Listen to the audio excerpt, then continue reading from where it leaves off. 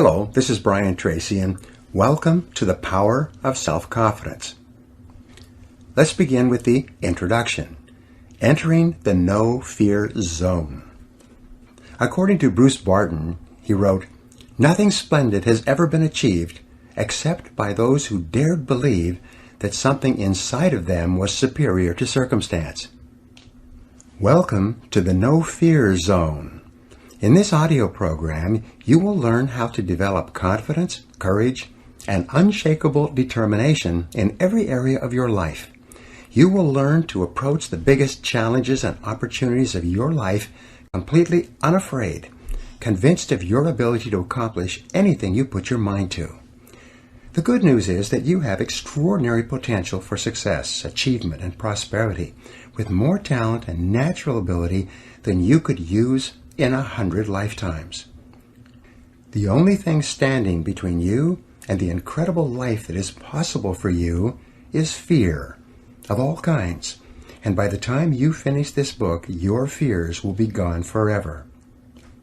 For more than 25 years, I've studied successful men and women, looking for the characteristics and qualities they have in common that have enabled them to achieve so much more than the average person.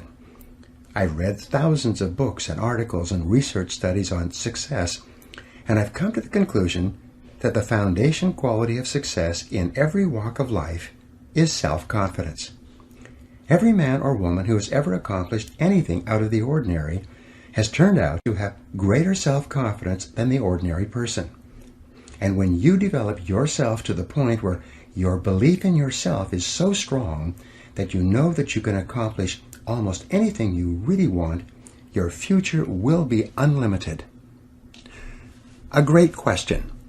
A woman who had listened to one of my programs wrote to me recently and told me that one line in that program had changed her whole outlook on life. It was simply a question.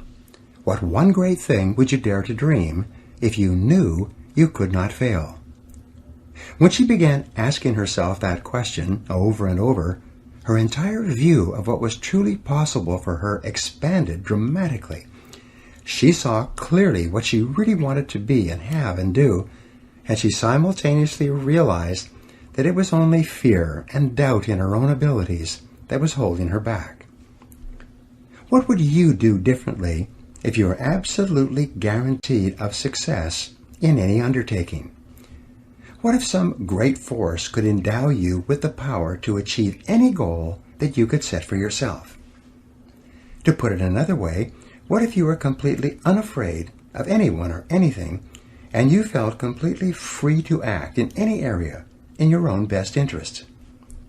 The fact is that if you developed the quality of unshakable self-confidence, your whole world would be different. Unlimited self-confidence.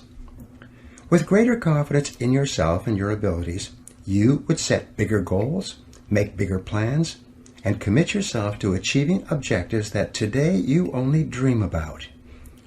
You would take whatever steps were necessary to earn more money and enjoy a higher standard of living. You would set your sights on a bigger house, a better car, more beautiful clothes, and nicer vacations. You would want all kinds of things for your family and for those close to you. With unshakable self-confidence, you would do what you really want to do, and you refuse to conform to the wishes or opinions of anyone else. You would define your life in your own terms and live every day consistent with exactly what it is you want, and not the wishes of other people. With greater self-confidence, you would be a different person in every part of your work life and career. You might decide to ask for a promotion or a raise, or even change to another job or another company, or even another industry. You would move immediately to do whatever it took to get onto the fast track in your career. If you're in sales, you would call on more people, make better and more forceful presentations, ask for more orders, and close more business. If you're in management, you would organize and reorganize your human and material resources to create a work environment that suited you perfectly, rather than making endless compromises in an attempt to please a variety of different people. With greater self-confidence, you would be bolder and more imaginative. You would be more creative and willing to experiment with new and different ideas and ways of doing things. You would be willing to consider unusual and risky alternatives, and willing to commit yourself wholeheartedly to projects that are today sitting only on the back burner of your mind. More powerful, popular, and persuasive. If you had unlimited self-confidence, you would be more powerful, popular, and persuasive with other people. You would be more cheerful, likable, and welcome wherever you went. You would speak up and speak out clearly in your interactions with others, and you would be admired, respected, and sought after by everyone who knew you. Recognition and responsibilities would flow to you because of people's belief in your ability to do whatever it took to get the job done. Positions of prestige and status would open up for you, and people would bring you opportunities and possibilities that you cannot now imagine. Dealing with difficulties. With greater self-confidence, you could deal more effectively with the inevitable problems and difficulties that arise in day-to-day life. You would think continually in terms of solutions and how you could turn any situation to your best advantage. You would laugh at adversities that would dishearten most people and pluck success out of the jaws of failure. You would turn lemons into lemonade. You would feel invincible and unconquerable. With higher levels of self-confidence, you would be far more effective in dealing with difficult people and situations. You would be a far better negotiator and be able to ask for and get better prices, terms, and conditions in everything you bought and sold. Feel terrific about yourself. With greater self-confidence, with an unshakable belief in yourself, nothing would be impossible for you.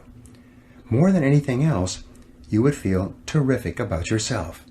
You would feel truly happy about every part of your life, knowing deep down inside that you have the ability to take whatever steps and make whatever changes are necessary to assure that your life is exactly the way you want it. You would experience a tremendous sense of control, which is the fundamental requirement for happiness, well-being, and maximum performance. You would feel like the master of your fate and the captain of your soul. With unlimited self-confidence, you would feel completely self-determined and in charge of your life. You would experience a feeling of strength and power and purpose, and have a positive mental attitude toward yourself and everyone in your life and everything you do. With unshakable self-confidence, you would unquestionably be an exceptional human being. You can develop self-confidence. Unfortunately, however, this is not all that easy. Most people have limited self-confidence, and many people have no self-confidence at all. Human beings tend to be plagued with doubt about their own abilities and fears about every imaginable thing, especially the unknown. The psychologist Abraham Maslow said that the story of the human race is the story of men and women selling themselves short. The great majority of people tend to compare themselves unfavorably with others. They dwell on their own weaknesses and limitations, and they eventually settle for far less than they're really capable of. Instead of enjoying high levels of self-esteem, self-respect, and personal pride, the average person just gets by from day to day. If self-confidence and the self-esteem that goes with it is so desirable, why is it that so few people have enough self-confidence to live the lives that are possible for them?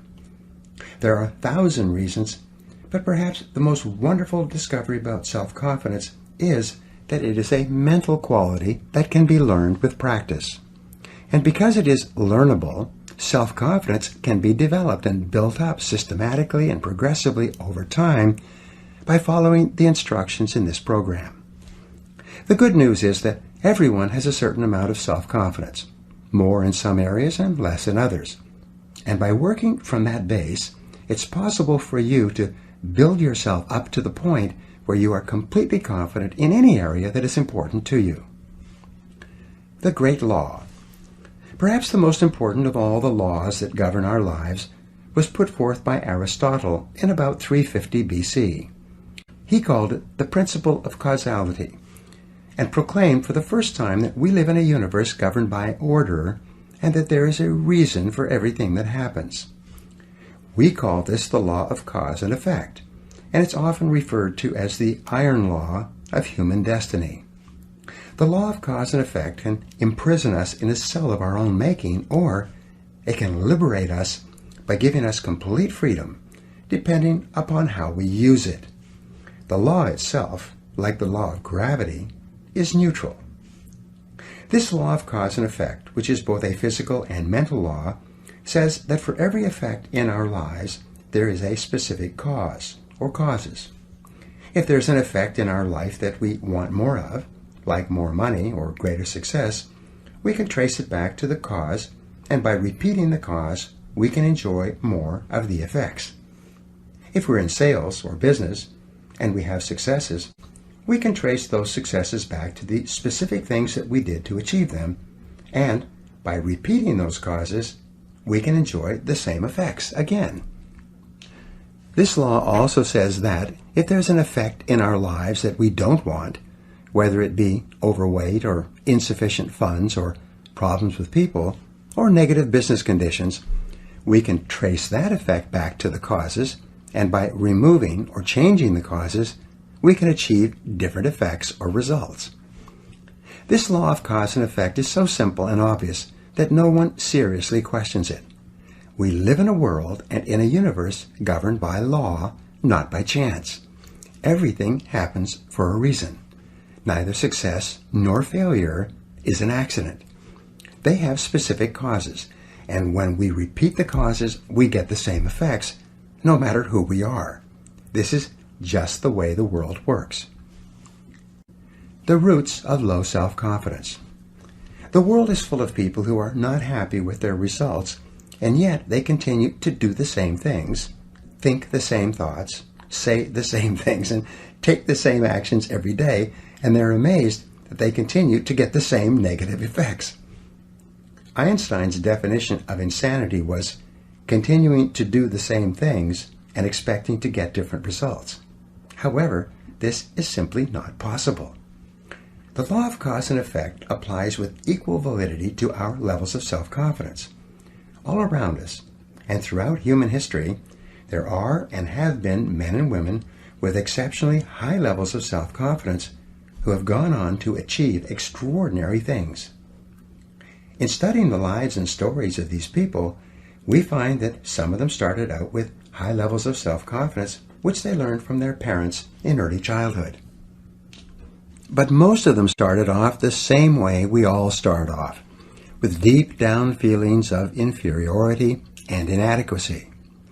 Because of destructive criticism, lack of love, and other mistakes that parents make with us in early childhood, we grow up with diminished feelings of self-esteem, low self-confidence, and sometimes a feeling that I'm not good enough in comparison with others.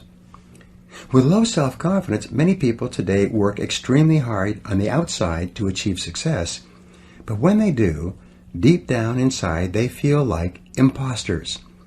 This so-called fear of success is really a feeling of unworthiness that we can't seem to get rid of no matter how much we achieve. Many successful men and women are repeating the line to the song, "Is this all there is?" when looking around them at their homes and cars. You want to be happy. What people want more than anything else is just to feel really good about themselves. We want to be happy and positive and have a sense of well-being. Above all, what we really want is peace of mind. And you can only enjoy peace of mind when you feel confident in your ability to deal effectively with the requirements of life, with your family, your friends, your work, your customers, your social activities, and all the other things that you are involved in. The law of cause and effect tells us that if we want to enjoy the effect of high self-confidence, we need only engage in the causes of high self-confidence.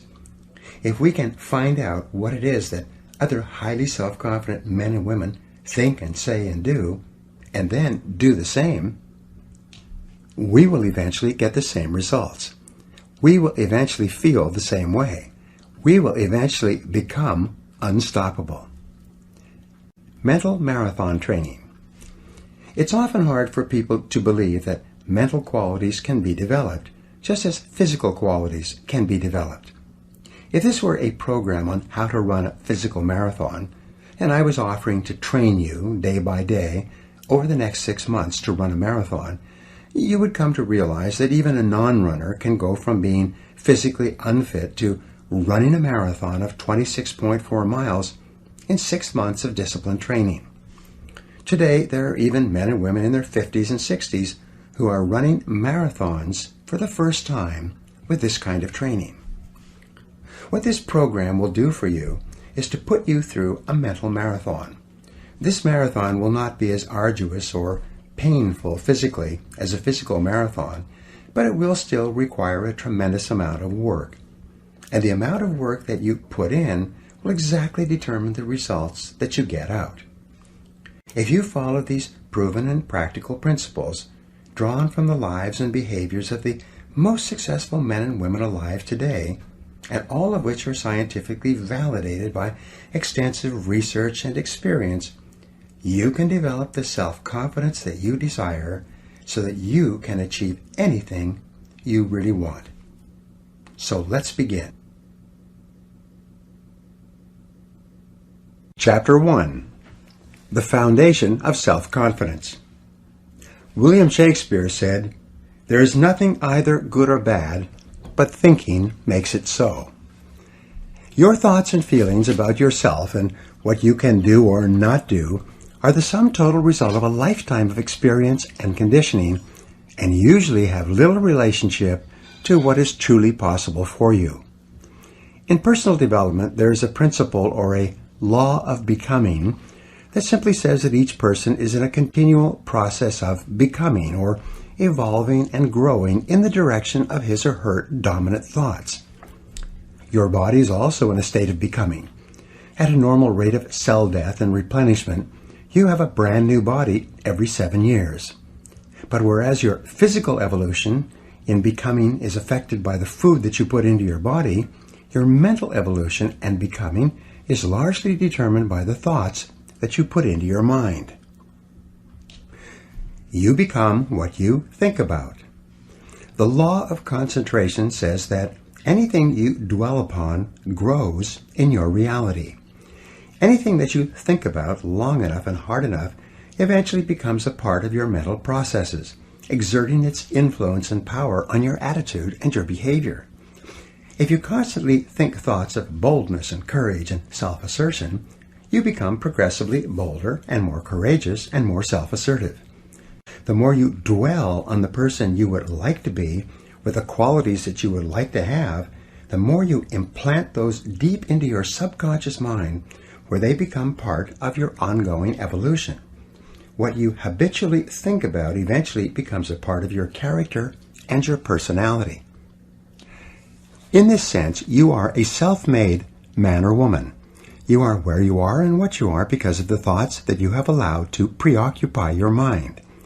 Whatever you have dwelled upon over the past months and years, you have become, and you are, right now, today, the result of all those thoughts.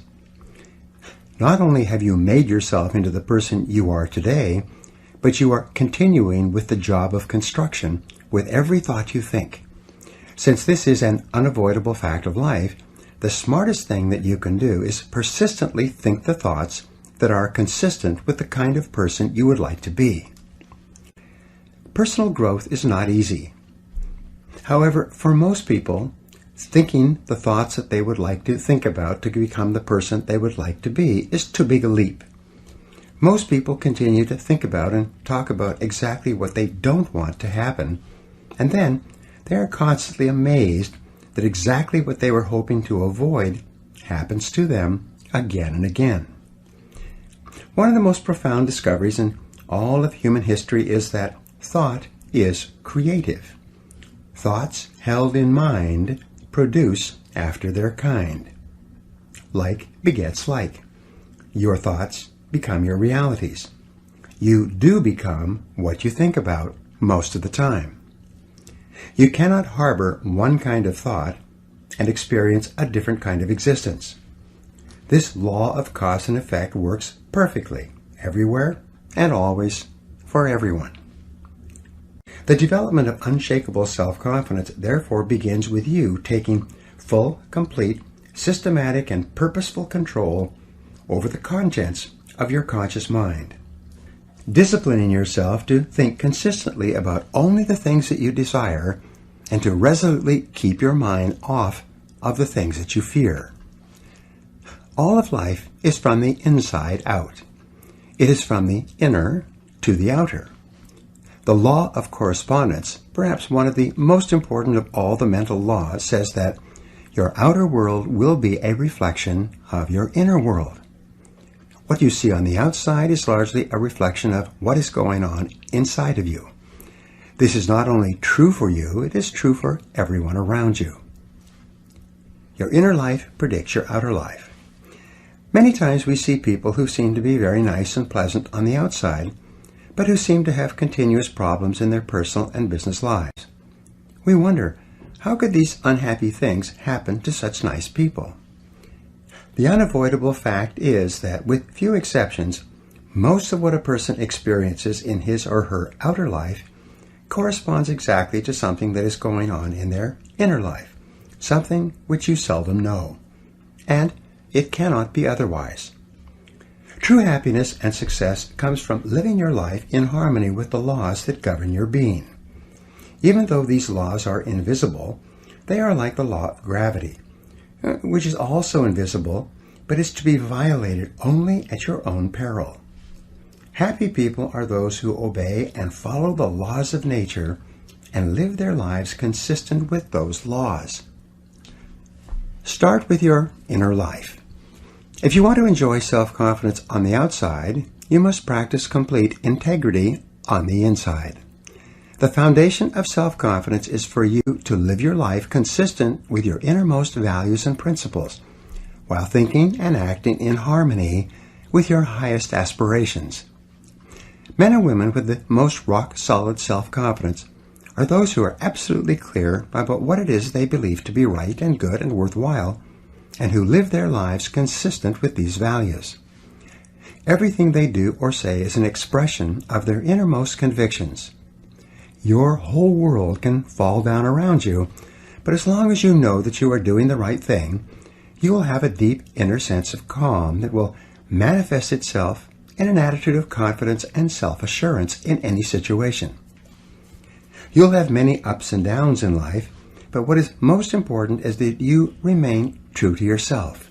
And then, as Shakespeare said, "Thou canst not then be false to any man."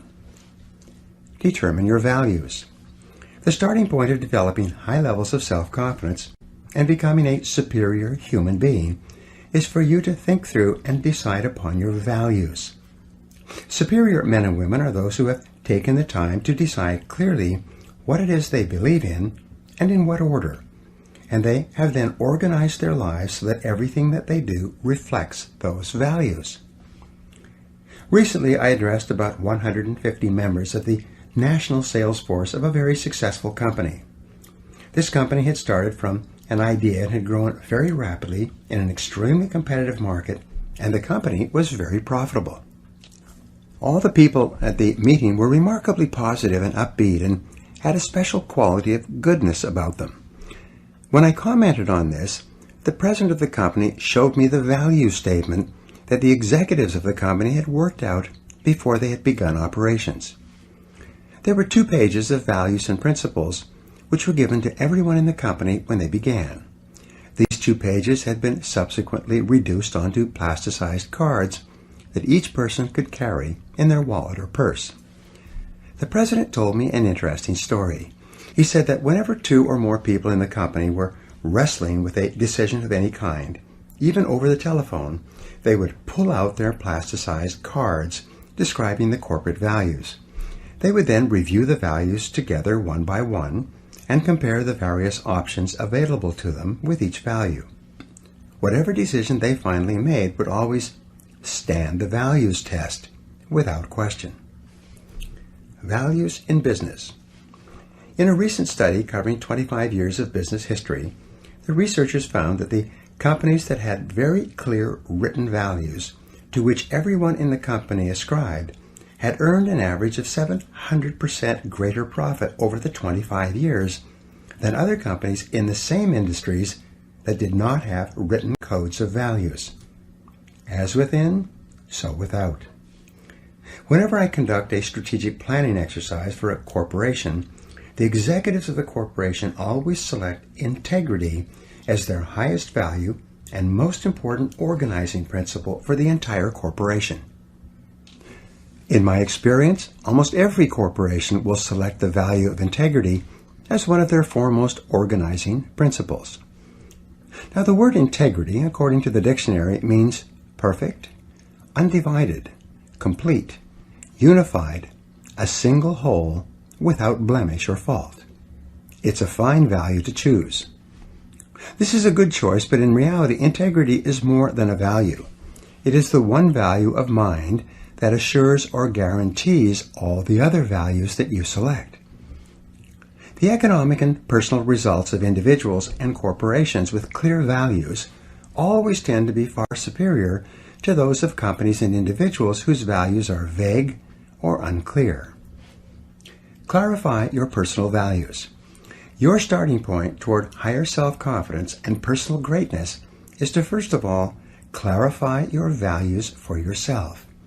It is for you to decide for yourself the values that you believe in. What do you stand for?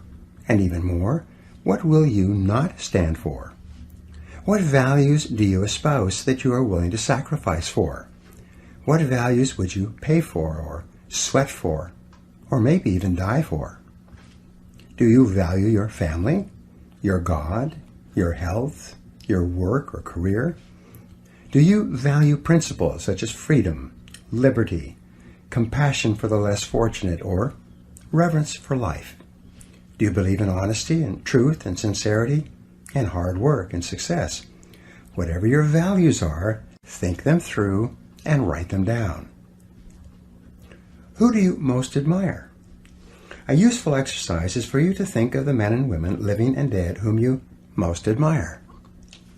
What qualities or attributes of these people do you consider the most important? If you could be like any one of these people, which of their qualities would you most want to emulate?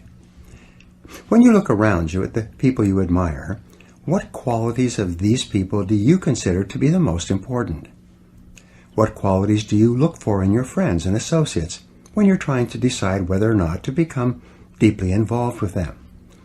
What do you think are the fundamental qualities or values that underlie business and personal relationships? What are your values? Now, values are non-negotiable. When you select a value, if it's to be one of your values at all, it becomes inviolable. Either it is a fixed value, and you live every part of your life consistent with it, or it is not one of your values. You cannot have a value when it is convenient and put it aside when it is not convenient. You cannot have a little bit of integrity. It must be all or nothing. The act of selecting your values is also the act of clearly stating to yourself, and sometimes to others, exactly how you will live your life from this moment forward. Once you have selected a value, and you have declared it to be one of your unifying principles, you are in effect saying that this is something upon which you will never compromise. And your level of adherence to the values that you have personally selected is the real measure of your character, your true quality as a human being. Unshakable self-confidence comes from unshakable commitment to your values. When, deep down inside yourself, you know that you will never violate your highest principles, you experience a deep sense of personal power that enables you to deal openly and honestly and with complete self-confidence in almost every human situation. Values clarification. If you're having any difficulty in clarifying your values, a very helpful exercise is to take some time to write out your own obituary or eulogy. Imagine that everyone you know and care about is gathered at your funeral to pay their last respects. The minister reads your eulogy to this assembly of people, and in it he describes the person you became over the course of your lifetime. He describes not only what you accomplished and what you contributed to the lives of others, but he reads out the virtues, values, and qualities that you were known for by the people around you.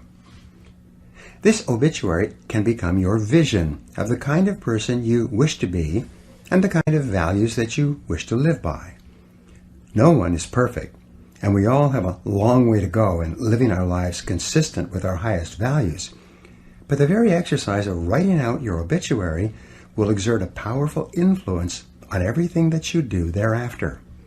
Both consciously and unconsciously, you will be drawn toward living and acting more and more like the person you described in that final testament. Organize your values. Once you've decided upon your values, your work is not over. Now you have to organize your values by priority. You have to decide which value is more important and which value is less important. If you wrote out each of your values on small squares of paper, and then you had to throw away all the squares but one, which one would you keep? This then becomes your foremost value, the one that takes precedence over all the others. Which would be your second most important value? Your third, your fourth, and so on. Your order of priority is extremely important in determining the kind of person you are and the kind of life you live. Many people organize their values with number 1 being God, number 2 being their family, number 3 being their health, number 4 being their career, and perhaps number 5 being success. A person with this order of values is saying that, when push comes to shove, I will always favor the higher order value over the lower order value. Values order forces you to choose.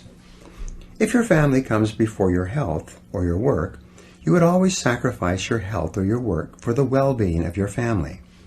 If your order of values was changed and your work or financial success came before your health, you would be saying that you would sacrifice your health if that was necessary to get ahead in your career. I have known businessmen who put career success ahead of their families in their order of priority. When they had to choose one or the other, they regularly chose their work over spending time with their spouse and children. And as a result, both the marriages and the careers have run into serious trouble. Selecting your values and then putting them in order of importance actually creates a mental and emotional structure that enables you to make better decisions and choices in every area of your life. Integrity Revisited. The principle of integrity, or adherence to your values, seems to be a law of the universe. Whenever you violate or compromise your integrity for anything, there seems to be a great power or force of retribution that will not allow you to get away with it. Integrity seems to be an absolute requirement for successful human living. A failing in integrity or compromising your values not only seems to bring about a punishment that fits the crime, whether it's in business and politics or personal life, but it seems to create a high level of stress, unhappiness, and inner turmoil in the life of the individual. This need for absolute integrity seems to require that you live in truth with all people and under all circumstances. Living in truth means that you never live a lie. It means that you never compromise your integrity for the sake of a job or money or a relationship. It means that you always do and say what you know to be right and true, no matter what the short-term cost or benefit. Living in truth means that you do not pretend or practice self-delusion. You face life, your relationships, and your circumstances exactly as they are, not as you wish they would be. Living in truth means that you never stay in a situation that makes you unhappy or which you feel for any reason is wrong for you. Set peace of mind as your highest principle. Living in truth means that you set peace of mind as your highest goal and as your core organizing principle. You select all your other goals to be consistent with it. You never compromise your peace of mind for anyone or anything else. You do and say only those things that feel perfectly right for you. You accept your own thoughts and feelings completely, whatever they are, and you systematically change each part of your life that is not giving you peace of mind. Only in this way can you enjoy the high levels of self-confidence that are experienced by the superior individual. Only by insisting that everything you do allows you to live in peace with yourself can you feel really terrific about yourself and get along wonderfully in all your relationships. Your values are only expressed in your actions. Living consistent with your values is the key to happiness, harmony, well-being, and high levels of self-confidence. And this brings us to the final point in this chapter, perhaps the most important point of all. It is that your true values are only expressed in your actions, in what you do. You can tell what you truly believe by observing what you do in any situation where you have to make a choice. Especially when you are under stress and pulled in two directions at once, with opposing demands or responsibilities, this is when your true values are revealed. The action that you take in any given situation will tell you which of your values is uppermost, or whether you have any values at all. It is not what you say, or hope, or wish, or intend, but only what you do that counts. Your choices of the actions you take tell you unerringly who you really are. In fact, you can tell what your values have been in the past by looking back and observing what you did under stress when you had an important choice to make. Did you listen to the better angels of your nature, or did you compromise for a short-term advantage?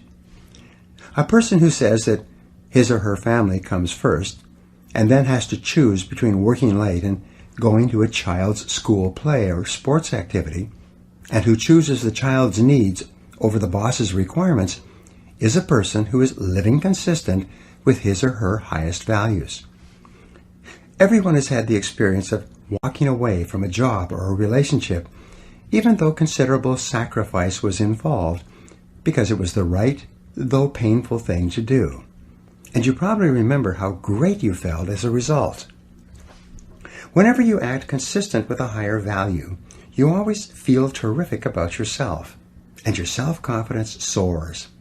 But whenever you compromise your values for any reason, you feel uncomfortable, inferior, guilty, and your self-confidence plummets. The law of reversibility. The fact that your true values are only expressed in your actions brings us to a little-known mental principle called the law of reversibility. This law says that just as thoughts and feelings lead to actions consistent with them, the principle is reversible, and actions consistent with particular values or beliefs actually lead to the thoughts and feelings that would have triggered the actions. What this means is that even if you start off lacking a particular quality, if you deliberately act as if you already have the quality, you will eventually create within yourself the mental quality that corresponds to the action. Dr. William James of Harvard put it this way: action seems to follow feelings, but really action and feelings go together. And by regulating the action, which is under the more direct control of the will, we can indirectly regulate the feeling, which is not. The act as if principle.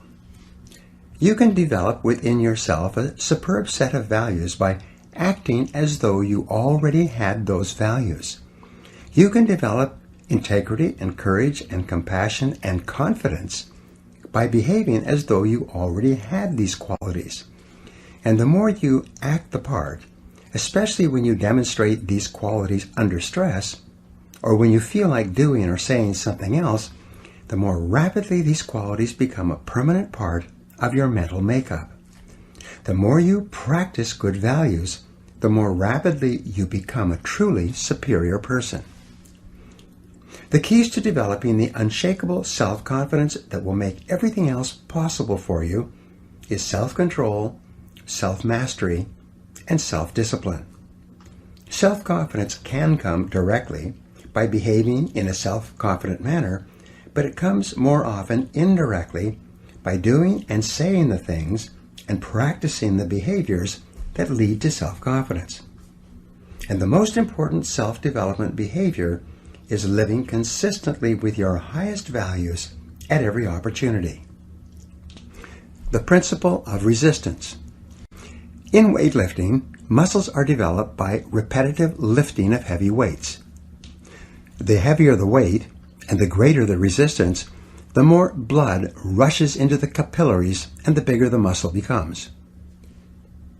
In mental development, there is a principle of resistance as well.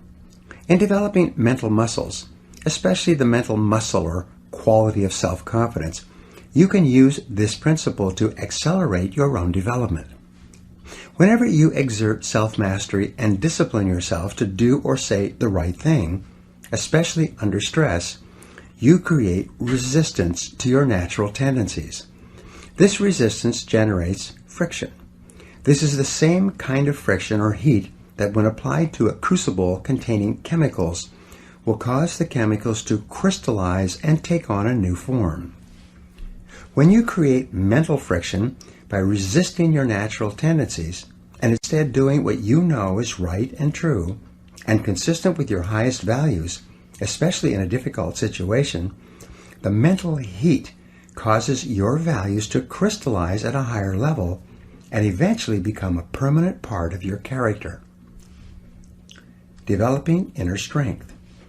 Each human quality is subject to this same formulation. Once you have persisted through great adversity, you are always capable of persisting through lesser difficulties.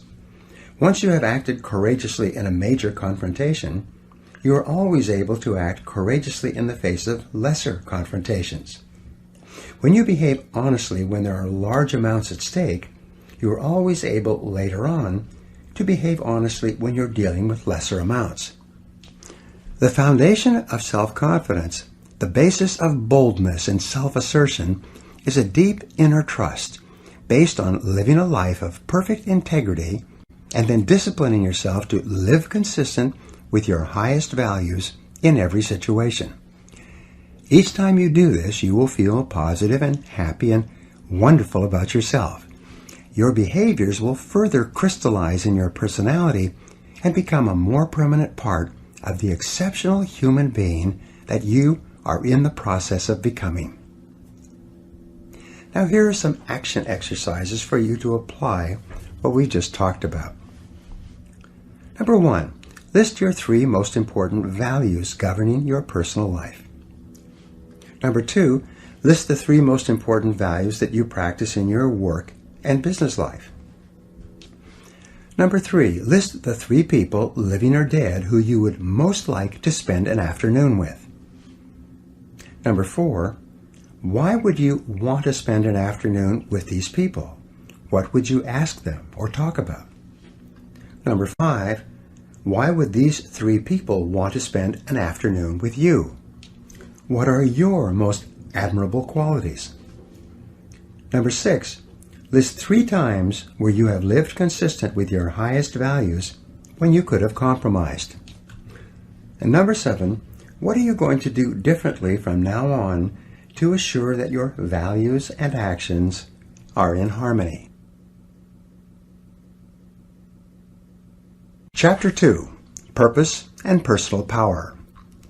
Orson Swett Marden wrote, "There can be no great courage where there is no confidence or assurance, and half the battle is in the conviction that we can do what we undertake."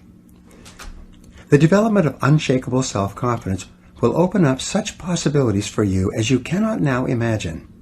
You will be able to dream bigger dreams, set bigger goals, make greater commitments, and plunge into life more wholeheartedly than you ever have before. Self-confidence is the hinge upon which turns the gate of individual achievement. When your self-confidence becomes unlimited, you'll be able to realize more of your potential than you could under any other circumstances. More than 2,000 years ago, Aristotle wrote that happiness is a condition. It is not something that is achieved by pursuing it directly, but rather comes as a result of our engaging in purposeful activities. The law of indirect effort. In a way, these words by Aristotle are a restatement of the law of indirect effort. This law states that almost everything we get in life involving people and emotional experiences comes to us more indirectly rather than directly. They come to us as a result of doing something else. For example, if we pursue happiness directly, it eludes us. But if we get busy doing something that is really important to us and begin to make real progress in the direction of our dreams and aspirations, we find ourselves feeling very happy indeed. Self-confidence is also subject to the law of indirect effort. We achieve higher levels of self-confidence not by wishing for it, but by setting and achieving ever higher goals and objectives. As we move forward step by step, as we feel ourselves advancing in life, we feel better and stronger and more capable of taking on even bigger challenges. Become more confident and competent. We develop the confidence to tackle larger goals by applying our energies to the accomplishment of smaller goals. We build up our confidence as we move forward until we reach the point where there is nothing that we won't take on. In fact, the habit of setting and achieving ever larger goals is absolutely indispensable to the development of ever higher levels of self-confidence and personal power. You can only really believe in yourself when you absolutely know that you have the ability to do what you set out to do. True self-confidence comes not from positive wishing or positive hoping or positive thinking. It comes from positive knowing, based on having proven to yourself over and over again that you have what it takes to get from wherever you are to wherever you want to go. Self-confidence is a state of mind. It is an attitude. And as an attitude, it is more important than facts. But it must be based on facts to be the kind of self-confidence that you can rely upon in a crunch. Your job is to do whatever it takes to convince yourself in your heart that you are absolutely unstoppable and that you can achieve anything that you put your mind to. Thought is creative. If self-confidence is an attitude of mind, it is based on mental principles and mental laws, foremost amongst which is thought is creative. You are not what you think you are, but what you think you are. As you systematically and deliberately change your thinking about yourself, your outer reality changes to conform with it. Your thoughts create your life, including and especially your thoughts with regard to your feelings of self-confidence. The reason why goals are so important is because of these mental laws, the consequences of which are inevitable and inescapable. You are happy and successful to the degree to which you conform your life and your thinking to these laws and live in harmony with them. The first law, which we have already discussed, is the law of cause and effect. This law is so simple and powerful that you need to remind yourself of it all the time. Everything that happens in your life, success or failure, wealth or poverty, health or illness, happiness or unhappiness, self-confidence or insecurity, are all subject to this law. The Bible teaches this basic law as the principle of sowing and reaping. It says that whatsoever a man soweth, that also shall he reap. This especially refers to the thoughts you think. If you sow positive, optimistic, uplifting thoughts in your mind, you will reap positive, optimistic, uplifting events and experiences in your life. And it cannot be otherwise. If you sow clear goals and objectives in your mind, you will reap clear results and rewards in your outer life. The law of attraction. A corollary of the law of cause and effect is the law of attraction. This is one of the most important of all mental laws in explaining what happens to you. This law says that like attracts like. It says that you inevitably attract into your life the people, ideas, circumstances, and opportunities that are in harmony with your dominant thoughts. Just like a magnet attracts iron filings, you attract whatever is consistent with whatever you are thinking about most of the time. Because this is a law, you cannot think one thing and attract something else. Whatever you are thinking about most of the time, you are drawing into your life from all directions. This is why fuzzy goals bring fuzzy results. Clear goals bring clear results. And since your level of self-confidence is directly tied to how effective you feel you are in achieving your goals, it's very important that you know exactly what it is you want and that you think of nothing else. The law of correspondence. Another mental law, also a corollary of the law of cause and effect, is the law of correspondence. This law says that your outer world tends to correspond to your inner world. Your outer world of health, wealth, and relationships will be a reflection of the way you think about each of these subjects. There is a saying that thoughts held in mind produce after their kind. Your thoughts and goals are like seeds, and your mind is like fertile soil. Whatever seeds, positive or negative, clear or unclear, you are planting into your mind will grow in your reality. Whatever you are reaping or experiencing today is the result of what you have sown in the past. Since your mind is not a vacuum, it doesn't remain empty. Like a garden, either flowers or weeds will grow. Your thoughts are the most powerful forces in your universe. They are both creative and causative. Every minute of every day they are forming the world around you. As Shakespeare said, nothing is, but thinking makes it so. Your life is what your thoughts make it. The law of concentration. Another principle that affects your life is called the law of concentration. This is an important principle in determining the development and maintenance of your self-confidence. The law of concentration, as mentioned earlier, says that whatever you dwell upon continually grows in your reality. Thinking about a subject, dwelling on it continually, is like watering and fertilizing a seed. Concentration causes it to grow faster in your experience. The more you dwell on any goal or subject, the more of your mental capacities are dedicated to making that goal or subject a reality.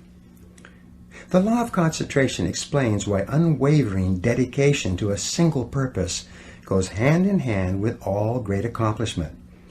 The ability to concentrate without diversion on a single subject to the exclusion of all others explains why ordinary people achieve extraordinary things. Peter Drucker once said that whenever you find something getting done, you find a monomaniac with a mission. Because of this mental law, an average individual with average capabilities, by bringing all of his or her mental powers to bear on the achievement of a single goal, can often accomplish far more than a seemingly more fortunate person whose energies are dispersed by having several goals at once, or, as quite commonly happens, no goals at all. The law of substitution. The law of substitution states that your conscious mind can only hold one thought at a time, positive or negative. And whatever thought is held continuously in your conscious mind will eventually be accepted by your subconscious mind as an instruction or command.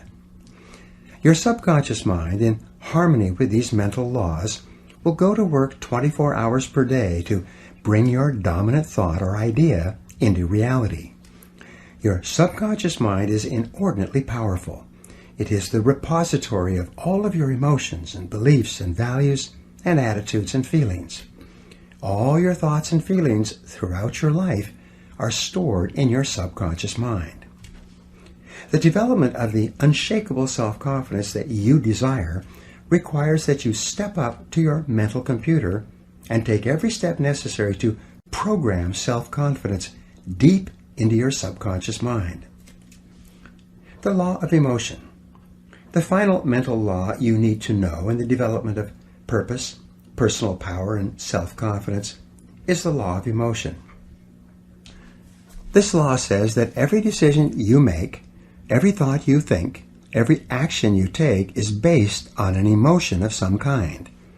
And the two primary emotions are either the emotion of fear at one end of the spectrum of emotions, or the emotion of desire at the other end of the spectrum.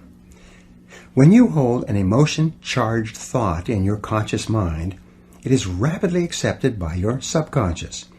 Your subconscious then activates all your mental powers and begins to turn that inner thought into a result or experience in your outer world. The more powerful the emotion, the more effect it has on your thinking and actions, the more rapid the change in your experience. If the emotion is strong enough, the change can be instantaneous. The power of decision. I had a friend who smoked for 30 years. He claimed that he couldn't quit smoking because it was a deeply entrenched habit, going back to early adulthood. One day, he had some chest pains and went to his doctor, who performed a series of tests on him. When the results of the tests were in, the doctor sat my friend down and told him that he had a serious heart condition and that if he continued to smoke, he would be dead within 6 months. Samuel Johnson once wrote, "When a man is to be hanged on the morrow, it clears his mind wondrously." The idea of dying was so emotionally charged to my friend that he took out his cigarettes, threw them in the wastebasket, and never touched one again. In a positive vein, if you're absolutely convinced that you are meant to be a great success in life, and that there's nothing in the world that could stop you from achieving great things, as long as you threw yourself wholeheartedly into every activity and persisted until you succeeded, you would become an irresistible force of nature. The depth of your belief and the strength of your conviction would dramatically increase the power of your personality. If you really believed in your ability to succeed greatly, you would become unstoppable.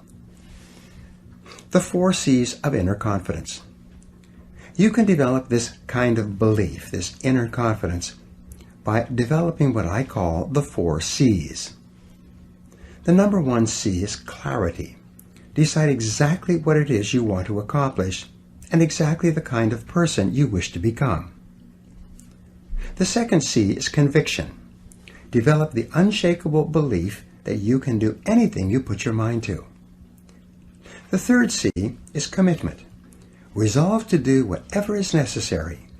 Develop the willingness to pay the price in advance for any success you desire. And the fourth C is consistency. Resolve to work on your goals every day, morning, noon, and night, until they are accomplished. When you back your goals and actions with clarity, conviction, commitment, and consistency, you're on your way to developing the kind of confidence that will make everything possible for you. The importance of goals. The reason goals are so important in the development of self-confidence is because the very act of setting a major goal for your life activates all the mental laws in your favor. When you set a big goal, it will be as though all the switches were flipped on in your engine of accomplishment and the afterburners were turned on to your potential. Clear goals free you from the law of accident, the tendency for things to happen in a random and unpredictable way. Goals give you a clear sense of direction and the knowledge that your life is self-determined. Goals give you a sense of power, purpose, and focus.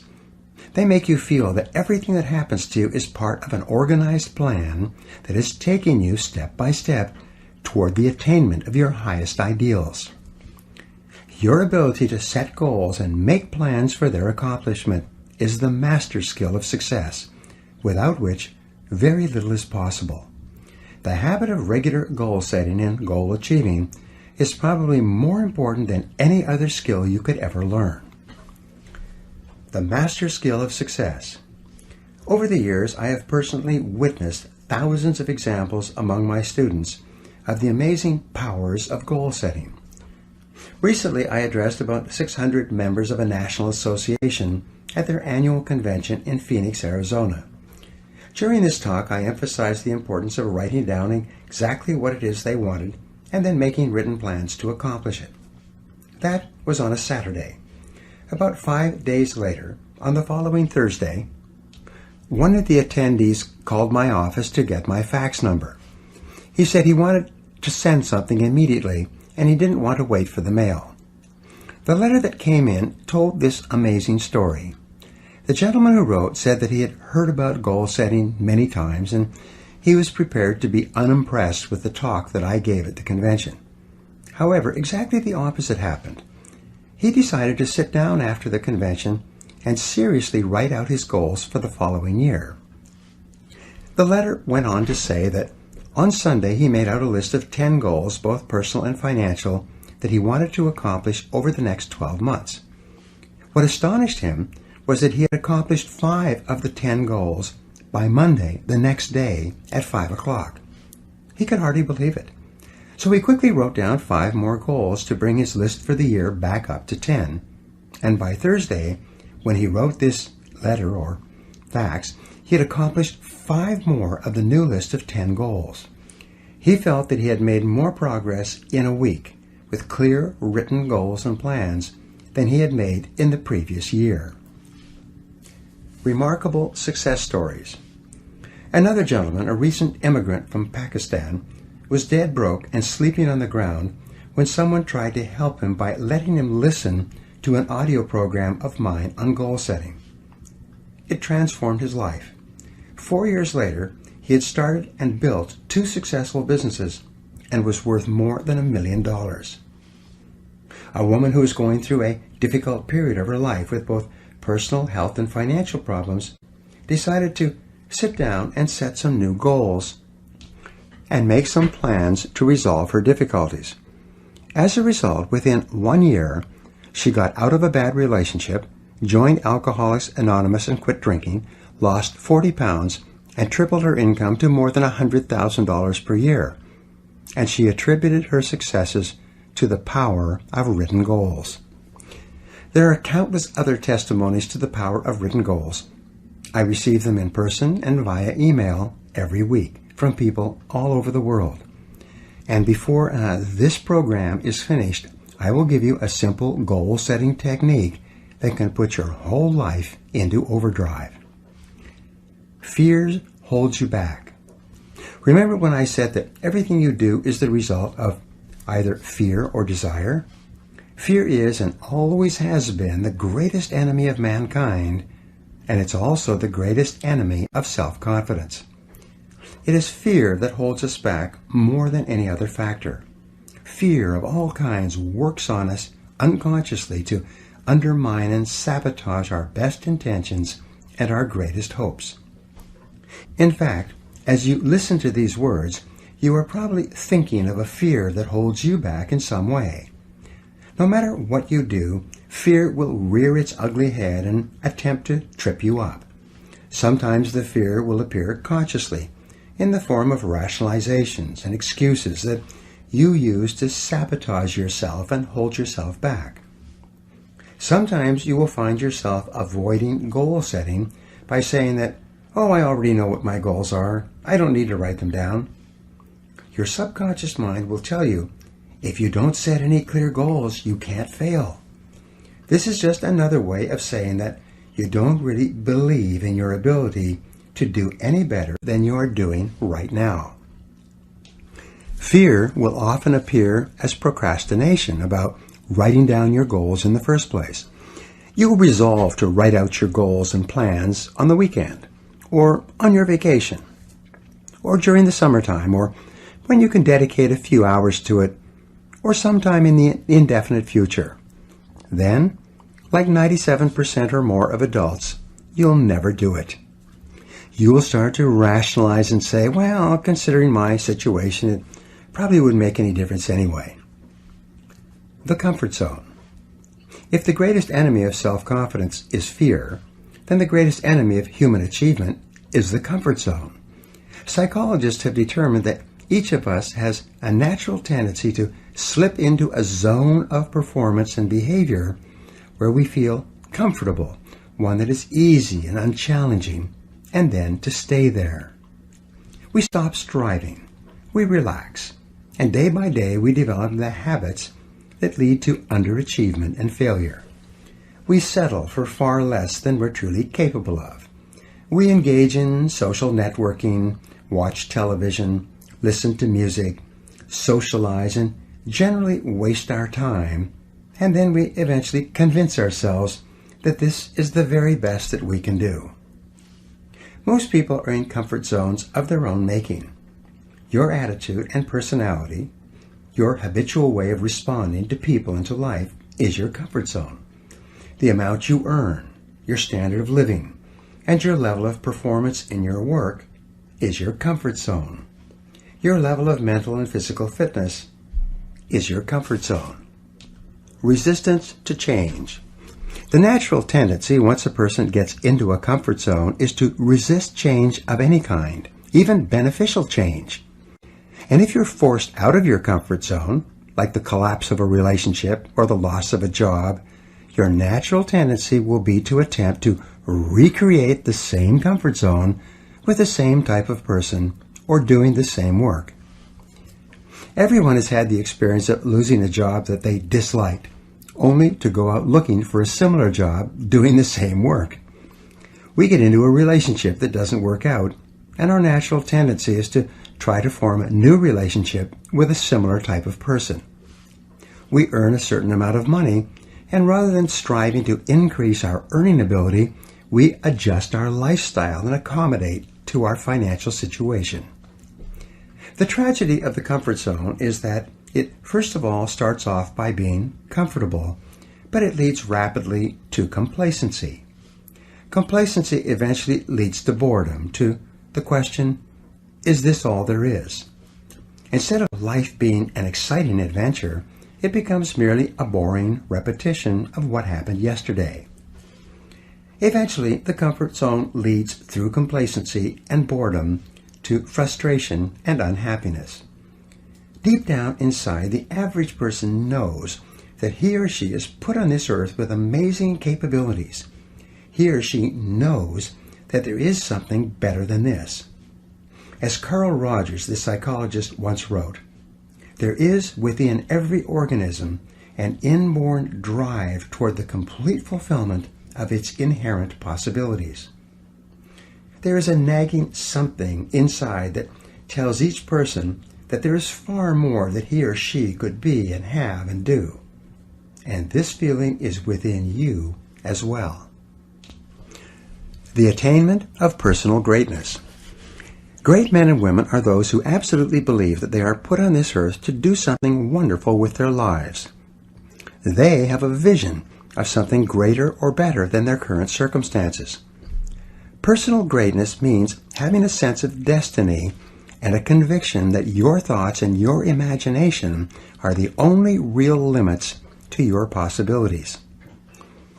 William James said, "Compared to what we ought to be, we are only half awake. We are making use of only a small part of our physical and mental resources." Stating the thing broadly, the human individual thus lives far within his limits. He possesses powers of various sorts which he habitually fails to use. The founder of Success magazine, Orison Swett Marden, once wrote, "There are powers inside of you which, if you could discover and use, would make of you everything you ever dreamed or imagined you could become." In a 5-year study of leaders, reported on in his book, Leaders, Warren Bennis discovered that each of them consciously avoided the comfort zone by continuously setting higher goals. They never allowed themselves to become complacent.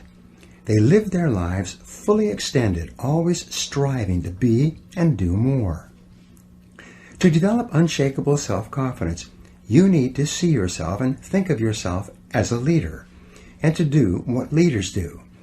You need to stretch yourself toward the outermost boundaries of your potential. You need to set goals that draw out of you the very best that is in you. You need to work toward objectives that cause you to feel a sense of mastery and peak performance. And it all begins with a pad of paper, a pen, and you. Imagine no limitations. The starting point of setting goals is for you to throw off all mental limitations and let your mind roam freely across the entire universe of possibilities. Your primary job at the beginning is to allow yourself to dream big dreams and determine exactly what it is you want out of life in every area and in every dimension. Decide what's right before you decide what's possible. Imagine that you can be or have or do virtually anything that you really want to do as long as you know exactly what it is. First, make up a dream list. Temporarily imagine that you have no limitations of time or money or knowledge or contacts or experience or education. Imagine that anything that you can write down is possible for you. Remember, anything that you can clearly define and crystallize on paper is probably possible if you want it long enough and hard enough, and you're willing to make whatever efforts and sacrifices are necessary. There are no unrealistic goals, only unrealistic timelines. The very act of writing your goals down sets the whole universe to work in your favor and activates all the mental laws to help you. In fact, many people have had the experience of writing out a list of goals on New Year's Day, putting the list away and not referring to it again till the end of the year, and then finding that 80% of the goals have been achieved, sometimes in the most amazing ways. The very act of writing down big, challenging goals causes three things to happen. First, your self-concept improves and your self-confidence goes up immediately. The act of setting goals requires self-confidence and simultaneously builds self-confidence. Having the courage to write down what you really want improves your self-image and raises your self-esteem. The action itself generates a feeling of greater personal power and ability. Release your energy. Second, when you write down goals, you tap into your mental and emotional powers. Goal setting actually gives you a burst of physical and mental energy. Your heart rate and your respiratory rate speeds up. The very act of goal setting is inherently exciting. It sounds a little bit corny, but someone once said, "Feeling listless? Make a list." It's true. It's like stepping on the accelerator of your own mental and physical potential. And if you do it every day, the results can be amazing. Write it down. Third, commit it to paper. The very fact that you have committed a goal to paper dramatically increases the likelihood that you will achieve that goal. Your mind is structured in such a way that you cannot write down a goal clearly on paper, not on a computer screen, without simultaneously having the ability to somehow attain it. The most important question is, how badly do you want it? There are several mental exercises that you can use to set your goals. Number one, imagine that you have just won $1 million cash and that you can do or have anything you want with the money. What would you do first? Where would you go?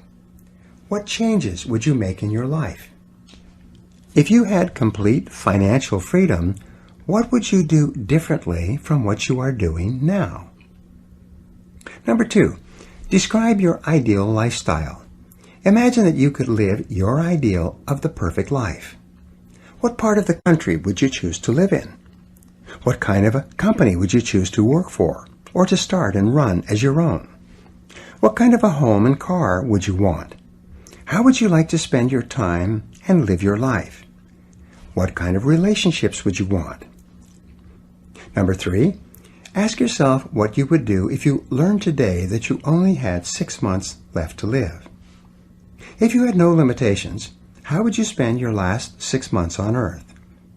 This is another way of asking, what is really important to you? Who would you want to spend time with? What would you want to accomplish?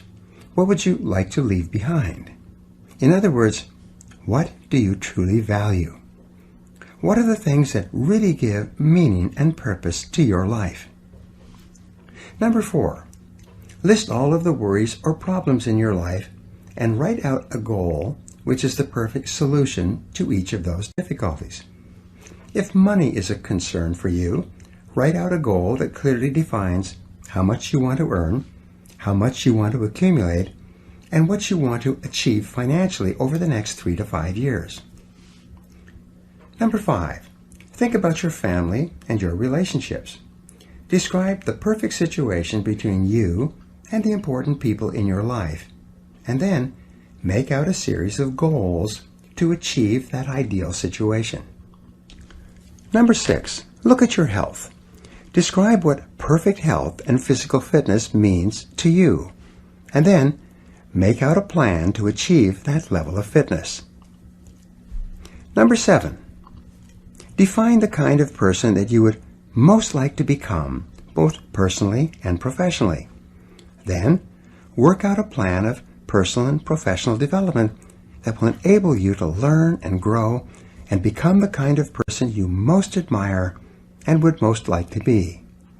Remember, as Goethe said, before you can have something, you must first be something. Categorize your goals. Once you have written out your goals, divide them into the different areas of your life that are important. There are basically 6 divisions that most people use, but you can have more or fewer. The first are financial and material goals, money and things. The second are family and personal goals, the things you want to have and the things that you want to do with your family and your friends. Number 3 are self-improvement and educational goals, the subjects that you want to learn and get better in. Number 4 are spiritual goals, which have to do with learning and growth and inner peace. Number 5 are health and fitness goals, which may have to do with your weight and your levels of energy. And number 6, social and community goals, the areas where you would like to contribute to your society in some way.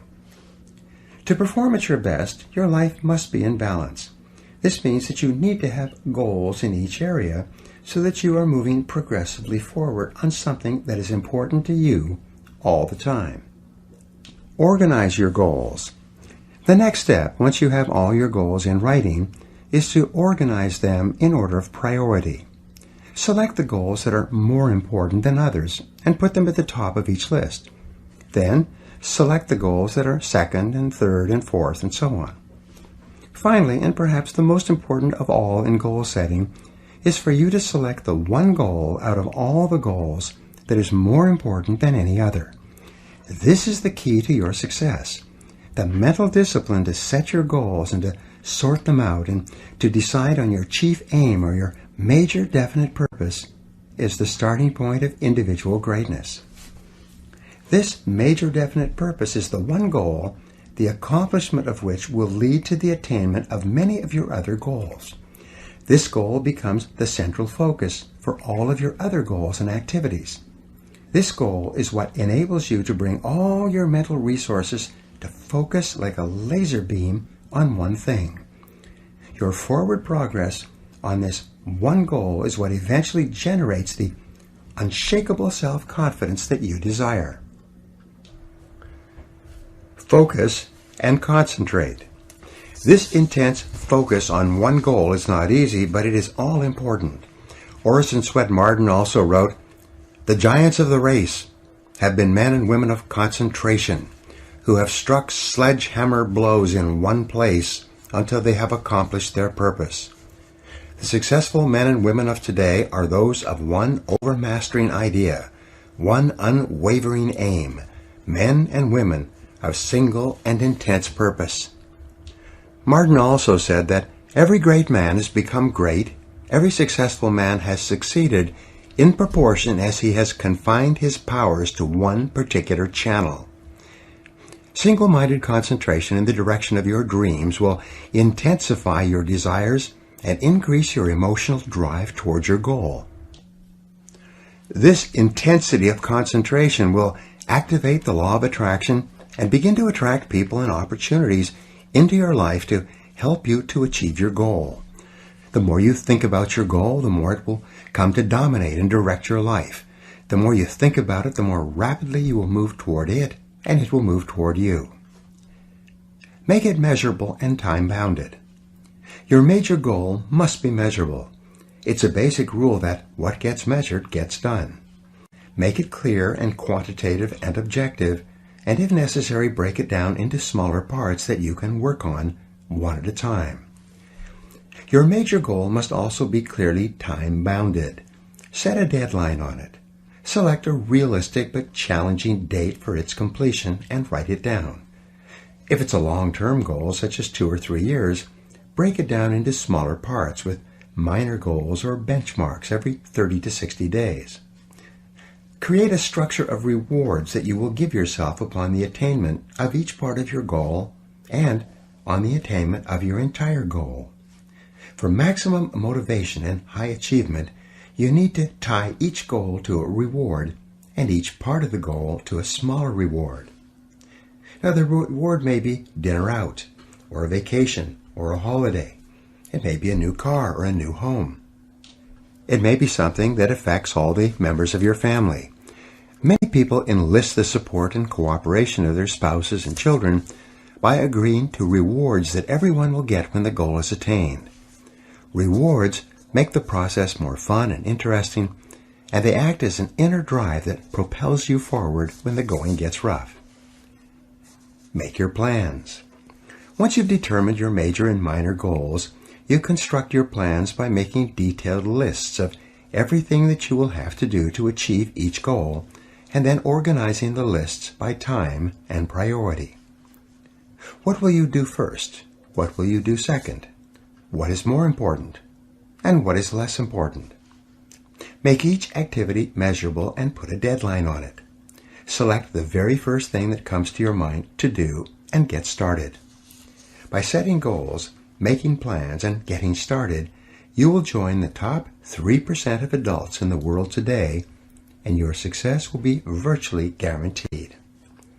A final point with regard to goals is this: keep your goals confidential. You build confidence and personal strength by keeping your goals inside of you and by channeling your efforts purposefully each hour and each day toward their attainment. Many people make the mistake of talking too much about their goals. Too much talking causes their energies to dissipate and their motivation to decline. It weakens their resolve. They lose the force and the power they would have had if they had kept their goals to themselves and instead concentrated on purposeful activities. As Henry Ford said, you can't build a reputation on what you're going to do. A simple technique. Let me now give you a simple technique that has transformed my life and the life of almost every person who has ever used it. It is simply this: get yourself a spiral notebook, the kind used in school for taking notes. Begin each day by sitting down with this notebook and writing out your main goals in the present tense as though they were already a reality. Use strong, definite words like I earn, I achieve, or I am. You can write other things in this notebook if you like, but the most important action is that you take 5 minutes each day to write and rewrite your major goals without referring back to what you wrote yesterday. Handwriting your goals is called a psychoneuromotor activity. Each time you write out your goals, you drive them deeper into your subconscious mind. You increase the intensity of your desire and the depth of your belief. You activate the mental laws of concentration and attraction and correspondence. You focus your mental powers and increase your confidence that the goal is achievable. By rewriting your goals every day, they become clearer and stronger and take on a power of their own. This exercise impresses your goals so deeply into your subconscious mind that they will eventually lock on, and you will begin to move irresistibly and unstoppably toward their achievement. When this happens, your future will be guaranteed. As you develop this ability to set and achieve whatever it is you want in life, you'll develop the kind of confidence that comes from positive knowing rather than positive thinking. You will become unstoppable. Now here are some action exercises that you can use to put these ideas to work in your life. Number 1, decide exactly what you want in life. Set your goals as if you had no limitations, and whatever you wrote, you would achieve. Number 2, make a list of 10 goals that you would like to achieve in the next 12 months or so. Number 3, write your goals in the present positive personal tense. For example, you could write, I earn X number of dollars by this date. This is personal, positive, and in the present tense. Number 4, make a list of everything you will have to do to achieve your goal, and then organize the list by sequence and priority. This now becomes your plan. Number 5, review your list and ask, if I was guaranteed to achieve any one goal on my list within 24 hours, which one goal would have the greatest positive impact on my life? Number 6, take this number 1 goal, your major definite purpose, write it at the top of a new page in the present personal positive tense. Make a list of everything you could do to achieve this goal, organize it into a plan, and take action on your plan immediately. And number 7, do something every day, 7 days per week on your major goal. Resolve to persist on this goal until you succeed, no matter how hard it becomes or how much time it takes. This process of setting and achieving one big goal will build your self-confidence to the point where you will become unstoppable for the rest of your life. Chapter 3, Achieving Competence and Personal Mastery. Vince Lombardi said, the quality of a person's life is in direct proportion to their commitment to excellence, no matter what their chosen field. You will only be happy, satisfied, and capable of enjoying high levels of self-confidence when you know that you are absolutely excellent at doing something that is important to yourself and others. What is it? What could it be? These are two of the great questions of life. Fortunately, you and every other person has the inborn ability to become excellent at what you do and to achieve peak performance in your life in your chosen field. You have the capacity to function in the exceptional range and to achieve mastery in any area that is important to you. The development of lasting self-confidence requires nothing less. The edge of the envelope. In the world of test pilots and prototype aircraft, as described in the book and the movie The Right Stuff by Tom Wolfe, they refer continually to what is called the envelope. This envelope consists of an upper and lower edge. The upper edge marks the height and speed that any previous aircraft or jet has flown up to the time of the most current test run. This upper edge of the envelope is the maximum height and speed deemed possible for a new aircraft before it theoretically comes apart in the air or malfunctions or self-destructs. Now the goal of the test pilot is to expand the edge of the envelope.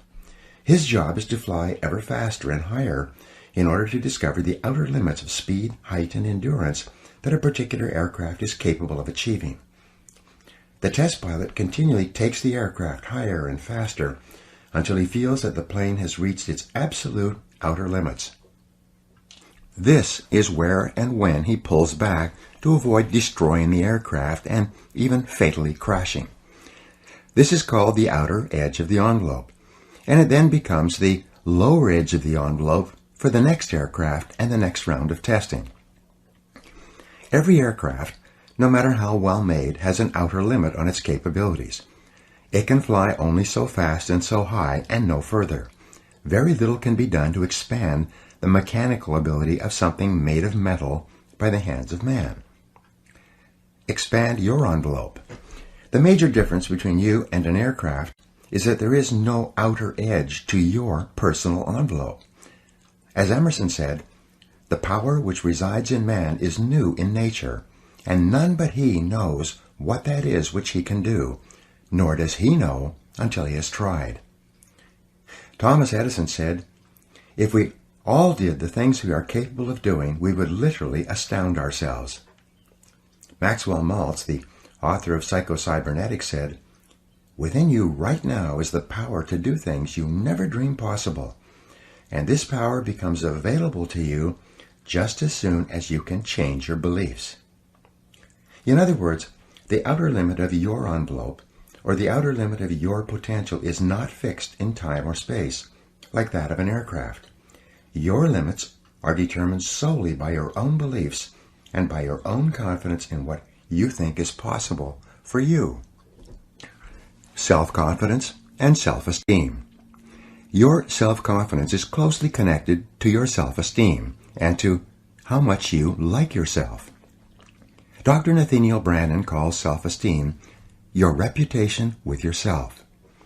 It is how you feel about yourself and your abilities in relation to any situation that determines how much you like yourself and consider yourself to be a valuable and worthwhile person.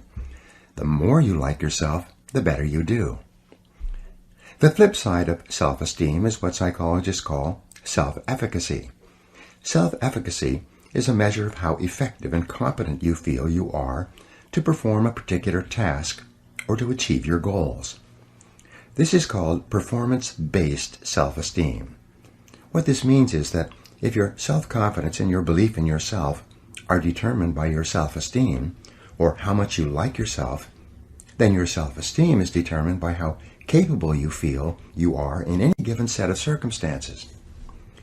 For example, if a problem comes up at work or at home, and you are so familiar with it that you can solve it quickly and correctly, your self-efficacy and your self-esteem goes up. You feel more capable and confident and more willing to take on other challenges and difficulties.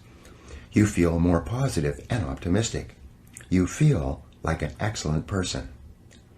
If, on the other hand, a problem or difficulty came up and you were unable to do anything to solve it, and you felt frustrated or ineffective, your self-esteem would suffer and your self-confidence would go down. You would feel negative about yourself and your abilities. You might even become angry or depressed.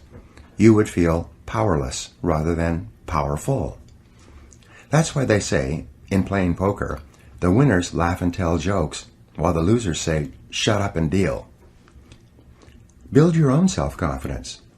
The law of cause and effect applies to everything you are today and to everything that you become. If the effect that you desire is high and unshakable levels of self-confidence, then it is necessary that you engage in the same behaviors practiced by others who enjoy high and unshakable levels of self-confidence, and you will soon experience high levels of self-confidence yourself. Studies conducted on thousands of men and women who have moved from ordinary to extraordinary performance, and who have moved from feelings of inadequacy to feeling great about themselves, show that there is a direct cause-effect relationship between competence and mastery on the one hand and self-confidence on the other. Mihaly Csikszentmihalyi of the University of Chicago wrote an excellent book, Flow, The Psychology of Optimal Performance, in 2008 on peak performance. Peak experience is a form of natural high that causes you to feel absolutely terrific about yourself and gives you a wonderful overall feeling of well-being and happiness. And the causes of this effect are now well known. Achieving peak performance. To attain this wonderful, healthy feeling of optimal performance, you need clear goals, challenging standards, regular feedback, total concentration, step-by-step success, and a feeling that you are expanding your capabilities to a new, higher level. When you have created a situation where you experience all of these, you sense that you are working at the outer edge of your own personal envelope. You feel that you are getting progressively better and better at something you are ideally suited to do, and that while you are still working within the range of your capabilities, you are stretching yourself at every moment. When you are caught up in this kind of experience, you often lose track of time. You become unaware of hunger, thirst, or fatigue. You feel calm and clear-headed and euphoric. Tests show that when you are in this state of flow, your brain releases endorphins, nature's happy drug, which causes you to feel happy and energized.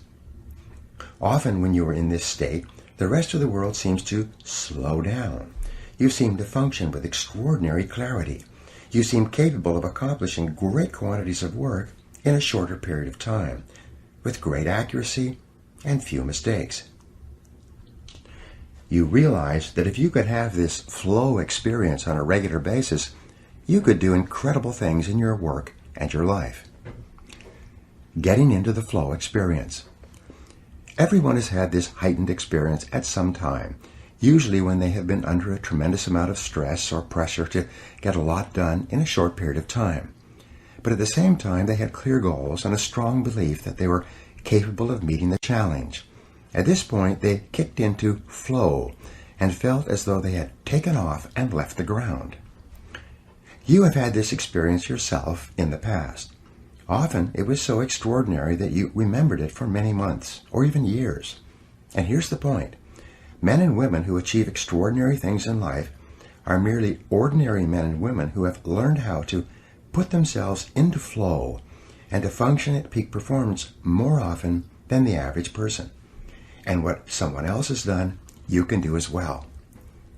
In every study of success and self-confidence, in every situation where a person enjoys high levels of self-esteem, self-respect, and personal pride, we find that they all have one thing in common.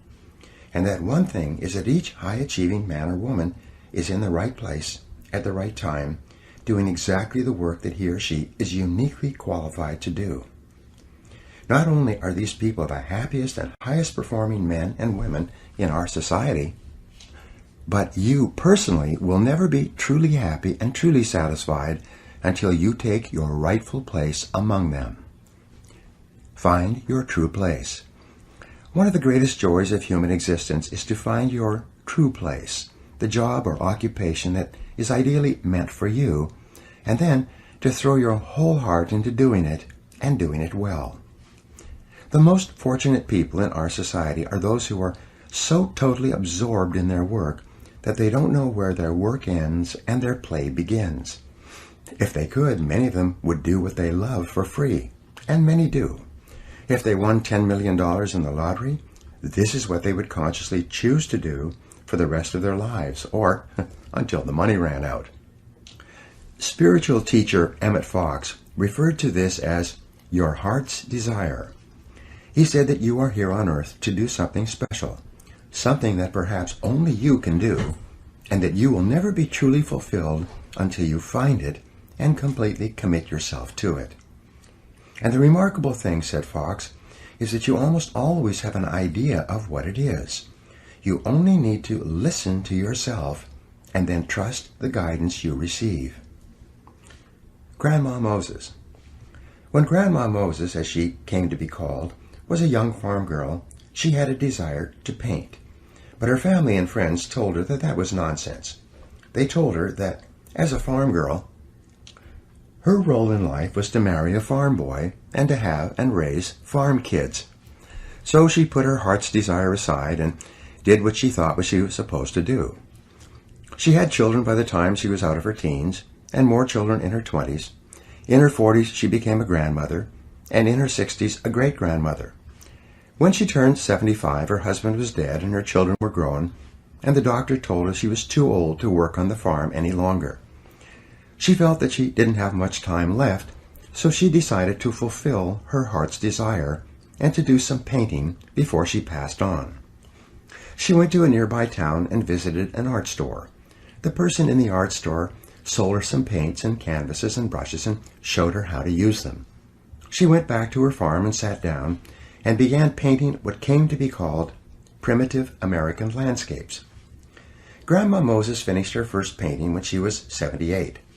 When she was 101 years old, a major gallery in New York held a showing of her works.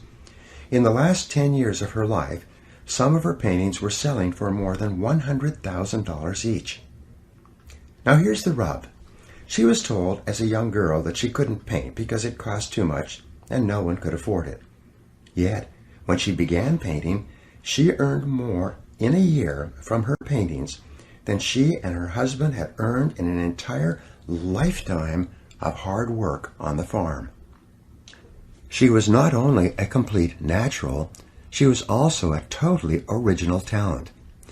It's been estimated that If she had begun painting in her late teens, as she really wanted to do, and her paintings had been as successful commercially as they still are today, she might have become one of the richest women in America. Follow your heart. The history of the human race is written in the life stories of men and women who followed their heart's desires and did what they were uniquely qualified to do, and did it with all their heart. And no matter what your situation is, this possibility lies open to you right now. Colonel Harlan Sanders was 66 years old before he sold his first chicken based on his Kentucky Fried Chicken recipe. He had been working as a cook and as the owner of his own small cafe all his life, preparing fried chicken with his recipe. Then, at the age of 66, when he started doing what he should have been doing decades before, he began building his franchise business and became one of the best known and wealthiest people in the world.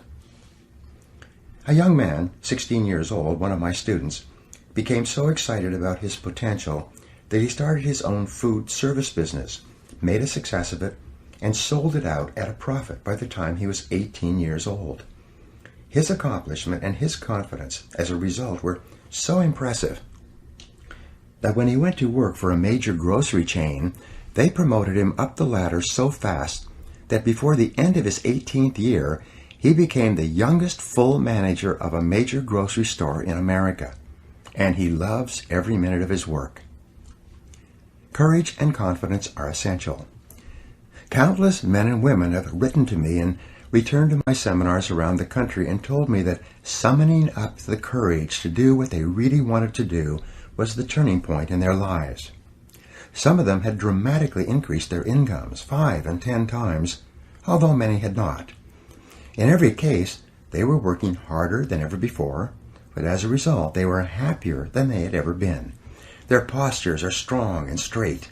Their eyes shine, their voices are clear, their language is positive, and it's obvious that they are really enjoying their lives.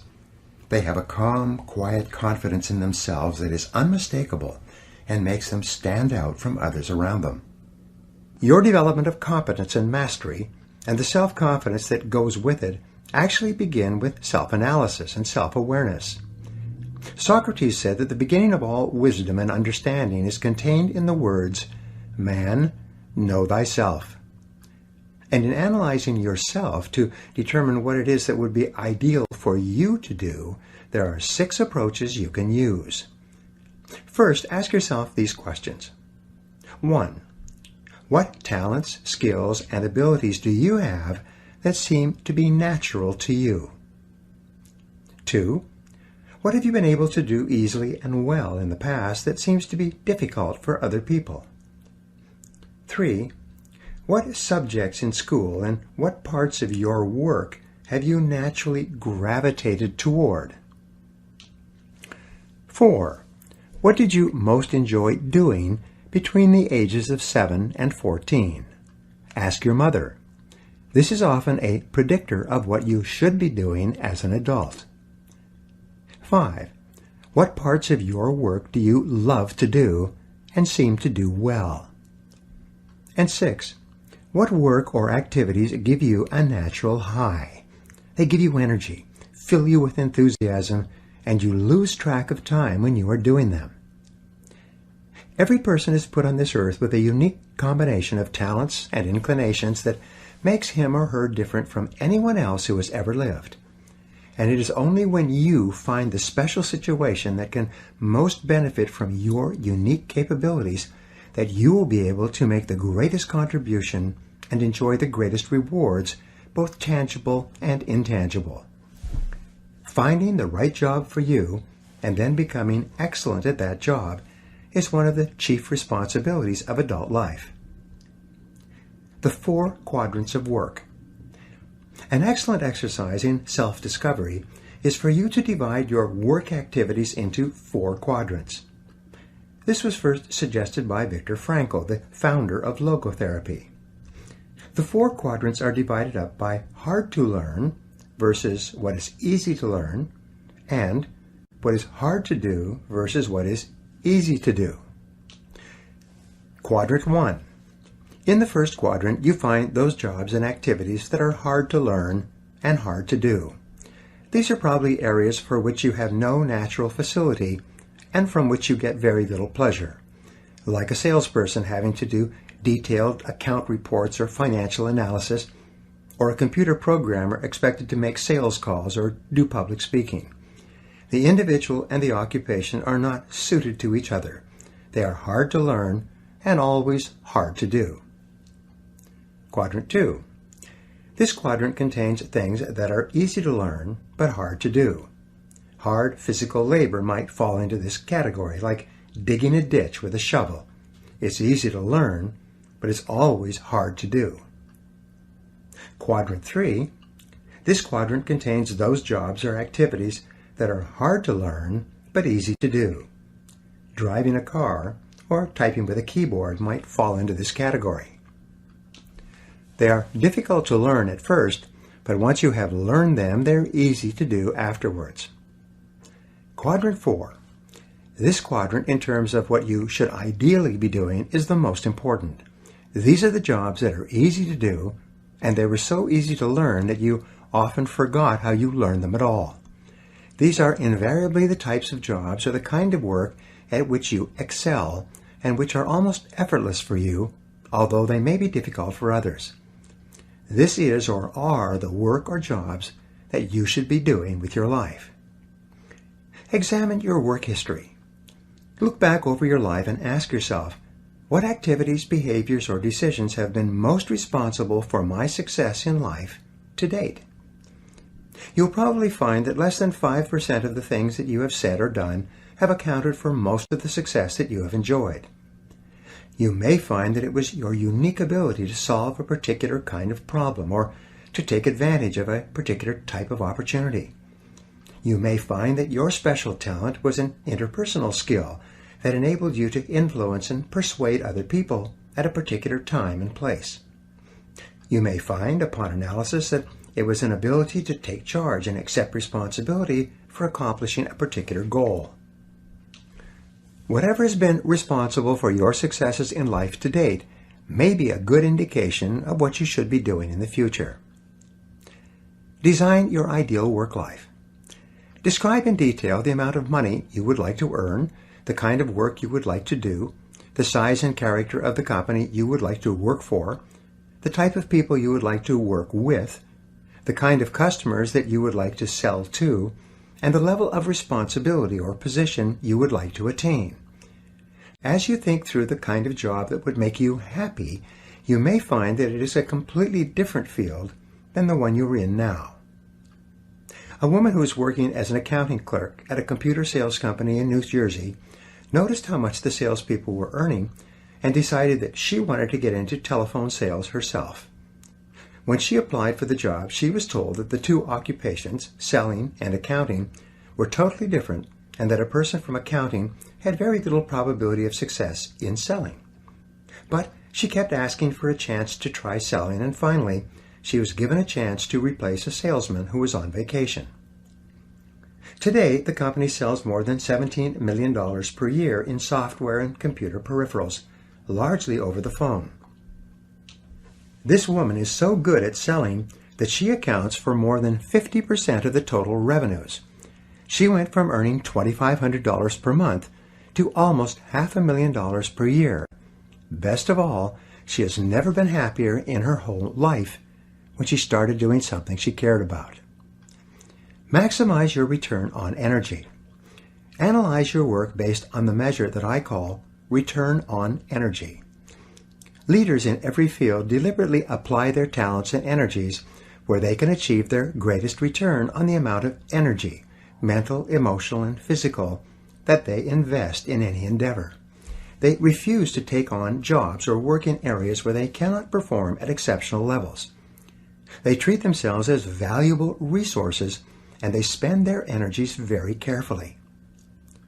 One of the questions that you might continually ask yourself is this: is this the best possible use of my time and energy? Is what you are doing right now the most valuable thing that you could be doing, given your particular combination of talents and abilities? Often, Answering this question will help you to see that there is a vast difference between what you are currently doing and what you should be doing if you want to be fulfilling more of your potential. Do what you love. Marcia Sinitar wrote a top-selling book a few years ago whose title says it all. Do what you love, the money will follow. Almost every really successful, happy man or woman will say that the reason for their success is that they are doing what they love to do. Whenever a person is unhappy for any reason, I always ask them how much they enjoy their work, and would they choose to do this type of work if there were other options open to them. Invariably, when someone is generally unhappy with their life, especially a man, they are dissatisfied with their work for some reason.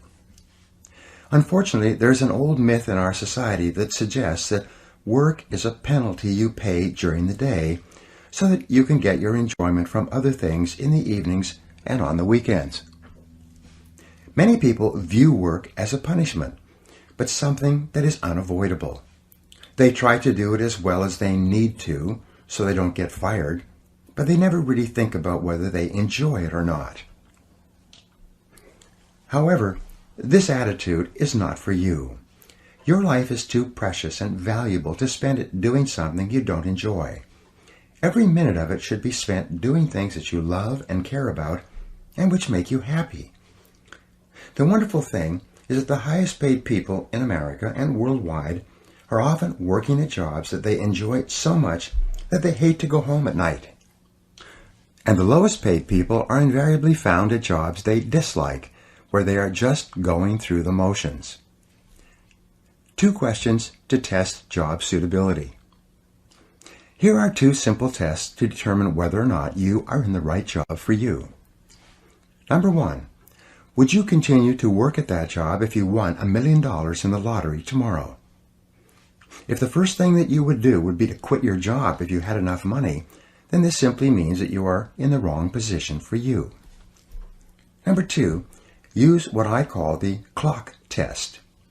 People who are in the wrong job watch the clock all the time. They are very aware of what time they start and what time they quit.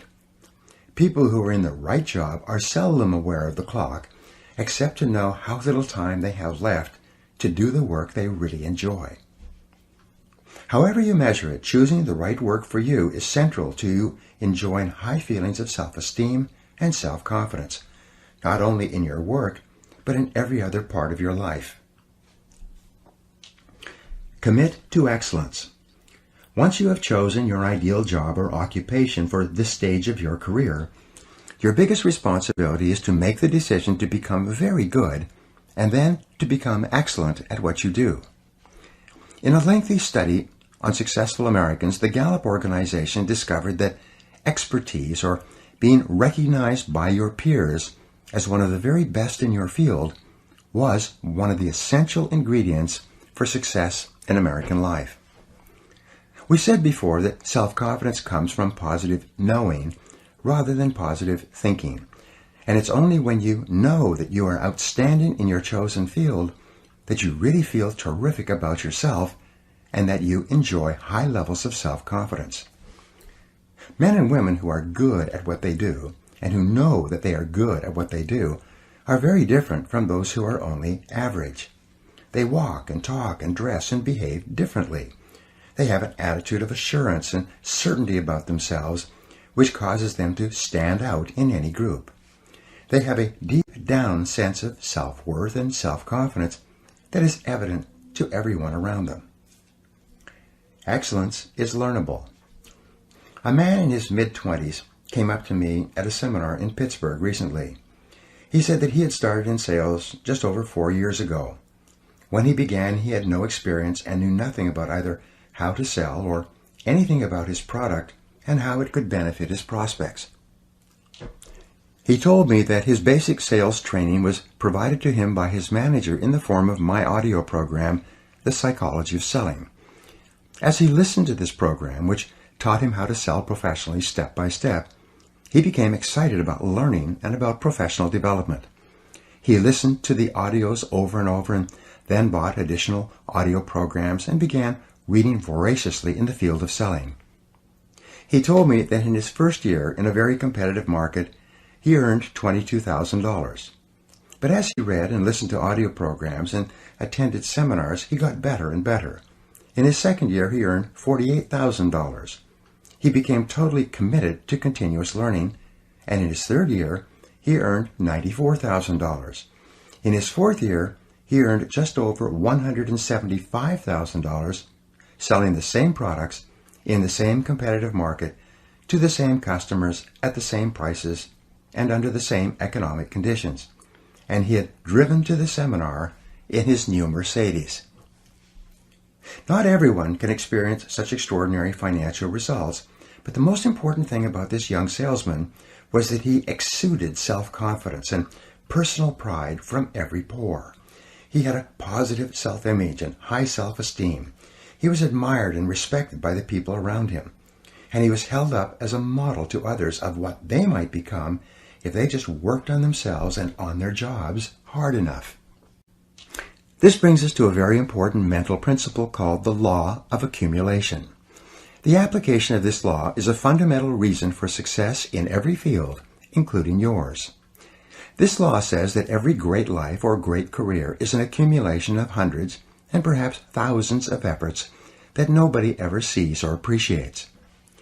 Great success is the result of countless hours, maybe even months and years of preparation and hard work toward the goal of becoming very good at what you are doing. This law of accumulation says that life is very much like a balance sheet, with both credits and debits. Every time you do something positive to enhance your abilities and to improve your life, you get a credit on the credit side of your ledger.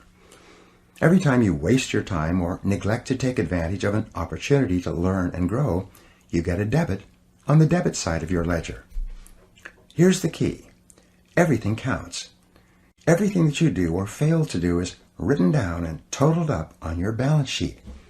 Everything that you do or fail to do counts in some way. Nothing is neutral.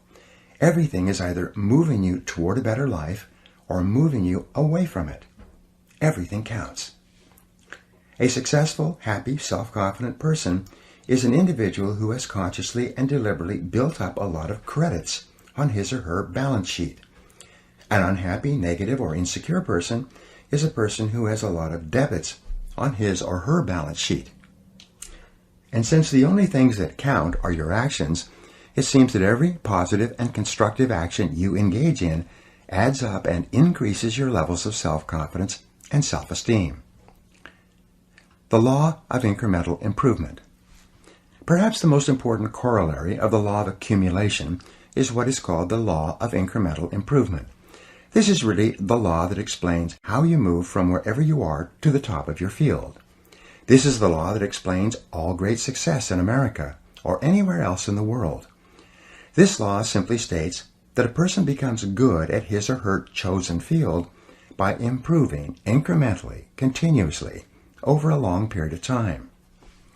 My friend Darren Hardy has written a book entitled The Compound Effect, in which he explains how it is that everything positive you do in your life compounds and multiplies, growing with force and power over the months and years. As Einstein said, compounding is the most powerful force in the universe. Pattern recognition. In a study on the subject of mastery, reported on in the magazine Psychology Today some years ago, the researchers concluded that mastery consisted of the ability to recognize a great variety of patterns in a given situation based on what they called a high level of integrative complexity.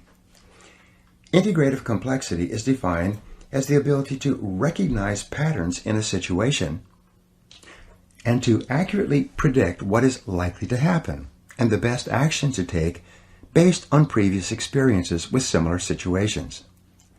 For example, a salesperson would achieve a high level of confidence and capability in a sales situation by having both studied his or her profession and by having been in countless previous sales situations.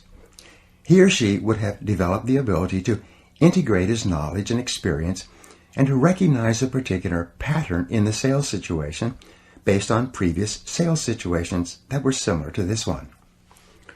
An excellent business person is one who has developed this same capability of recognizing a pattern when it occurs again, drawing upon previous experiences, and is therefore able to respond effectively and do and say the right things to complete the business transaction successfully or make the correct investment decision.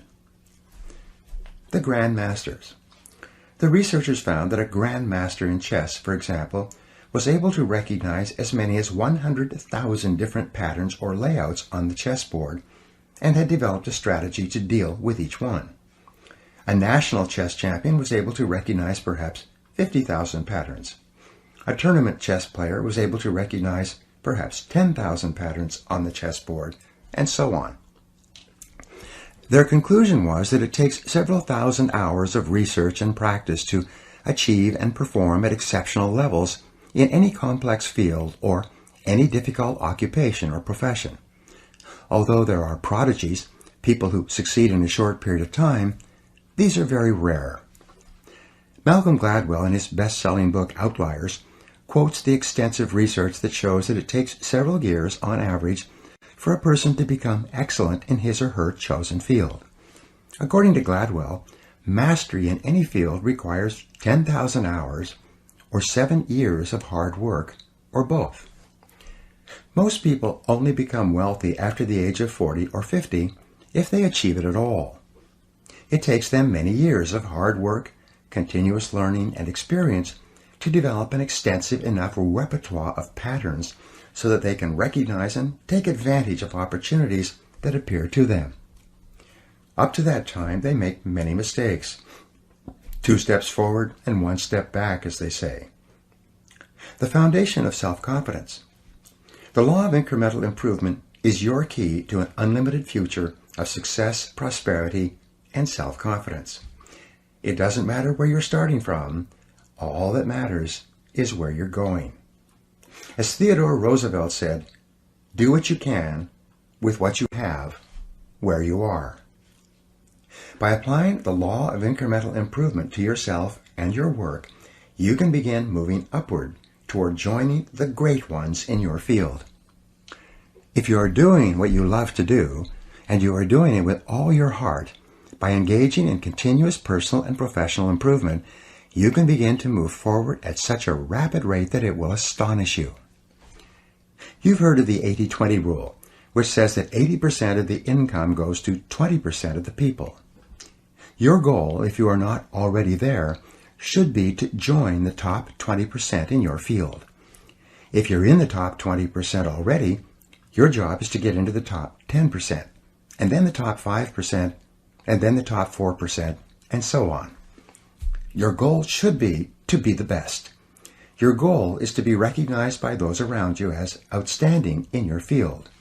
Your goal must be to pay any price, overcome any obstacle, and make any effort necessary to become excellent in your chosen career. And in just a moment, I'll show you how. Moving to the top. There is one small problem that you need to deal with before you become one of the best in your field. Earlier in this book, I said that most of us grow up with feelings of inferiority and inadequacy. Because of low self-esteem and selling ourselves short, many of us never even think about becoming excellent at our work. It never even occurs to us that we have the ability to learn anything we need to learn to be able to do an outstanding job at anything we put our minds to. The fact is that, generally speaking, you have the capability to excel at anything that is really important to you. If anyone else has achieved a high level of competence in your field, then so can you. All you have to do is do the same things over and over until sooner or later you get the same results that they have. This is the law of cause and effect in action. When you practice this law in conjunction with the law of incremental improvement, you can move from wherever you are to wherever you want to be. Identify your key skills. Just as choosing the right work or career for you requires self-analysis and self-awareness, moving to the top of your field requires that you take your existing position and you break it down into what we call its key result areas, or its core competencies. In every job, and in every company for that matter, there are a few key skills, seldom more than 5 to 7, that determine the success or failure of the person in that job. Wherever an individual is having trouble in his or her career, it is usually because he or she is weak in one or more of these KRAs, or core skills. Wherever a person is successful, it turns out that they are strong in all of the key skills necessary for success in that job. And here's a key discovery. Your weakest important skill determines the height of your success in your work. You could be excellent at 6 out of 7 of your key result areas, but your weakness in the 7th area can hold you back for years. Analyze your skill levels. Your first job is to break your work down into its component parts, its basic skills, its basic key result areas, and then honestly analyze your level of competence in each one by giving yourself a grade on a scale of 1 to 10. For example, if you are in sales, your key result areas or core skills might be prospecting, establishing rapport, identifying problems accurately, presenting solutions, answering objections, closing the sale, and getting resales and referrals from satisfied customers. A weakness in any one of these areas could be fatal to your success and your income. If you're in business, your key result areas could be leadership and management, strategic planning, marketing and sales, staffing and delegating, financial controls and administration, and production and quality controls. Each situation may be slightly different, but the same concept applies. Success begins by analyzing the individual parts of your performance and then by making a plan to become very good in each area. Deliberate practice. One of the most important breakthroughs in personal performance and career success is described in Jeffrey Colvin's top-selling book, Talent is Overrated. Colvin shows that most people start their careers with limited marketable skills and then develop from there.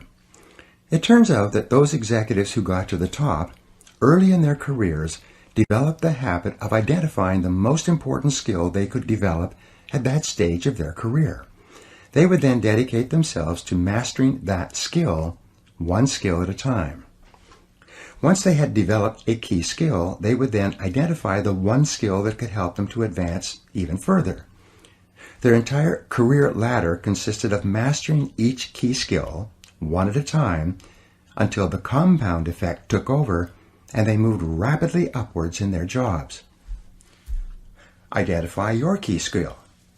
A good exercise is to ask yourself, what is my limiting skill?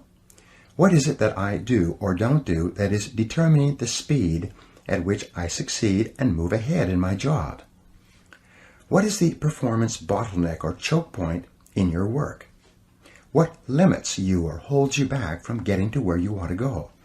Sometimes taking the time to develop one limiting skill will put your entire career onto the fast track. A manager in one of my seminars asked me privately why it was that he was continually passed over for promotion at his engineering firm, even though his boss acknowledged that he did excellent work. I asked him about the qualities and activities of the highest paid engineers in the company. It turned out that they, along with accountants, architects, and many other professionals, were rainmakers. They had the ability to make presentations to clients and to sell them on the idea of giving work to their firm. He then told me that he was terrified of public speaking and any kind of selling.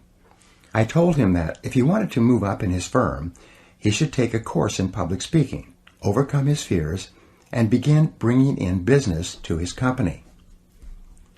A year later, I was giving another management seminar which he attended. He had taken my advice, joined Toastmasters, and taken a Dale Carnegie course, and had become a fluent and popular spokesman for his company. He had been promoted twice, his income was up 40%, and he was one of the most respected people in his firm. His whole life and career had been transformed by the development of a key skill. All skills are learnable. Once you have defined your ideal job and then broken that job down into its constituent parts or core skills, and then made a plan to become very good in each part of your job, then your final key to self-motivation and a feeling of growth is to commit yourself to continuous, never-ending self-improvement.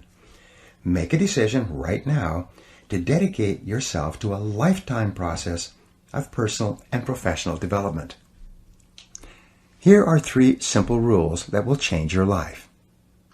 Number 1, invest 3% of your income back into yourself.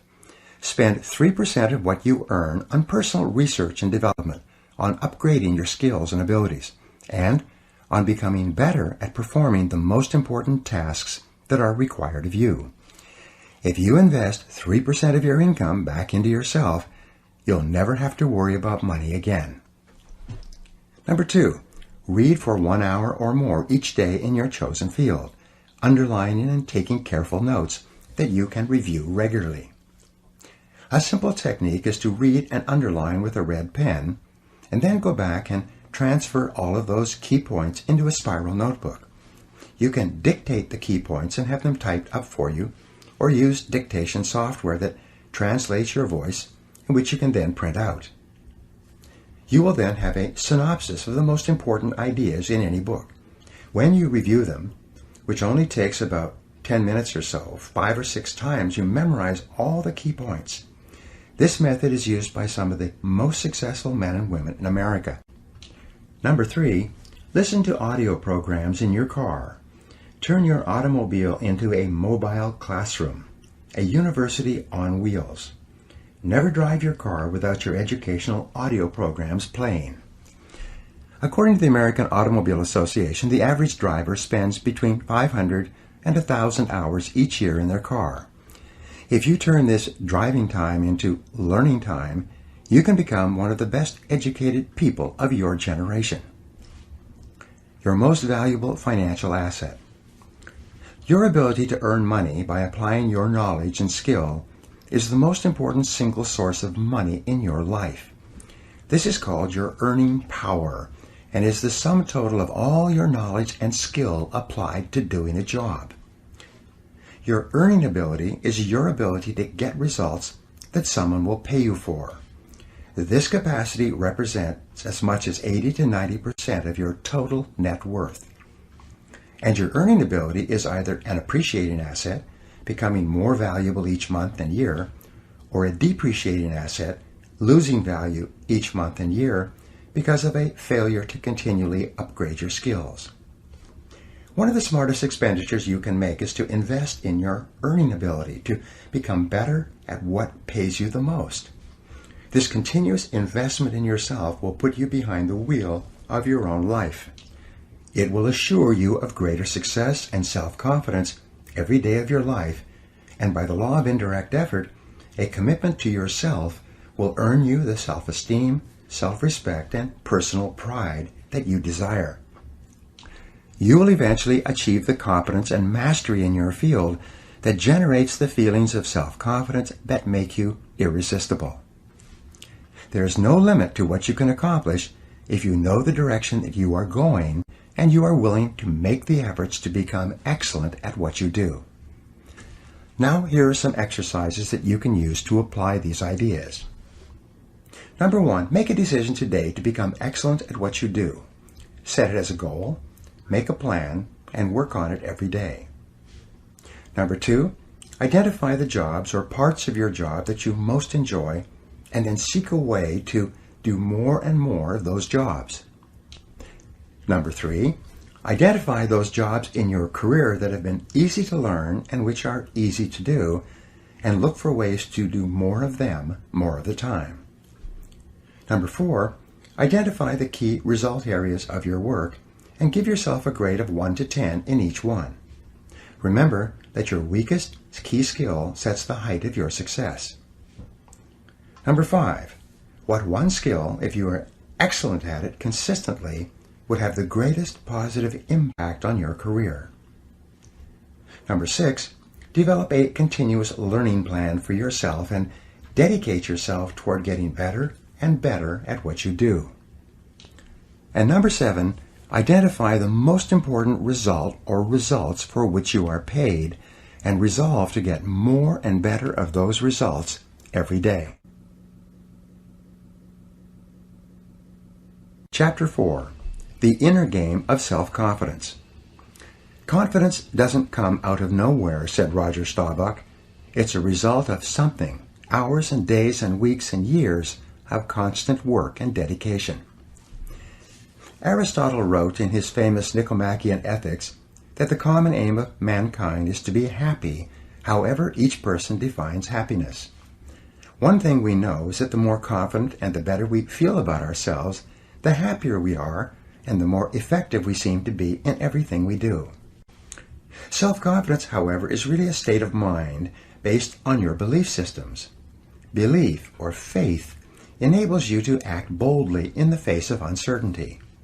Confidence enables you to face changes and difficulties and unexpected setbacks with calmness and clarity, and allows you to respond more effectively under any circumstances. The law of belief. The law of belief, an important corollary of the law of cause and effect, says that your beliefs become your realities. You do not believe what you see, but you see what you already believe. William James of Harvard said that belief creates the actual fact. In the Bible it says, according to your faith, which is your innermost belief, it is done unto you. If you believe strongly enough and confidently enough, your outer world will tend to conform to a pattern consistent with these beliefs. In fact, your world today is largely an outpicturing of your innermost beliefs and convictions. You behave on the outside based on your beliefs on the inside. You see the world around you based on your beliefs about reality, whether they are correct or not. How can you determine your true beliefs? Simple. You can tell what you really believe by observing what you do and what you don't do. You can tell what you believe by listening to your opinions, your conversations, and by noting your decisions. When you truly believe yourself to be an exceptional human being, possessed of remarkable capabilities, you will walk and talk and act that way, and your inner convictions will become your outer realities. As the Bible says again, all things are possible to him that believeth. The power of belief. There's a story about a man many years ago whose business was in serious trouble. He had lost some big sales, he was deeply in debt, and his suppliers and creditors were closing in on him. He didn't know whether he should continue struggling or just declare bankruptcy and let his business fold. He decided to go for a walk in the park that evening and think it over and decide what to do. He was standing in the park on a small bridge looking down at the water when an older man appeared out of the darkness. Seeing his downcast look, the older man stopped and demanded to know what the matter was. For some reason, the businessman told him all about his financial problems and how close his business was to collapsing, even though it was a good business and had a good potential future.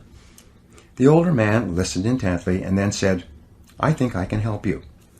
He pulled a checkbook out of his pocket, asked the man his name, and wrote out a check for him, pushed it into his hand, and said, "Take this money.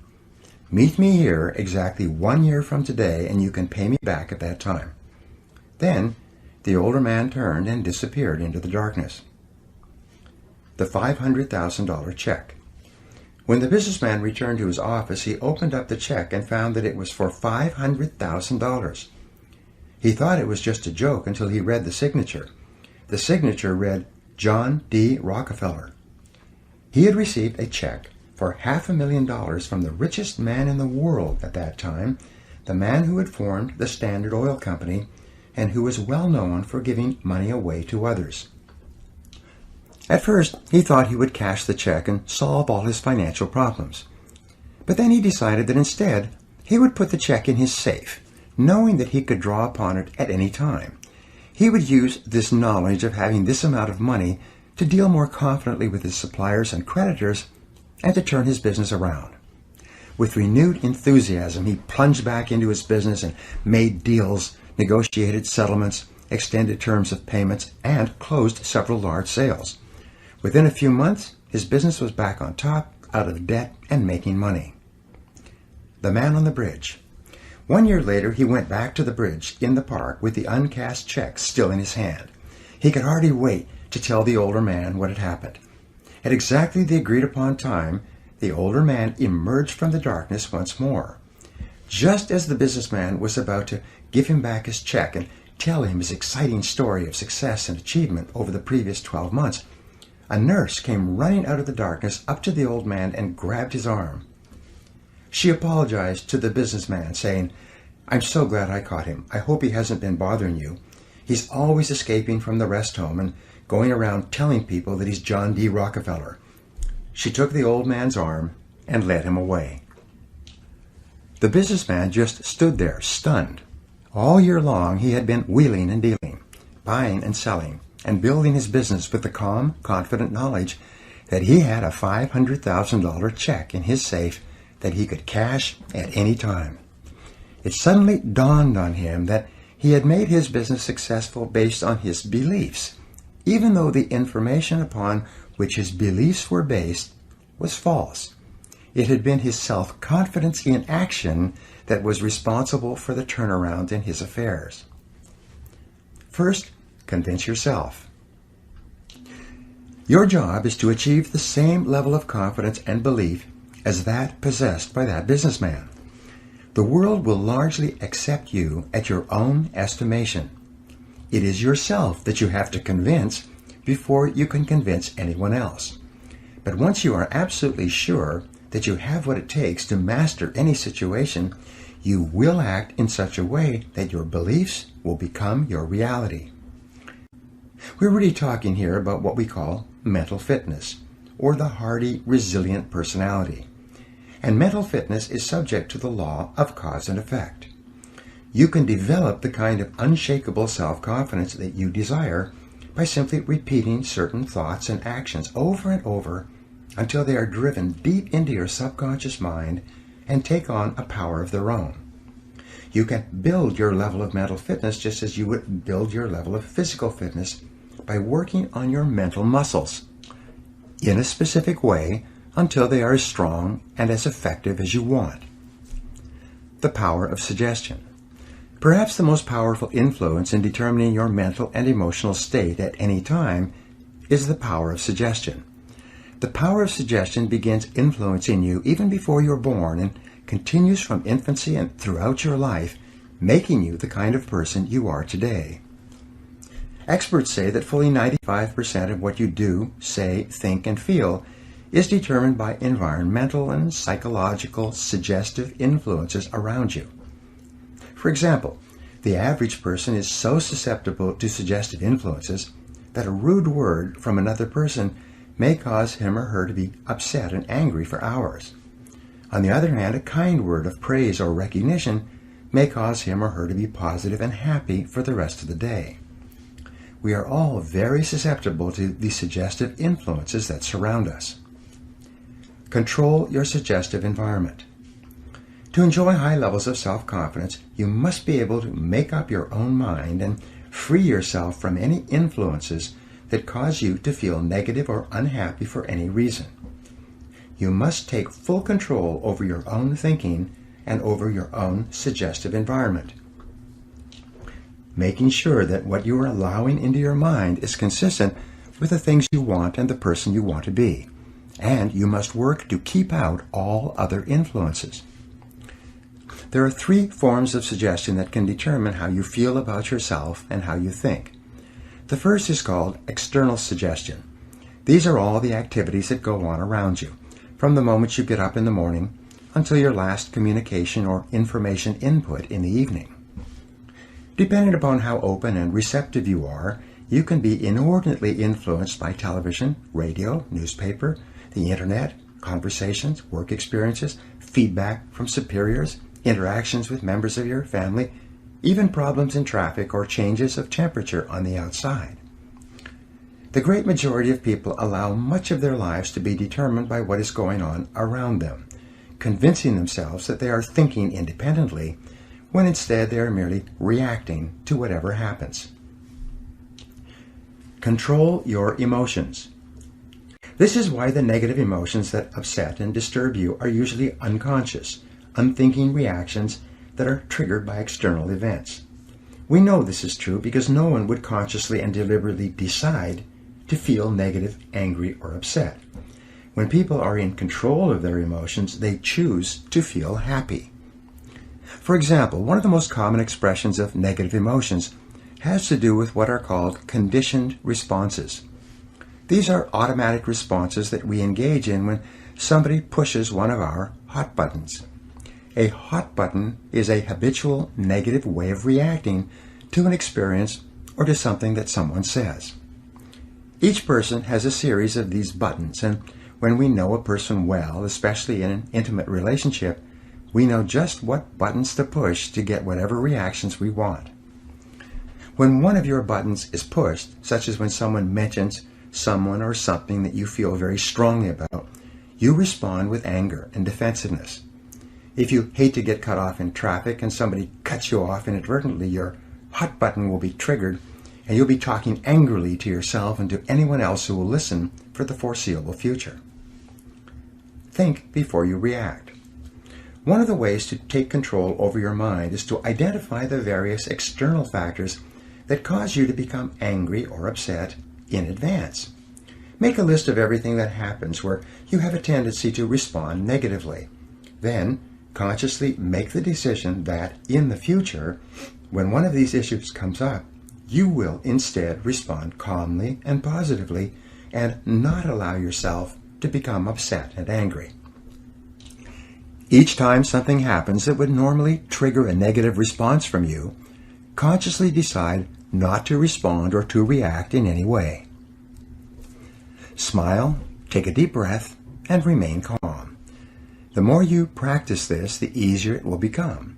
You will become more positive and optimistic. Your self-confidence will go up and you will feel more in charge of your own life. You will begin to free yourself from being a slave to external suggestions that control your mental state. The power of self-suggestion.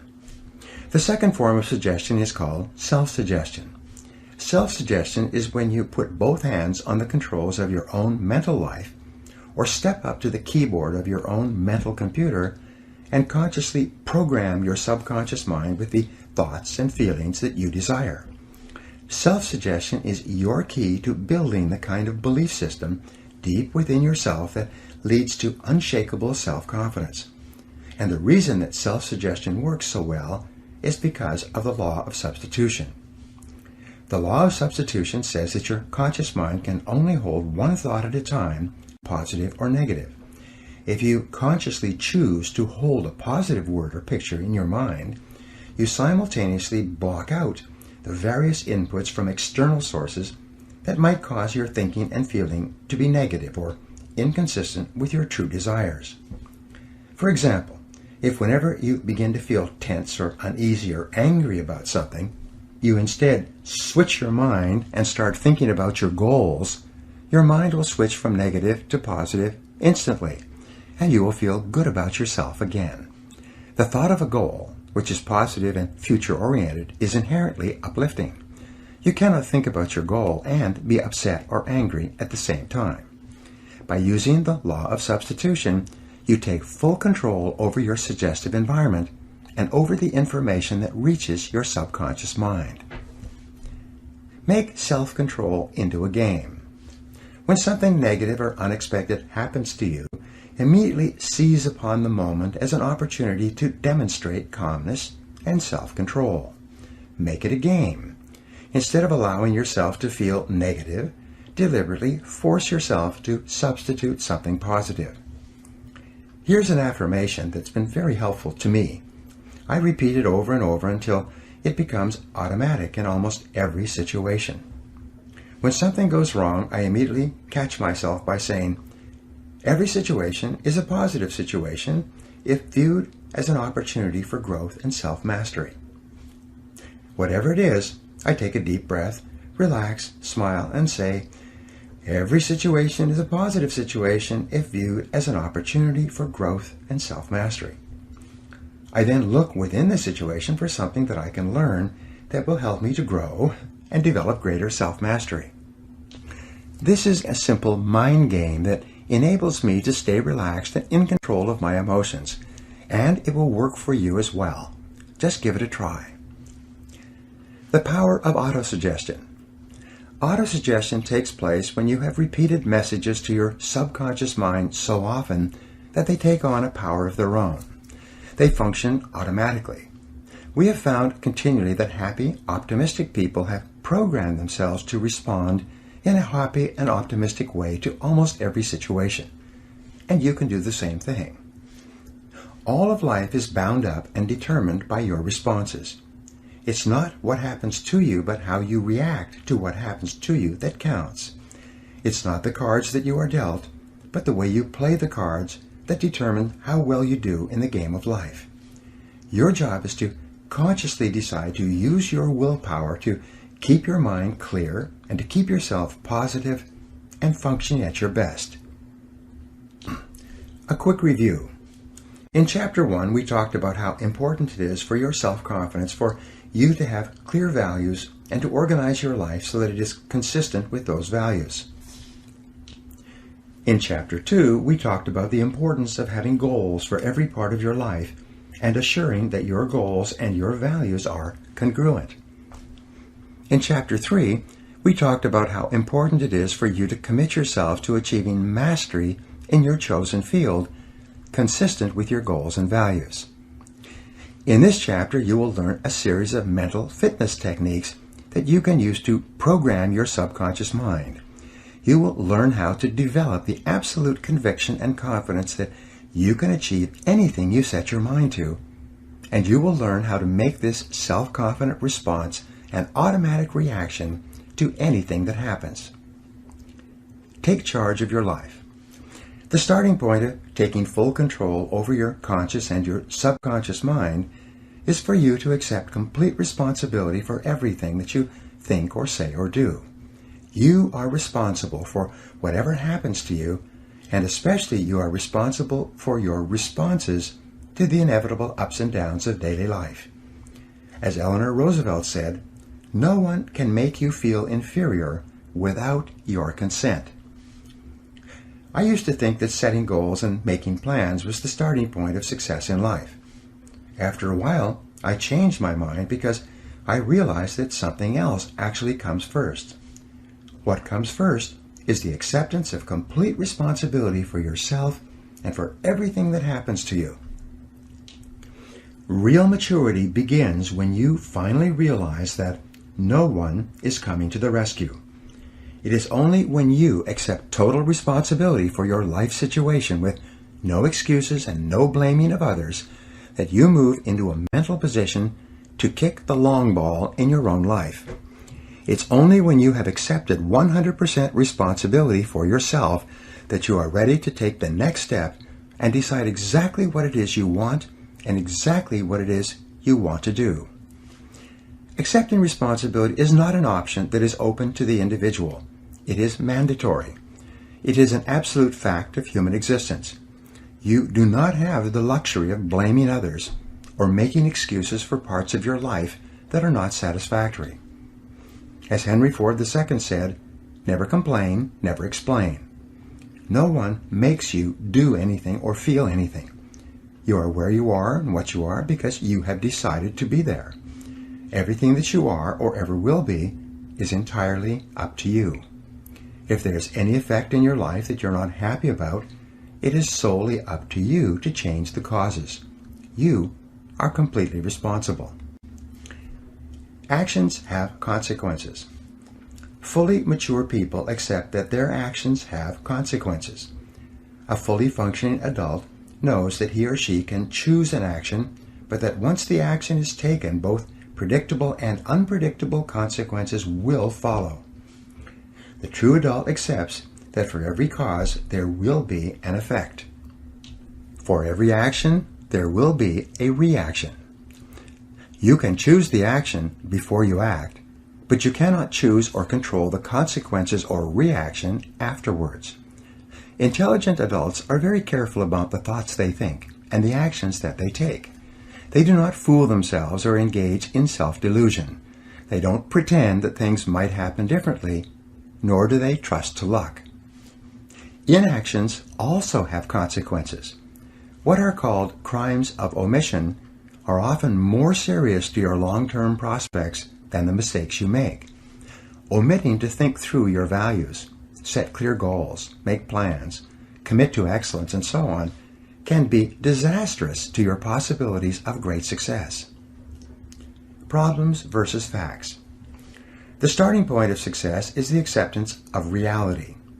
What cannot be cured must be endured. Often people will come to me with challenges they are facing, and I will ask them this simple question: is this a problem, or is this a fact? If it's a problem, it's amenable to a solution. There is something that you can do to change it. If you're not happy with the situation, it is up to you to go and do whatever you can to resolve it. A fact, however, is different from a problem. A fact is something that exists, like the weather, like rain or snow. There is nothing that you can do about it. You can solve problems, but the reality principle says that you have to learn to live with facts. Something unfortunate that has happened is a fact. A sale that did not go through, a business deal that collapsed, a relationship that didn't work out. All of these are facts. Many people waste an enormous amount of emotional energy struggling with facts when they would be much better off concentrating on doing better in the future. Accepting responsibility is the beginning. Your goal is to be happy, confident, and optimistic. The way that you achieve this is by making these positive responses so automatic that you remain predominantly happy, confident, and optimistic no matter what happens. You can achieve this result by taking specific, proven, practical steps that have been used by millions of people and which work with virtually unfailing certainty. The starting point is accepting complete responsibility for every aspect of your life. Control your thoughts. You demonstrate this attitude of responsibility by exerting your freedom to choose the thoughts you wish to hold in your conscious mind. You choose to think positive, constructive thoughts rather than negative, destructive thoughts. Psychologists refer to this as the cognitive control method. Cognitive control simply means that you control your thoughts, keeping them positive and repeating positive messages to yourself over and over until they become automatic responses to daily life. Positive self-talk. The first mental fitness technique is that of positive self-talk, or the use of positive affirmations. The way you talk to yourself has an inordinate impact on your thinking and feeling. Many researchers, including Dr. Martin Seligman of the University of Pennsylvania, have discovered that high-performing men and women talk to themselves differently from low-performing men and women. Basically, your self-talk, or your inner dialogue, determines the tone of your emotional life. You are happy or sad, positive or negative, depending upon what you say to yourself and how you interpret events to yourself as you go along. For example, if you're cut off in traffic and you immediately become angry and begin thinking about how stupid and irresponsible and what a bad driver the other person is, you will trigger a very different reaction than if, when you are cut off in traffic, you excuse the other person by thinking to yourself that he or she must be late or distracted or must not have seen you. It may be exactly the same external event, but the way you interpret it and your ensuing conversation with yourself will determine whether or not you experience positive or negative emotions about the situation. Your interpretive style. The starting point of using positive self-talk is to interpret everything that happens to you in a favorable way. Become what wealthy W. Clement Stone called an inverse paranoid. Imagine that the whole world is in a giant conspiracy to help you to be successful and happy. Imagine that everything that happens is happening to teach you something valuable and to move you closer to achieving your most important goals. Just as a paranoid is convinced that there is a conspiracy against him, an inverse paranoid is convinced that there is a conspiracy for him or for her. Practice the wonderful mental quality of serendipity. In the fairy tale, the three princes of Serendip traveled around finding that every apparently negative or calamitous event they witnessed turned out to be positive and beneficial in the end. Make it a game to look for the good in every situation. Practice positive expectations. The law of expectation says that whatever you expect with confidence becomes your own self-fulfilling prophecy. When you develop an attitude of positive self-expectancy, you become a more optimistic and cheerful person. Whatever happens, you immediately interpret it in the best way possible. In Napoleon Hill's famous book, Think and Grow Rich, he wrote that one of the characteristics of the most successful men and women in America is that they always look for the opportunity or benefit within every setback or obstacle. Because of the law of substitution, if you're looking into every difficult situation for the lesson you can learn, or for the possible opportunity it might contain, your mind will remain positive and you will continue to function at your best. Talk to yourself positively. Whenever you think of an upcoming event, talk to yourself in positive language. Perhaps the most powerful affirmation of all for building self-confidence is for you to repeat over and over 50 or 100 times per day the words, I can do it, I can do it, I can do it. These simple words are the verbal antidote to the fear of failure, which, as you know, is the great destroyer of self-confidence and probably the primary reason for failure in adult life. But you can diminish the fear of failure in any situation by repeating, I can do it, I can do it, I can do it. Whenever you think of an event that causes you to feel nervous or insecure, whenever you have something coming up that fills you with trepidation, exert your powers of self-talk and self-suggestion by saying, I can do it, to cancel out and override any negative emotions associated with it. Control your thoughts and feelings. The most powerful affirmation for building self-esteem are the words, I like myself, I like myself, I like myself. These simple words, repeated often enough with energy and enthusiasm, will eventually be accepted by your subconscious mind. As your subconscious mind accepts this message of self-liking, your self-esteem goes up, and your ability to perform and your levels of effectiveness improve in every area of your life. If you want to do your work better, just say, I love my job, I love my job, I love my job. In their best-selling book, Success Through a Positive Mental Attitude, W. Clement Stone and Napoleon Hill recommend that you repeat several times a day the words, I feel happy, I feel healthy, I feel terrific. One of my favorite affirmations, whenever I'm worried about anything, is to cancel it by saying, I believe in the perfect outcome of every situation in my life. I believe in the perfect outcome of every situation in my life. You will find that it's almost impossible to worry and fret about anything while you're repeating this kind of positive message to yourself. Unlimited potential. Your potential is unlimited using affirmations. Remember that affirmations are a way of programming your subconscious mind. By repeated affirmations, you can instill within your mind powerful, positive commands that will eventually determine your automatic thoughts, feelings, and responses. In order for affirmations to work, they must be phrased using the 3 Ps. They must be in the present tense, positive, and personal. The affirmations, I can do it, I like myself, I feel terrific, are all positive, present tense, and personal. The subconscious mind is very literal in nature and can only accept commands phrased in the present tense. For some reason, it ignores negative commands and focuses only on the positive message. If a person says, I will not smoke again, the subconscious mind drops out the will and not and only accepts the message, I smoke again, I smoke again. It's better to say, I am a non-smoker. The subconscious mind can form a clear picture of a non-smoker and will eventually adjust a person's habits and tastes to the point where they stop smoking altogether. You can create affirmations for each of your goals, and by repeating them continually, you program them deeper into your subconscious mind until they take on a power of their own.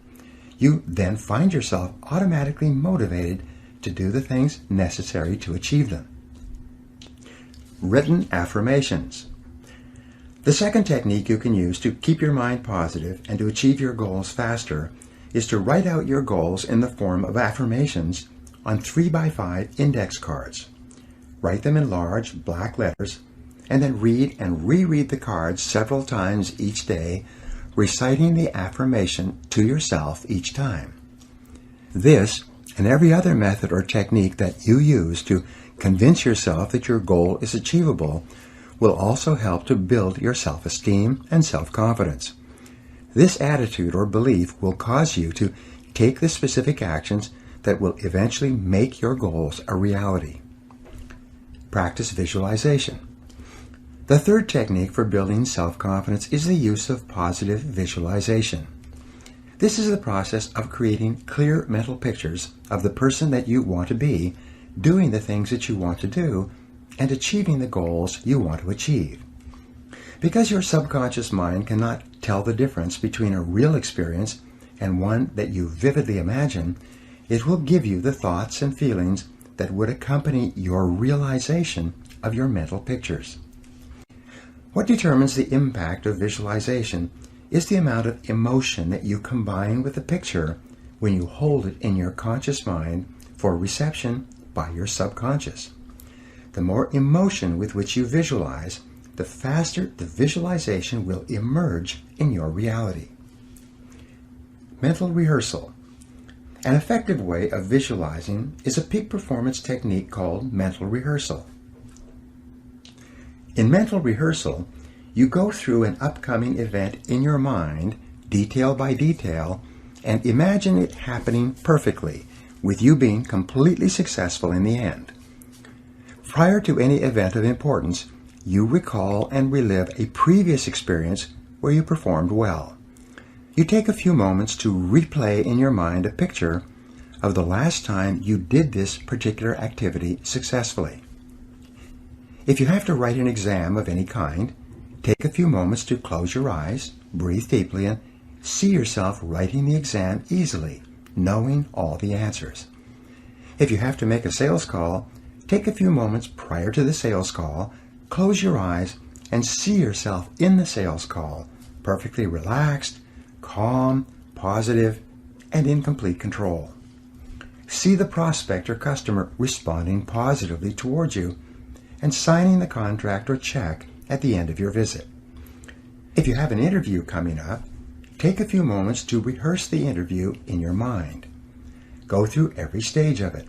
See yourself performing at your very best and visualize the other person responding to you in a positive and productive way. Improve your mental pictures. All improvement in your life begins with an improvement in your mental pictures. If you want to wear beautiful clothes, you should purchase and read magazines filled with pictures of models wearing the kind of clothes you desire. Visit clothing stores of the very best quality and try on clothes that you eventually want to own. Flood your mind with pictures and sensations of the reality that you desire to experience. If you want to drive a better car, go and test drive exactly the automobile that you desire.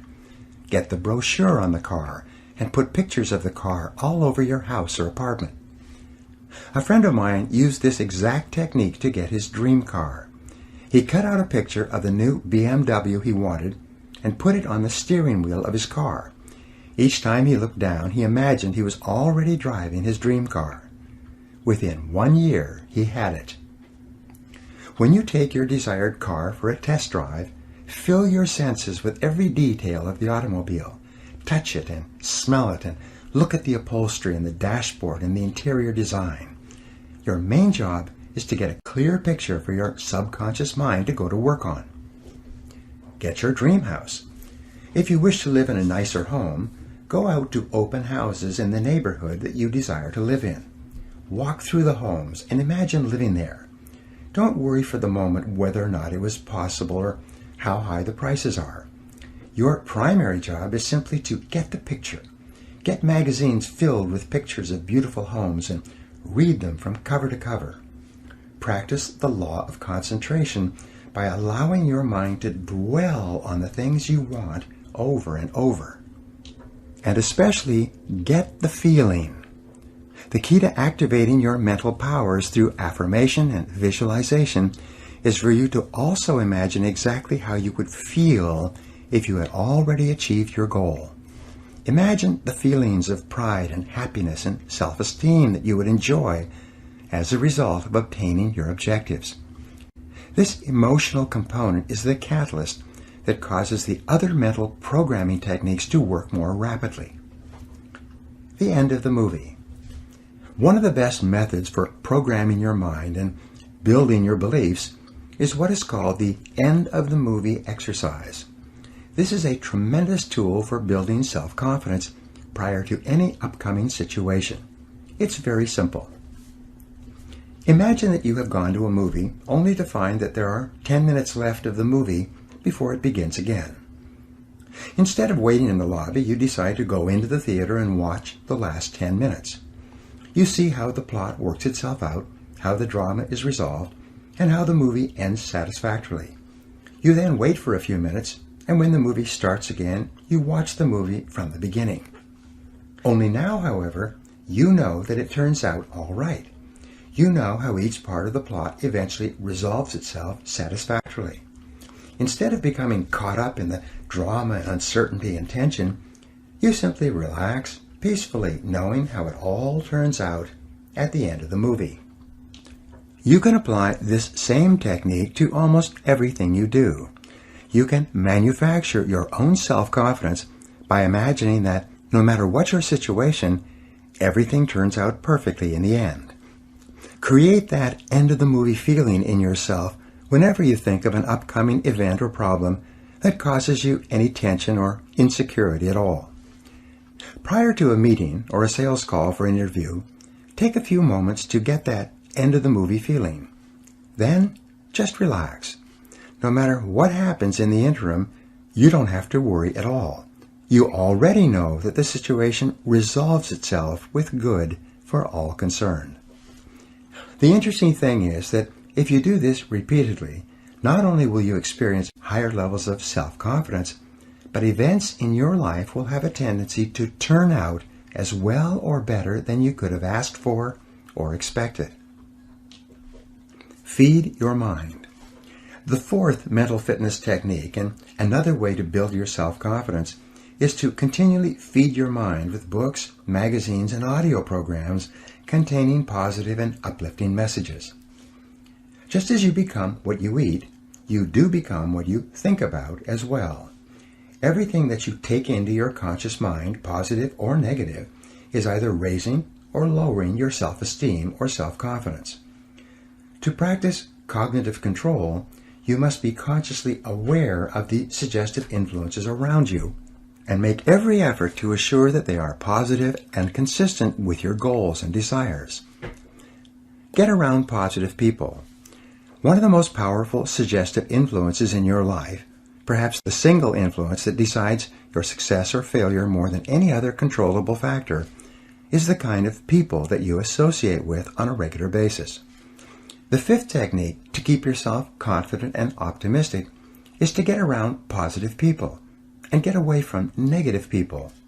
Fly with the eagles rather than scratching with the turkeys. Resolve today to get the negative people out of your life. Because you are so inordinately influenced by other people, the people you work with and socialize with and spend time with, you must do everything to assure that you are surrounded by the kind of people that you like, enjoy, and who make you feel good. Research has shown that habitual association with critical, complaining people can be enough by itself to sabotage all your chances for success and happiness. Negative people drag you down. They rob you of energy and enthusiasm. Attract positive people into your life. Fortunately, the law of attraction works very quickly when applied to people. You can begin to change your human environment by beginning, first of all, to think about the kind of people that you admire and want to be like. Think about the men and women, living or dead, whose qualities you respect and whose lives you would like to emulate. Read stories and biographies of successful men and women. Read magazine articles and interviews with people who are going somewhere with their lives. begin associating with winners by first identifying with them mentally. As you think about people you admire, you'll experience a subtle change in your thought patterns.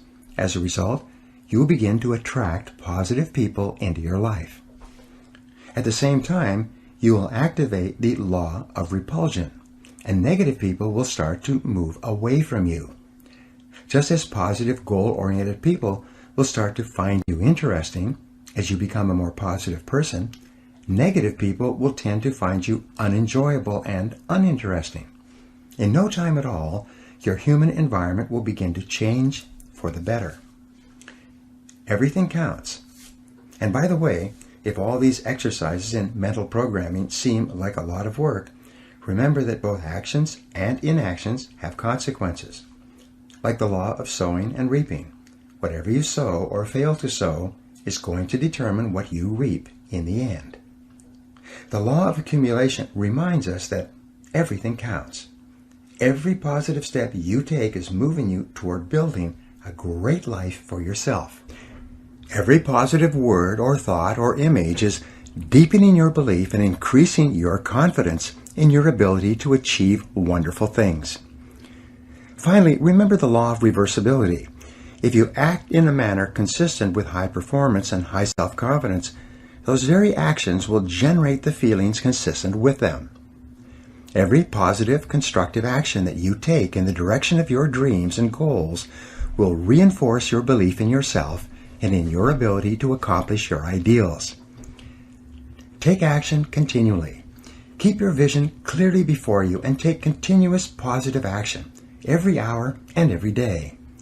Develop a sense of urgency. Move quickly when opportunity presents itself. Maintain a bias for action.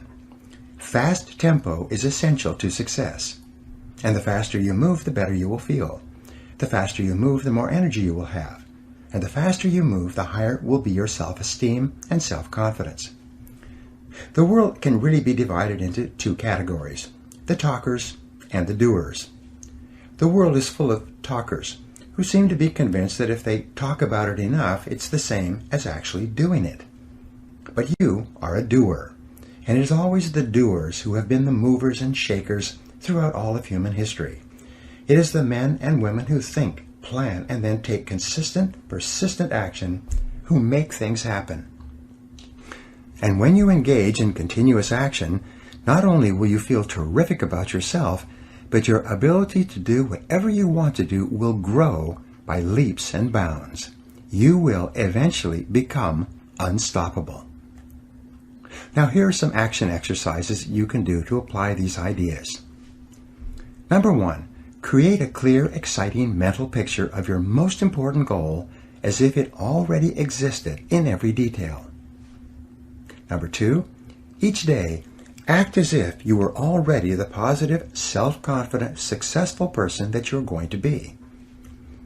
Number 3, practice mental rehearsal prior to every event of importance. Close your eyes, take a deep breath, create a mental picture of complete success, and get the feeling of calmness and confidence that you desire. Number 4, resolve today to accept complete responsibility for your life, for everything you are today, and for everything that you will ever be in the future. Number 5, write your main goals on 3x5 index cards and review them twice each day until they're programmed deeply into your subconscious mind. Number 6, make a decision to associate only with positive people and get the negative people out of your life. Number 7, feed your mind daily with a steady stream of positive books, audios, conversations, and other suggestive influences that are consistent with the very best person you could possibly be. Chapter 5, Capitalizing on Your Strengths. Booker T. Washington once wrote, "I have learned that success is to be measured not so much by the position one has reached in life as by the obstacles he has overcome while trying to succeed." Self-confidence goes hand in hand with winning, with self-esteem, with success and happiness in everything you do. The more self-confidence you have, the more things you will try, and by the law of averages, the more things you are likely to achieve. The more self-confidence you have, the less you will be affected by temporary setbacks and disappointments. The more self-confidence you have, the more likely it is that you will have a long, exciting life full of riches and rewards and self-satisfaction. And achieving these goals is the whole aim of this program. One of the starting points of self-confidence is for you to recognize that you have tremendous strengths of ability and character that you can bring to bear to accomplish almost anything you want. You are extraordinary. The odds are more than 50 billion to 1 against there ever being anyone with the unique combination of talents, skills, and abilities that you bring to your life and to your world. And the incredible things that you can do and be, no one knows, not even you. But the one thing that we do know is that virtually everything noteworthy that you will ever achieve will come from your ability to identify your areas of greatest strength and then to capitalize on them in every situation. Your area of excellence. Each person has one or more areas of excellence that, if properly exploited, would enable them to be, have, and do almost anything they could possibly want. Each person, as the result of years of education and experience, has developed possibilities that make him or her different from all other people. And the men and women who are achieving the most in every field are invariably those who have taken the time to identify their areas of greatest strengths and then to capitalize on them continuously. We said earlier that life is the study of attention. Where your attention goes, there will your heart be also. The people, things, and events that hold your attention are indicative of your entire mental makeup. The things you are interested in are an indication of what you should be doing more of. Choose the right field. In one longitudinal study examining 1,500 men and women who started out eager and ambitious at the beginning of their careers, they found that only 83 of them, over the course of 20 years, became millionaires. When they went back and studied the attitudes and decisions of these people, as they had evolved over 20 years, they found that every millionaire had one thing in common. They had all chosen a field they enjoyed and then become totally absorbed in what they were doing. They had gone to work in an area of endeavor in which they were extremely interested and which held their entire attention. They had then thrown their whole hearts into becoming very good in that area, developing the strengths necessary to succeed in that field. They had then capitalized on those strengths by becoming better and better progressively over time. The conclusion of the study was that success, wealth, and happiness seemed to occur when a person was completely preoccupied doing something else. The wealthy people in this study never set out to make a lot of money. Instead, they set out to find a field that they really enjoyed, and then devoted themselves to it. The money came as an afterthought. Happiness and satisfaction. The flip side of this equation is that you will never really be happy or satisfied until you have found a way to apply your unique human capabilities to your life and to your career. In the book Working by Studs Terkel, he reports that more than 80% of Americans do not feel that their full potential is being utilized in their work. They may be busy and they may be reasonably satisfied, but way down deep, they feel that there is far more that they could do if given the right situation and the right opportunity. You probably feel this way yourself from time to time. This is called the feeling of divine discontent. It is a feeling of uneasiness and dissatisfaction that arises whenever you are not fully challenged by what you are doing. To enjoy high levels of self-confidence and self-esteem, you must be working at the outer edge of your envelope. You must be stretching your capabilities continually. You must have a feeling that you are growing day by day with the challenges that your work is putting on you. Without that feeling of challenge and growth, you'll experience a nagging discontent. And this is a good sign. Discontent and dissatisfaction almost always precede a constructive change that forces you to change and starts you growing once more. living congruently. In Chapter 1, we spoke about how important values are to your self-confidence. Men and women with clear values who are living their lives consistent with their highest aspirations are those who have a deep-down sense of self-confidence and well-being. We also said that the most important value you can have is the value of integrity. Integrity is the value that guarantees all the others. Having integrity means that you will not compromise on what you believe to be right in any area. Integrity is absolutely essential if you want to capitalize on your strengths. It means more than anything looking at yourself honestly and making your decisions based on the fact that you are an extraordinary human being. Your feelings are very valuable clues to your choices and behavior. Your peace of mind and personal satisfaction is perhaps the most accurate guide you will ever have to doing what is right for you. Courage is essential. In combination with integrity, courage is the most important quality you can have if you want to be happy and self-confident. If integrity means being honest with yourself, then courage means having the strength of mind to follow where your heart leads you.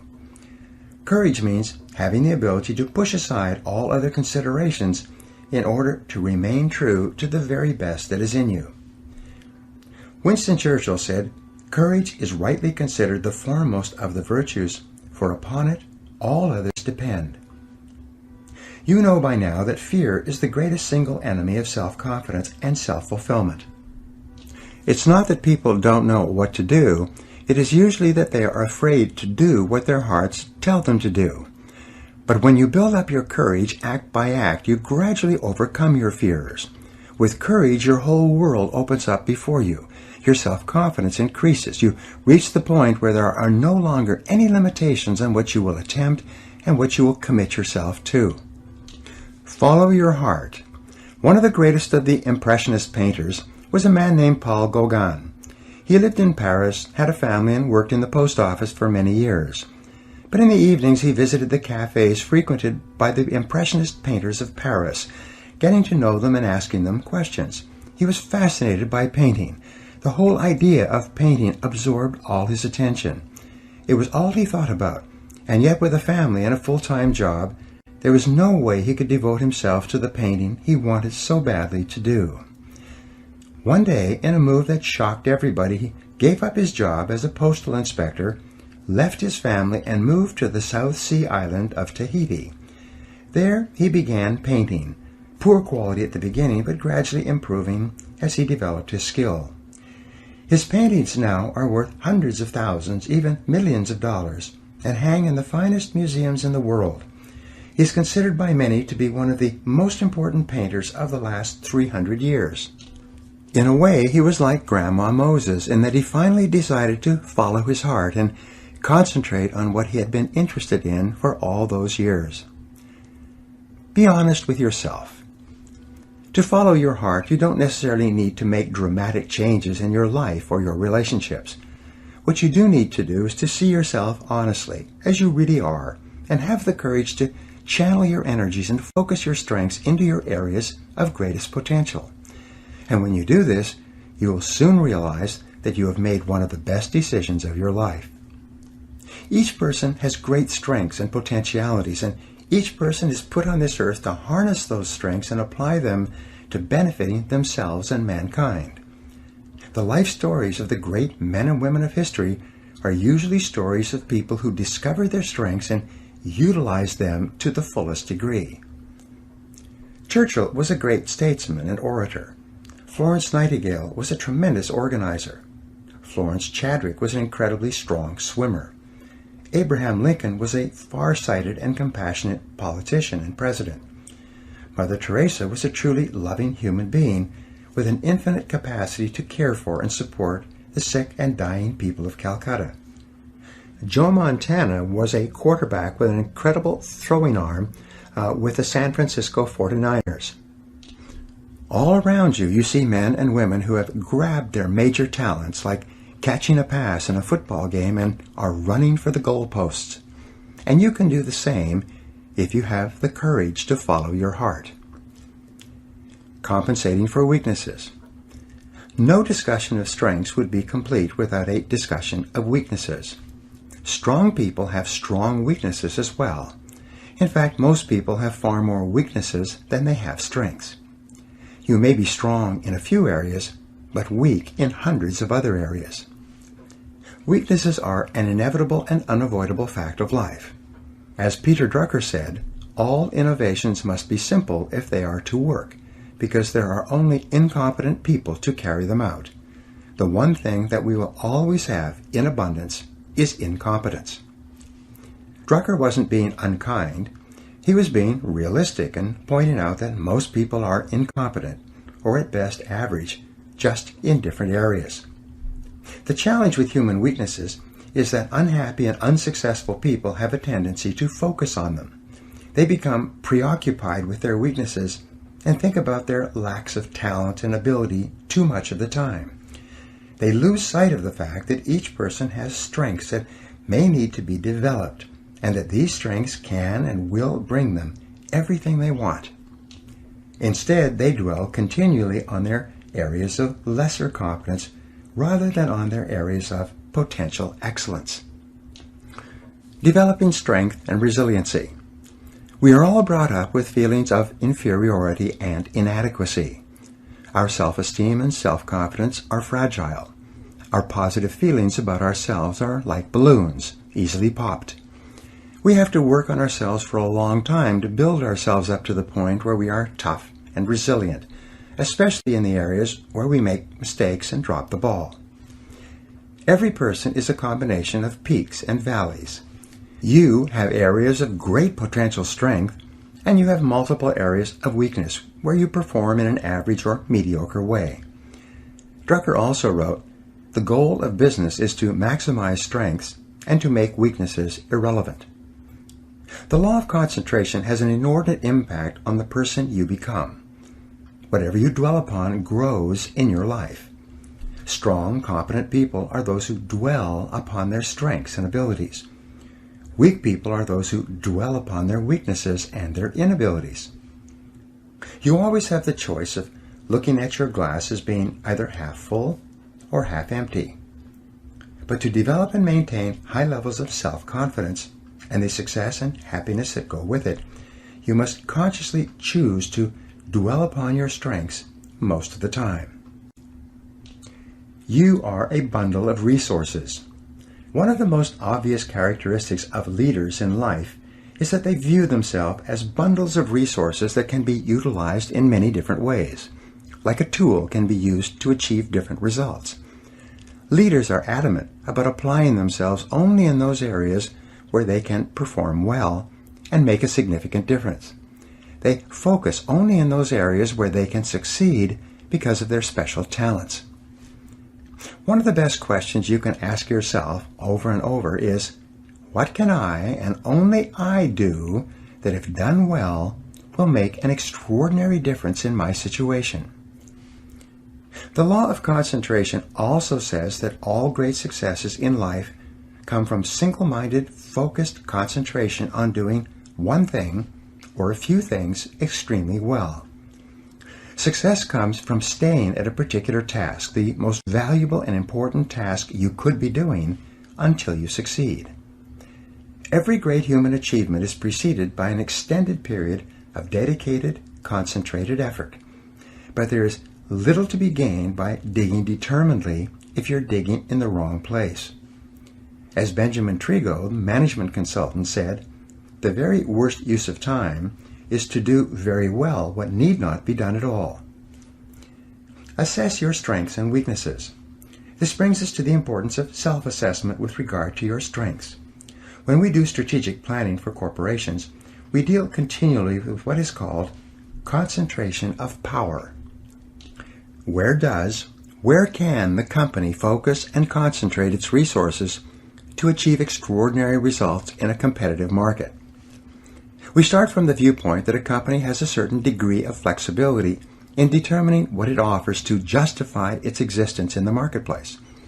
We say that the purpose of a business is to create and keep a customer. The customer, or the person that the company is organized to serve in some way, is central to every calculation and every decision. We put the imaginary customer in the middle of the table and conduct the strategic planning process with him or her in mind. Increase your return on energy. The critical issue in corporate strategic planning is to increase the return on equity invested in the corporation. It is to allocate and deploy assets in such a way that the rewards that the company earns are greater than they would be in the absence of the planning exercise. We start off with establishing clear values, a clear vision of what the company wants to become in the future, and a written mission statement that describes the strategic objective and positioning for the company. Each person needs to do the same for himself or herself. The purpose of your personal strategic planning is to enable you to increase your return on energy, as we mentioned earlier. Since your time is your life, and your mental, emotional, and physical energies are your most valuable resources, your job is to organize your efforts in such a way as to give you maximum rewards and satisfaction for your energy invested. Differentiate yourself. Each company and each product or service either has or must develop a unique selling proposition. This is the key to differentiating the company and the company's products and services from the competition. Often this is called a competitive advantage. Sometimes we call it an area of superiority. In every case, it's essential to determine how and where and why and in what degree a particular company or product differs from every other company that is competing with it for the right to create and keep customers in that market niche. And what applies to competitive businesses applies to you. You are the president of You, Inc. You are the president of your own life. You are the president of your own personal services corporation. You are in business for yourself. You are self-employed. No matter who signs your paycheck, you are working for yourself from the day you take your first job until the day you retire. You may work at someone else's office or company, but you are always self-employed. The failure of many people to recognize this fact of self-employment and to behave as though this were true is a major reason for low self-confidence, underperformance, unhappiness, and failure in working life. As the president of your own company, selling your services in the marketplace to the highest bidder, you are completely responsible for identifying your own unique selling proposition. What is it that you do better than anyone else? Why are you special or different? What is your area of competitive advantage? If you had to write in 25 words or less exactly why someone should hire and promote and pay you to do a particular job, rather than hire, promote, and pay someone else, what would you point out as your area of superiority? Join the top 3%. Many people have a tough time with this question. What matters at this point, though, is that you are asking the question at all. The very fact that you are thinking this way is moving you rapidly into the top 3% of working Americans, or working people worldwide. Only the top 3% see themselves as self-employed and self-responsible, and they are the most respected and important people in any organization. Your first question is, what am I really good at today? What is your personal area of competitive advantage or superiority in your current job? Each person is responsible for asking and answering these questions for himself, today, and throughout your career. No one else can or will do it for you. The amount of knowledge in every field is doubling every 2 or 3 years, and sometimes every 6 months. Your skills are becoming obsolete at a more rapid rate than ever before, and new skills are essential for survival, much less success in highly competitive markets. If your knowledge and skill isn't doubling every 2 to 3 years or faster in your field, you will soon be out of your business and someone else will have your job. Whatever got you to where you are today is not enough to get you any further. As Marshall Goldsmith entitled his best-selling book, "What got you here won't get you there." This is an inevitable and unavoidable fact of working life. designing your future. Your next question is, what could be my area of competitive advantage? Of all the areas where you might be able to develop an area of superiority and become really good, taking your values and goals into consideration, what could it be sometime in the future? And the final question, perhaps the most important question on this subject, is the question, what should my area of competitive advantage be?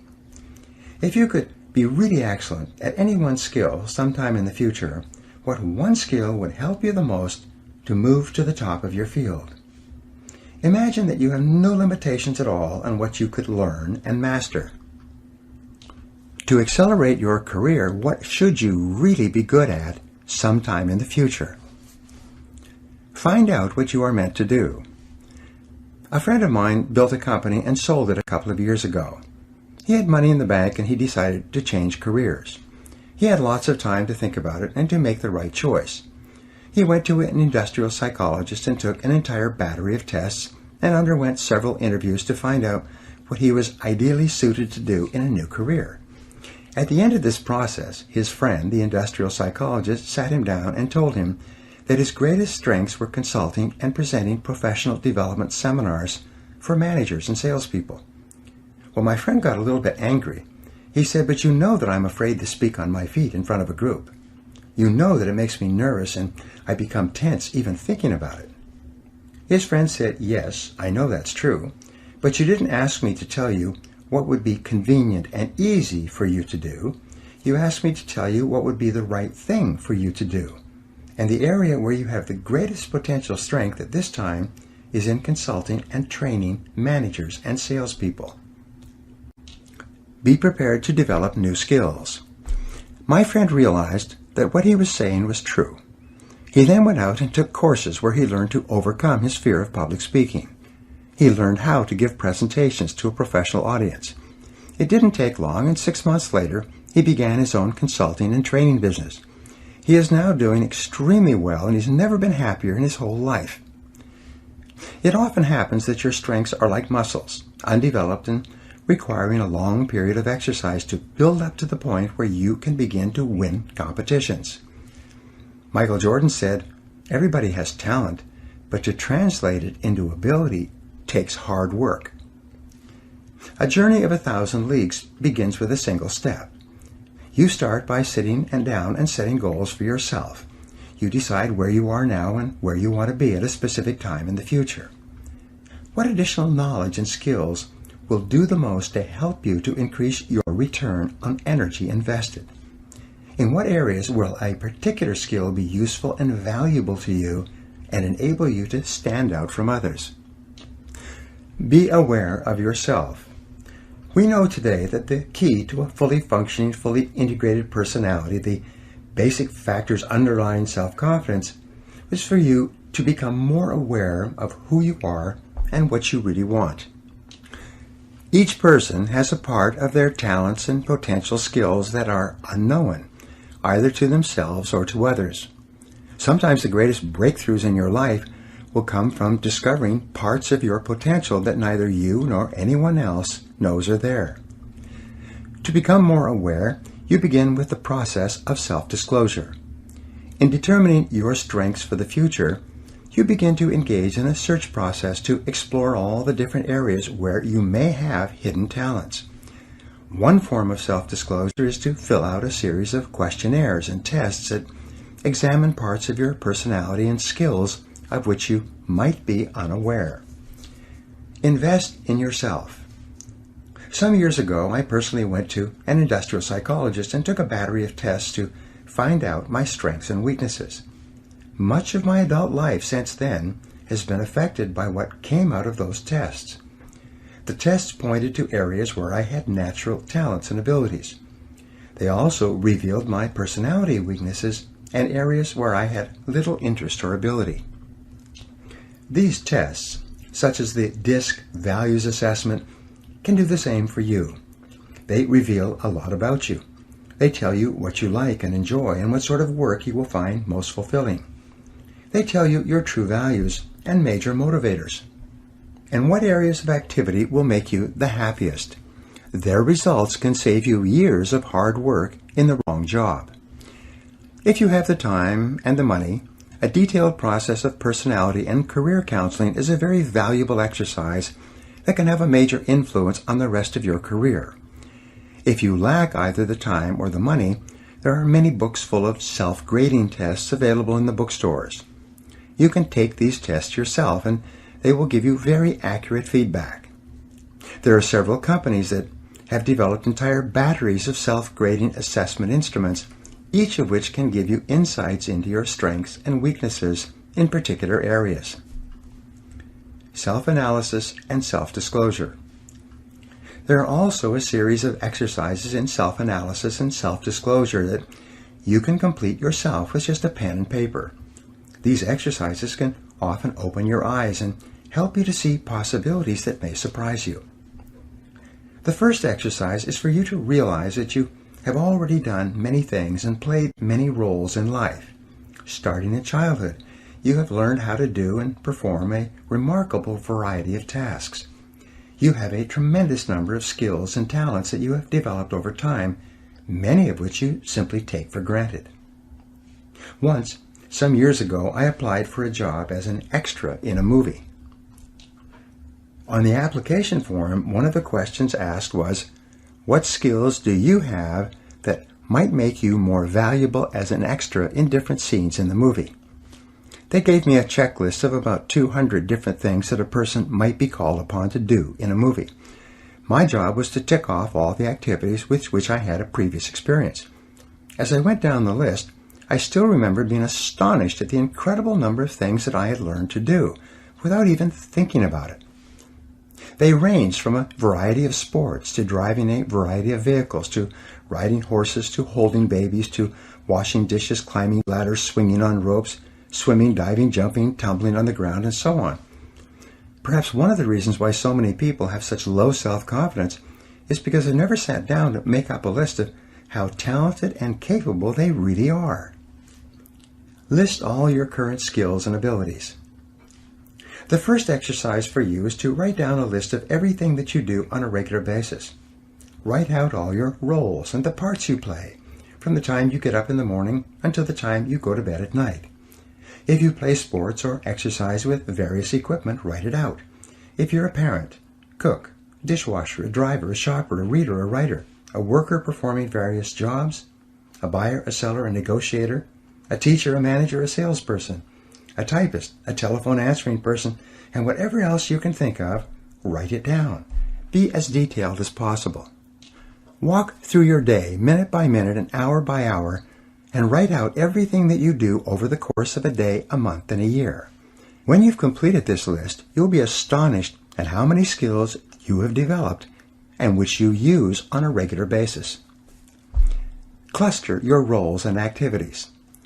The second part of this self-disclosure and self-analysis exercise is for you to make a new list where you begin to cluster the various things you do into categories. One of your categories may be as a parent. Under the parent heading, write down all the things you do as a parent that are part of parenting. As a wife or husband, write down everything you do as a wife or husband that you perhaps would not do if you were not married. If you're a manager or a salesperson, or if you hold any other position, write down everything that you do in your job, day in and day out.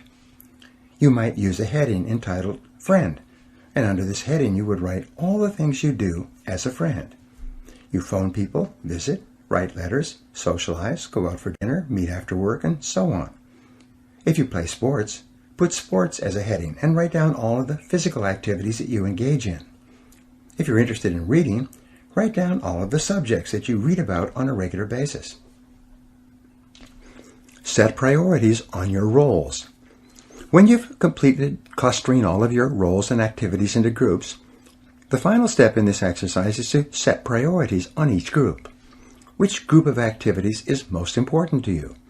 Which group of activities is second most important to you? If you were going to be sent to a desert island for an indefinite term, and you could only take 2 or 3 of these activities with you, which ones would they be? When you have numbered your clusters or groups by priority, you will have created a very clear picture of who you are and what is valuable to you in life. Your next questions might be: 1. What do I need to do in each of these areas in order to get the very most satisfaction and enjoyment from this area? 2. What do I need to do more of or less of? 3. What do I need to get into or get out of? 4. What is more important within each cluster and what is less important?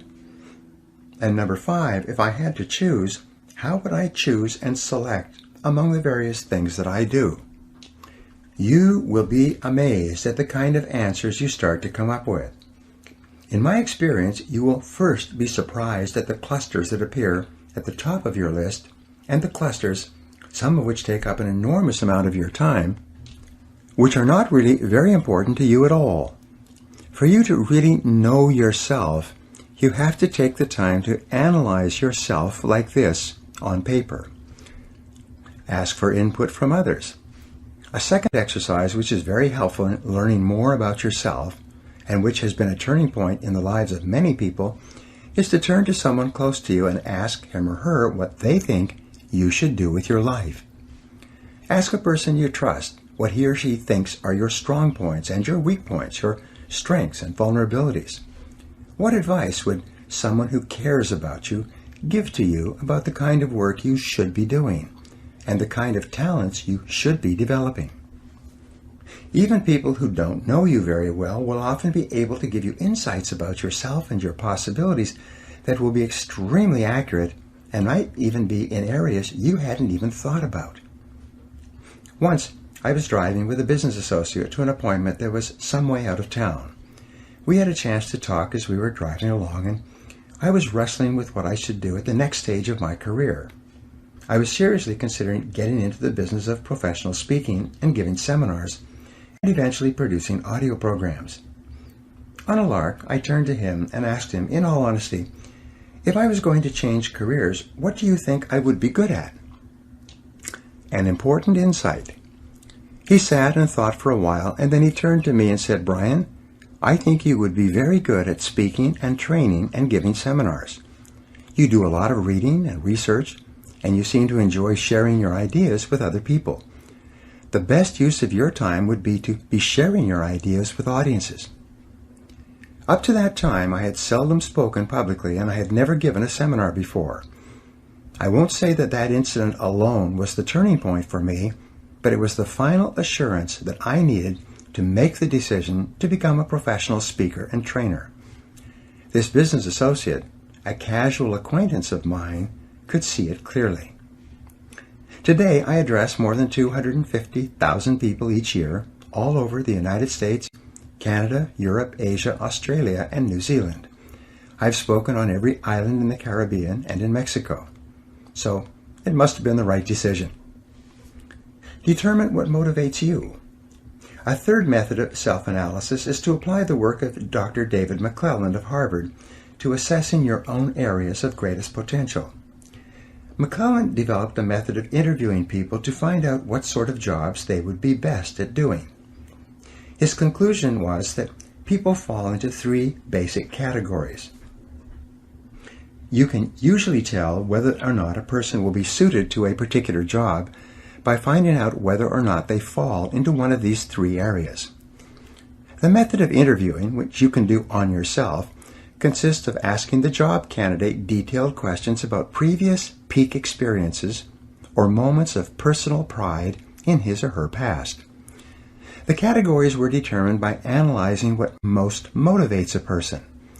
What are the sort of activities that a person most enjoys and has been most successful at in their previous life and work? There are basically 3 motivational profiles, and each person falls into one of them, as do you. The first is called the achiever profile. The achiever is a person whose greatest sense of accomplishment comes from achieving something that is almost exclusively an individual activity. A person who enjoys climbing a mountain, or completing a course of study, or running a race, or overcoming any obstacle to win through by himself or herself would be classified as an achiever. There are specific strengths that achievers have and specific jobs that achievers would be best at. One of these would be in the field of selling. Because selling is an individual activity, the people who are the very best at selling are those who most enjoy individual activities and individual accomplishment. The second type of motivation is the leader profile, or that of power. A person with a strong power orientation is one who enjoys getting things done through others. Power in this context refers to being able to influence and coordinate the activities of others over a period of time to complete a complex task. A coach of a sports team or a manager at work who really enjoys what he or she is doing would be a person who is most motivated by this kind of power or influence. The third kind of motivation is called affiliation. A person with an affiliation motivation is one who most enjoys working harmoniously with other people as part of a team. This person enjoys both supporting others and being supported by others. He or she enjoys cooperating with others toward a common goal and seeing the goal achieved successfully. Questions to ask. When you apply this test to yourself, you ask yourself the following. 1. What do I like to do more than anything else? 2. What have I done in the past that has given me my greatest feelings of self-esteem and personal pride? 3. What have been my personal peak experiences in life? Whatever you seem to have enjoyed the most is a good indication of where your strengths lie. Your strengths may be completely hidden, but by asking yourself these questions and facing the answers unblinkingly, you will begin to uncover those strengths. When you uncover a potential strength in yourself and begin to develop it so that you can use it in your life, you begin to feel really terrific about yourself. Make a real difference.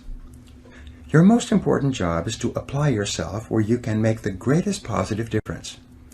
This will be the area where you get your highest return on energy. When you are working and expanding your capabilities in an area of your greatest strengths, you feel terrific about yourself. You feel like a winner. You enjoy wonderful feelings of self-confidence and self-esteem. Accept your weaknesses. It's also important for your happiness that you develop a proper perspective on the inevitable weaknesses that you will have in almost every area. Here are some insights that may be helpful to you. The first insight is that almost every weakness can be viewed as a strength inappropriately applied. If you use one of your strengths where it is neither required nor helpful, it can be actually a weakness in that it interferes with your ability to get the result you desire. Sales versus management. I had a gentleman working for me at one time who was direct and extremely aggressive. He started in sales and was very successful and was promoted into a management position. As a manager, his aggressiveness made him the kind of person that no one wanted to deal with. What I had forgotten was that his major skills lay in selling, in an area of individual achievement. His aggressiveness was a strength in selling, but a weakness when he was put into a management position where his strength could not be used properly. Many of the so-called weaknesses that you might have are merely strengths being used in the wrong place and for the wrong purposes.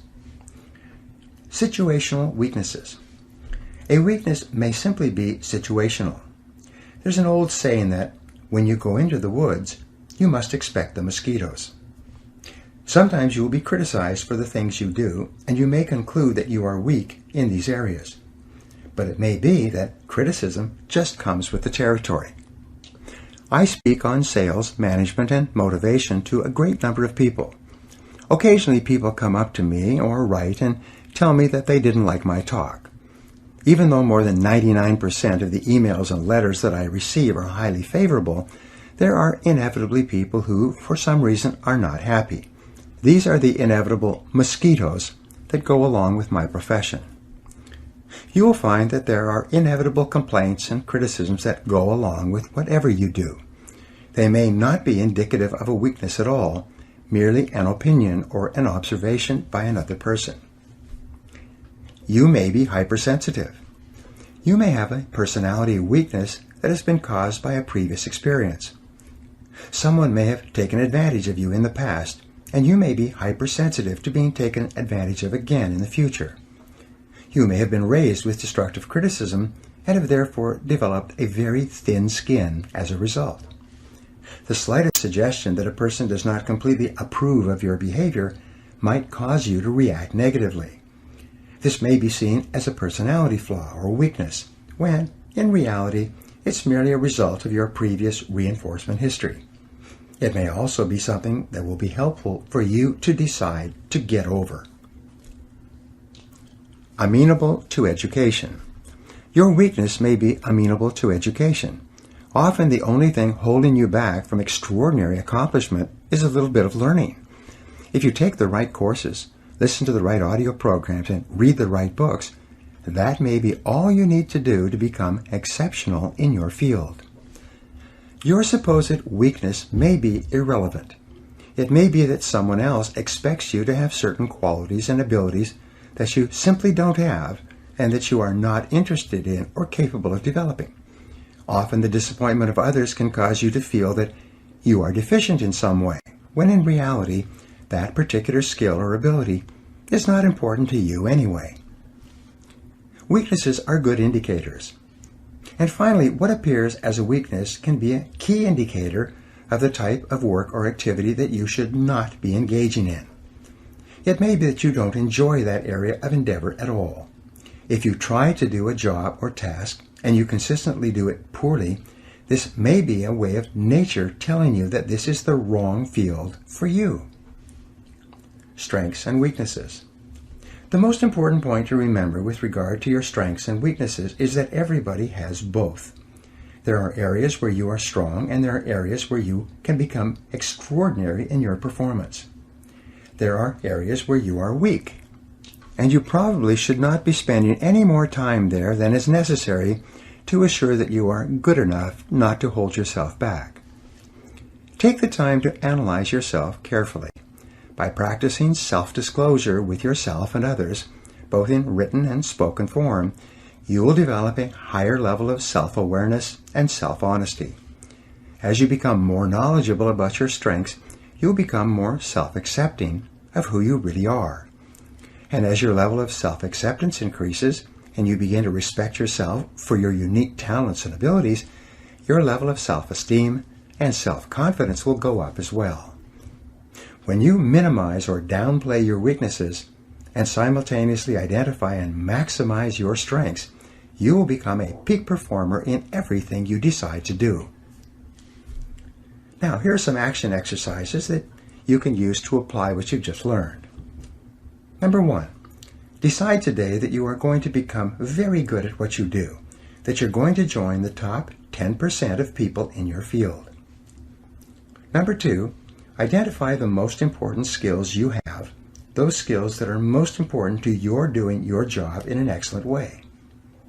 Number 3, determine your natural strengths and abilities, those jobs and tasks that you do well and most enjoy. Number 4, what is your competitive advantage? What is it that you do better than almost anyone else? What should it be? What could it be in the future? Number 5, what sort of work motivates you the most? What activities give you the greatest sense of personal satisfaction? Number 6, in what areas do you achieve your highest return on energy? What do you do that really makes a difference to yourself and your business?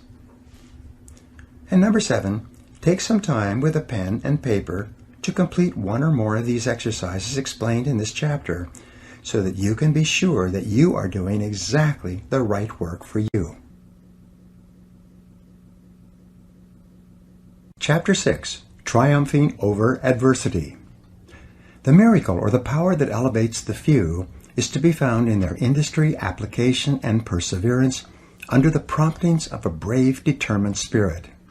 Mark Twain. True self-confidence comes from positive knowing rather than positive thinking. Your goal should be to develop the kind of unshakable self-confidence that makes you an unstoppable force of nature.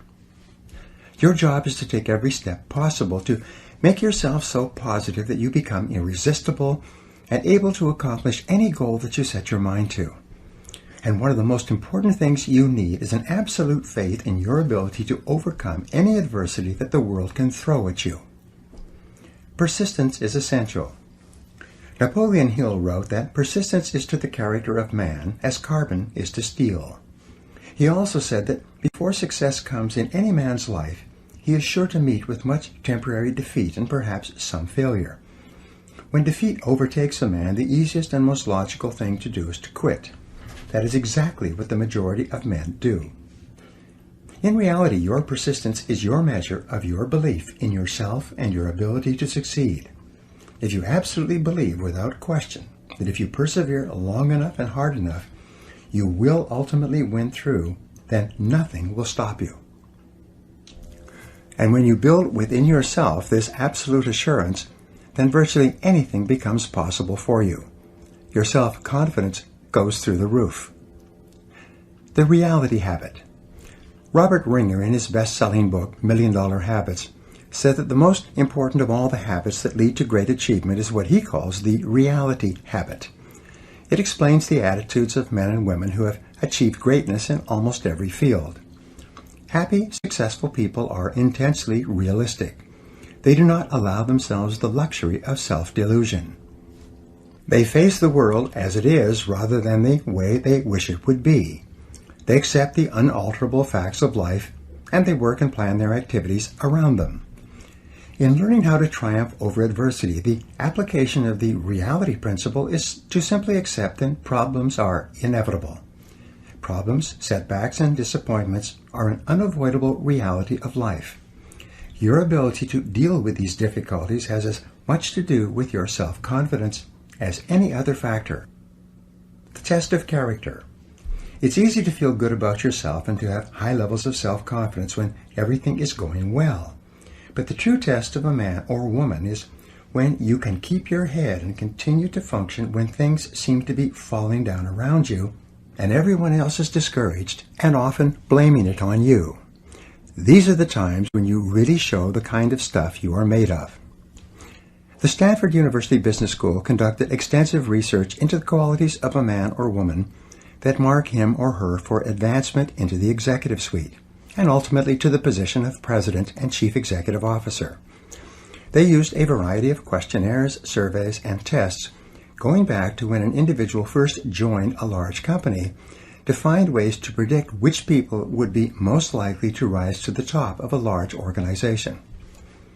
After examining dozens of qualities, they were finally able to isolate 2 qualities that were most predictive of executive success in terms of assuring that the organization under their control would continue to survive and thrive in a dynamic and competitive world. Play well on the team. The first quality they identified was the ability to perform well as a member of a team and the ability to put together teams to accomplish common objectives. All the business and interpersonal skills that make a person valuable to an organization seem to be demonstrated in a team setting. This quality was relatively easy to observe and measure over the course of a person's career. Crisis management. The second quality they identified was harder to measure, even though it was absolutely indispensable for long-term, high-level success.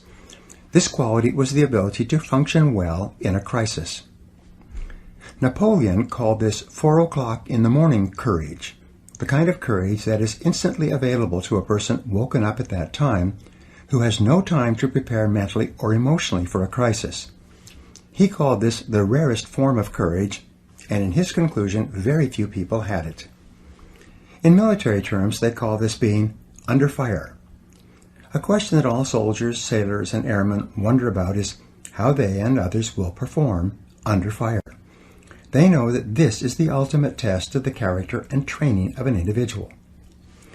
Organizations know that often their very survival will depend upon how well an individual deals with the inevitable, unexpected reversal of fortune.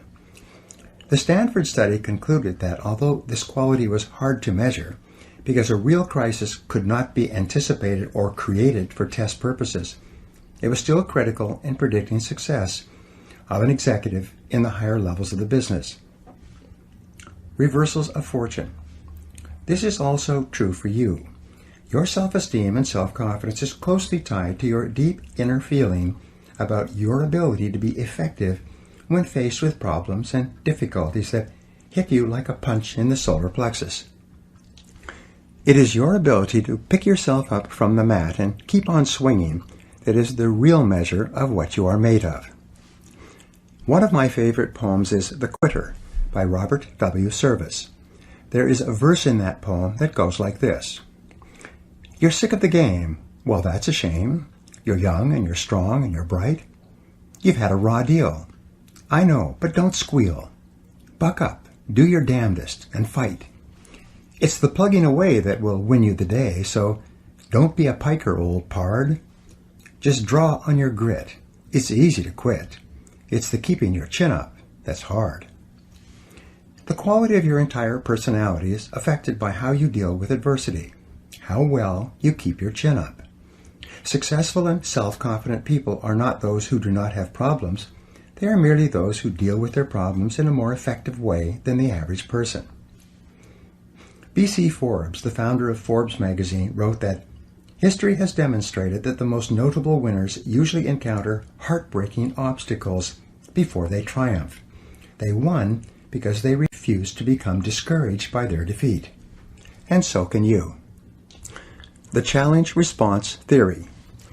In 1952, historian Arnold Toynbee was awarded the Nobel Prize, largely as a result of his work in studying the life cycles of civilizations.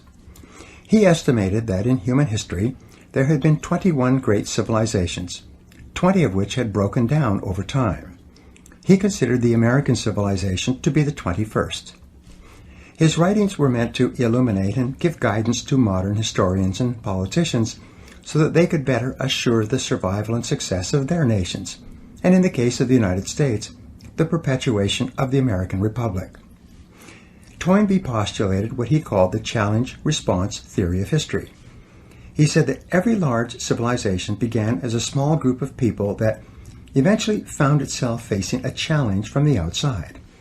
In most cases, this challenge was composed of enemy forces bent on its destruction. But in some cases, the challenges came from weather or geography. Deal with the challenge effectively.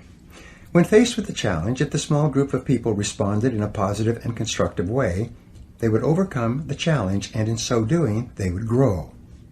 But in growing, this group or tribe would trigger another, even larger challenge, usually aggression from other tribes.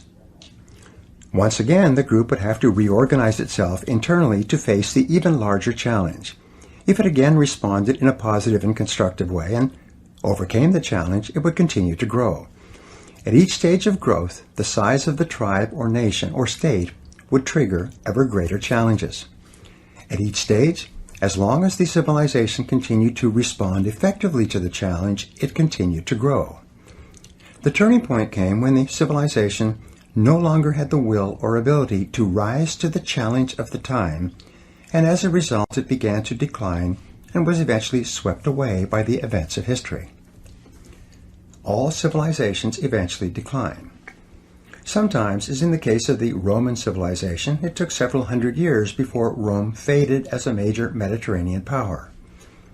Once the Roman people became addicted to bread and circuses and various forms of government welfare and handouts, they lost their will to resist the external challenges represented by the barbarian tribes from the north. Sometimes the civilization fell rather quickly. In less than 5 years from his landing at Veracruz, Cortés was able to destroy the foundation of the Aztec civilization that had endured for hundreds of years. The centuries-old Austro-Hungarian Empire, weakened from within, fell apart in the 4 short years of World War I and never recovered. However long the period of decline, the critical event was always the loss of will and the inability to rise to the external threat or difficulty. Toynbee concluded that with very few exceptions, civilizations decline from within before they are conquered from without. The story of your life. The reason why Toynbee's theory is so relevant to you and I is that it explains much of our lives. No matter how well our parents protect us when we are growing up, sooner or later we face challenges and difficulties in our relationships, our work, and in our other activities. Each time we face one of these external challenges, we have the choice of either responding positively and constructively or of letting it overwhelm us. If we choose deliberately to respond in a positive and constructive way, to keep our minds calm and cool, and deal effectively with the inevitable problem, we learn and grow and become stronger. Our self-confidence goes up. Our belief in our ability to achieve our goals increases. Our self-esteem rises. We develop a better self-image, and we become more self-assured, confident, and optimistic. The rise and fall of a business. Every small and large company goes through the same cycle of challenge and response. If a small company is capable of rising to the inevitable setbacks and reversals it experiences, it continues to grow and, in so doing, triggers even greater challenges, reversals, and setbacks. Peter Drucker said, "A company stays in business as long as it continues to make enough money to pay for its mistakes." One business consultant estimated that every 3 months a small business has a crisis that, if not responded to properly, will lead to the collapse of the enterprise. You and I are similar to small businesses in many respects. Fortunately, an inability to respond will not lead to something as final as a business collapse. But if, for any reason, we don't get on top of the challenges, but rather let them get on top of us, our self-esteem and self-confidence will decrease, and our ability to deal with subsequent difficulties will diminish dramatically. Your responses determine your future. Almost everything that happens to you is determined by your responses to the ups and downs of daily life. Your responses are the result of everything you have learned and experienced over time. Thomas Huxley said, "Experience is not what happens to a man, it is what a man does with what happens to him." Your life and everything about you is demonstrated in the way you react. It's not in what happens to you, it's how you respond to it. This is why the Stanford study was quite clear about this quality when it stated that the proven ability to function in a crisis is the absolute prerequisite for promotion to a senior position. In a way, what we are really talking about here is character. One of your aims in life should be to develop your character, to become a better and finer and stronger human being. And the development of character, essential to your long-term happiness and well-being, requires that you go through the crucible of setback and temporary defeat and emerge victorious. Problems and difficulties come unbidden. You probably make every effort to organize your life in such a way that you minimize the unexpected and usually unpleasant surprises that may occur. You use your intelligence, education, and experience to arrange your life and affairs so that you avoid adversity whenever and wherever possible. You probably plan and prepare carefully in advance to assure that things go smoothly at home and at work. You are especially careful with your health and with the well-being of members of your family. You are thoughtful about the things that you can do to assure a greater likelihood of success in your business or career. You lock doors, insure properly, drive carefully, and otherwise reduce your potential exposure to unhappy events. Almost everyone does this, except for those who are thoughtless and irresponsible. Yet, in spite of making every effort to avoid adversity, you experience adversity nonetheless. Adversity comes to you unbidden. You tend to be blindsided by adversity. It befalls you in spite of your very best efforts to the contrary. Adversity and character development. But yet, in the absence of adversity, you cannot develop a stronger character. You cannot become a better person. You cannot develop resilience, perseverance, and resoluteness of personality. You cannot develop into the kind of person who enjoys high levels of self-confidence and a feeling that you can meet and master whatever you are faced with. You cannot grow stronger without the adversity that you so conscientiously avoid. Caught in this conundrum, you have only one choice. You can choose in advance to be equal to the occasion. Ann Landers summed it up beautifully in these words. She wrote, "If I were asked to give what I consider to be the single most useful bit of advice for all humanity, it would be this. Expect trouble as an inevitable part of life, and when it comes, hold your head high, look it squarely in the eye, and say, I will be bigger than you. You cannot defeat me. Your responsibility is the key. Frederick Robertson said, it's not the situation that makes the man, but the man who makes the situation. It is not what happens to you, but how you respond to what happens to you that determines your whole life. In the responses chosen are contained the determining factors of human greatness or depravity. Great men and women are simply those who have responded well when the chips were down, and the rest is history. Dr. Abraham Zelznick of Harvard is one of the few people who has ever done extensive research into the subject of disappointment. What he found in studying the way that different people respond to disappointment was that you could largely tell how high and how far a person was going to go in life by simply observing how they reacted when they faced frustration and setbacks in reaching their goals. Dr. Zelznick found that the great majority of people do not prepare mentally for the inevitable disappointments that come in life, and when they arrive, they tend to be taken off guard and emotionally overwhelmed. They then generalize these disappointments and allow themselves to feel that because they have not succeeded, they're not really very good at what they do. They tend to interpret these disappointments as being indicative of their lack of ability and competence. As a result, they become easily disappointed in themselves, and they lose the courage and confidence that they need to press forward. Often they become depressed, and in the majority of cases, they gradually give up.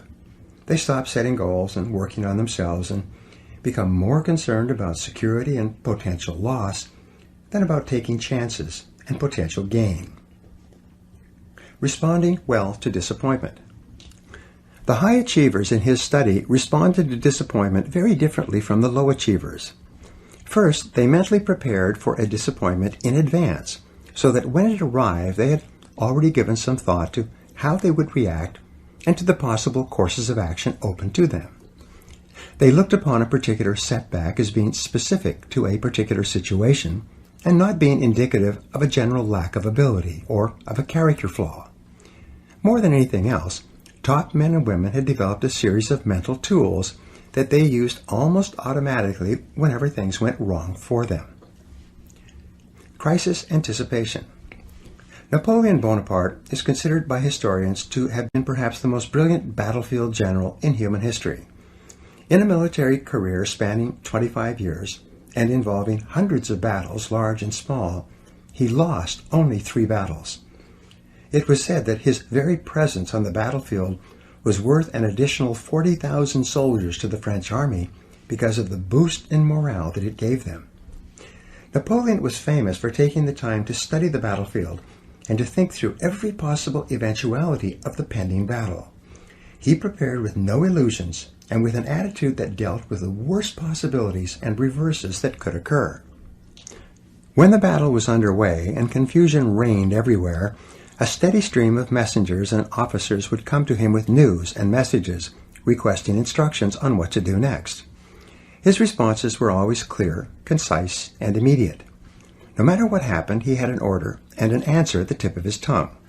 And the reason for this, and what helped to make him the master of all of Europe, was because he had thought everything through in advance. Advanced thinking and planning. This program on the power of self-confidence is meant to be practical and helpful to you. In the time ahead, I will share with you some of the best mental tools used by the most effective men and women in our society to cope with adversity.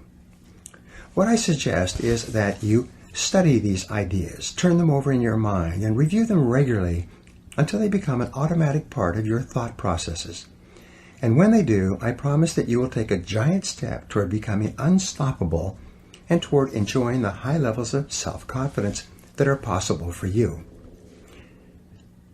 The concept of failure. The first mental technique is for you to reassess your entire attitude toward the concept of failure. You know that the fear of failure is the greatest single obstacle to success and happiness in adult life. You also know that this is a conditioned response which originated in early childhood as the result of destructive criticism and other mistakes that your parents made in bringing you up. Fortunately, it is a learned fear, and because of this it can be unlearned, thereby freeing you from the fears that hold you back and giving you the self-confidence that propels you forward. The starting point of eliminating this fear is for you to accept and realize that no success is possible without failure. All success is preceded by failure, usually great failure, repeated over a long period of time. Abraham Lincoln was considered one of the great failures of American politics, a man who lost his business, lost his sweetheart, and was defeated for election over and over again. However, by learning from every defeat, he won the final election and became one of the most important and respected presidents we have ever had. As Stanley Judd wrote, "Don't be afraid to fail. Don't waste energy trying to cover up failure. Learn from your failures and go on to the next challenge. It's okay to fail. If you're not failing, you're not growing." Double your rate of failure. You only learn how to succeed by failing, and no success is possible without it.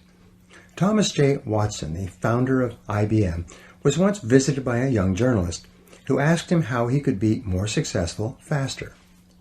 Watson replied with these wonderful words, "Do you want to be successful? Then you must double your rate of failure. Success lies on the far side of failure." Every man or woman of great achievement has been at one time a magnificent failure. The greatest successes of our generation and of our history books are the stories of men and women who failed so many times that they finally learned how to succeed. On the David Susskind show some years ago, they had 4 men who had all become entrepreneurial millionaires before the age of 35. They asked them during a break to add up and calculate the total number of different businesses that they had started or tried before they found the business where they made their fortunes. It turned out that the 4 men had started an average of 17 businesses each, an average of 16 of which had been unsuccessful. But it was the 17th business that had made them rich. Now the obvious question is this: did those young men fail in each of their previous business experiences? And the answer is clear. They did not fail. They were learning how to succeed. Their previous business enterprises were the testing grounds where they learned the lessons necessary to achieve financial independence later. Our greatest inventor, Thomas Edison, was the most successful inventor of the 20th century, or of any century. He developed not only the electric light bulb, but the electric power company that made it possible to deliver electric current and sell electric light bulbs to every city, town, and village in America. He patented more than 1,000 devices at the U.S. Patent Office, almost all of which were brought into commercial production within his lifetime. Our way of life and the way of life of almost everyone in the world has been profoundly affected by his successes in the area of invention. But Thomas Edison was also an extraordinary failure as an inventor. He failed more times than any other inventor of his age. He failed thousands and thousands of times in attempting to find the proper filament for the first electric light bulb. He failed thousands of times more in attempting to find the proper plant from which to draw natural rubber. In his laboratories at what is now known as General Electric, he brought together some of the finest scientific minds of the age so that they could dramatically increase the number and speed of their failures. Success is a numbers game. Edison knew that success is a numbers game. It is based on intelligent effort and the law of probabilities. If you try enough different things in enough different ways, and you learn from each test or failure, then you must inevitably be successful. The fear of failure, on the other hand, causes people to try fewer and fewer things, thereby lowering the probability that they will ever achieve anything of consequence. In the same year that Babe Ruth hit more home runs than any other batter in America, he also struck out more than any other batter. When the ball was thrown, he swung with every ounce of strength he had, often spinning around and falling down on the ground as a result of his efforts. But he also set an American baseball record that was not broken for decades and became a legend that we still talk about today. Henry Ford, who was bankrupt at the age of 40 and who went on to become one of the world's richest men, wrote, "Failure is just another opportunity to more intelligently begin again." Dr. Joyce Brothers wrote that the person interested in success has to learn to view failure as a healthy, inevitable part of the process of getting to the top. Learn from every failure. Your job is not to fear failure or to avoid failure so much that you also avoid success. Your job instead is to move forward and take intelligent risks, thinking them through in advance and learning everything you can as you go along. Zig Ziglar said that you can tell how high a building is going to be by looking at how deep they dig the foundation. The height to which you rise in life will always be determined by the depth of your own personal foundation, which is almost always the quality and quantity of your failures and what you have become as a result of them. Napoleon Hill wrote, "When defeat comes, accept it as a signal that your plans are not sound.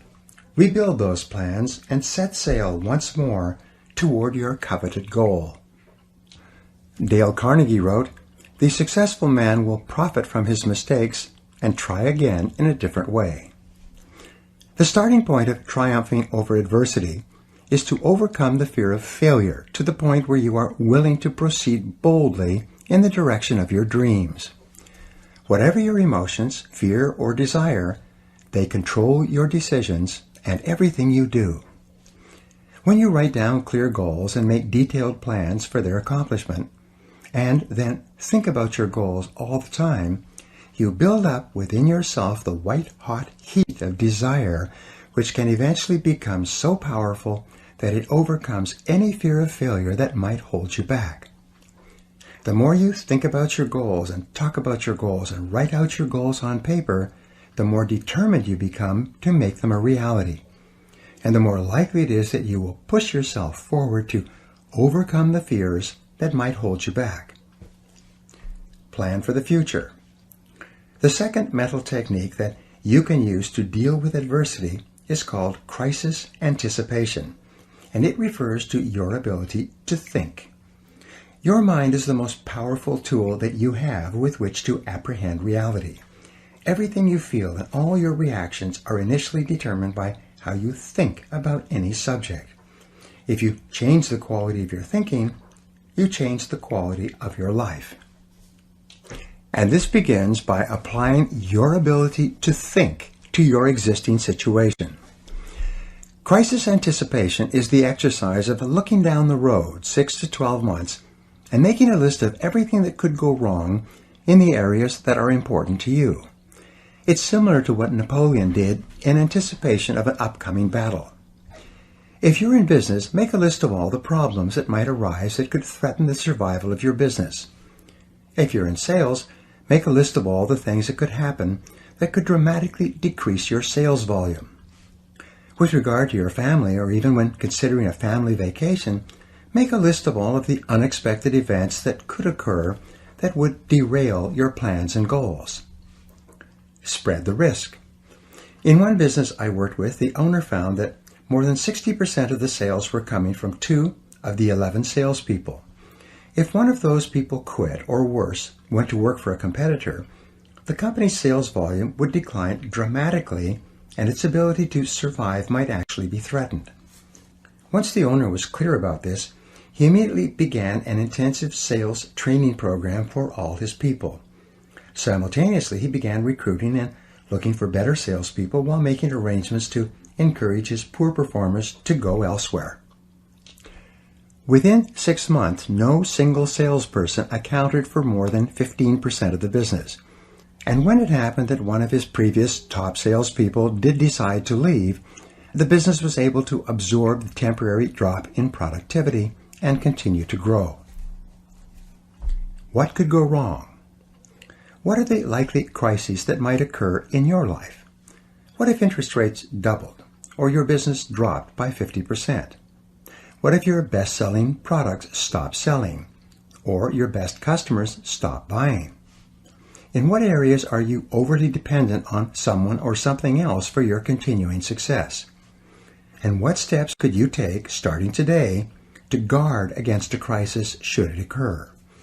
You will be amazed at how much more self-confidence you will have when you have thought through the critical areas of your life and made plans in case something goes wrong. Otto von Bismarck, the Iron Chancellor of Germany, was considered to be one of the finest statesmen of the century. He was famous for always having what came to be called a Plan B for every situation. No matter what happened, and no matter how hard he had worked to bring about a particular result, if he was not successful, he could always reach into his drawer and pull out a fully developed backup plan ready to go. This habit of preparing for the unforeseen outcome led to him becoming one of the most powerful statesmen in Europe. Become intensely solution-oriented.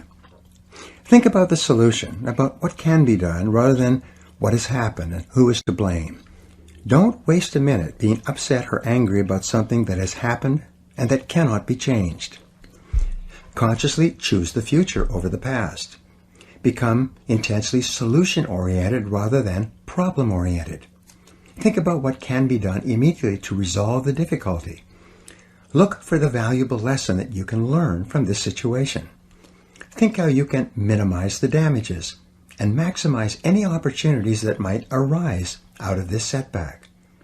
As Friedrich Nietzsche, the philosopher, once said, "What doesn't kill me makes me stronger." The only real antidote to worry and negativity is positive, purposeful, constructive action in the direction of your goals.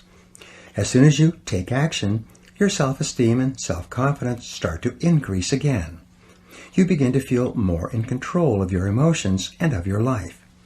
You stop making excuses and you start making progress. You start thinking about how you can turn this situation to your advantage.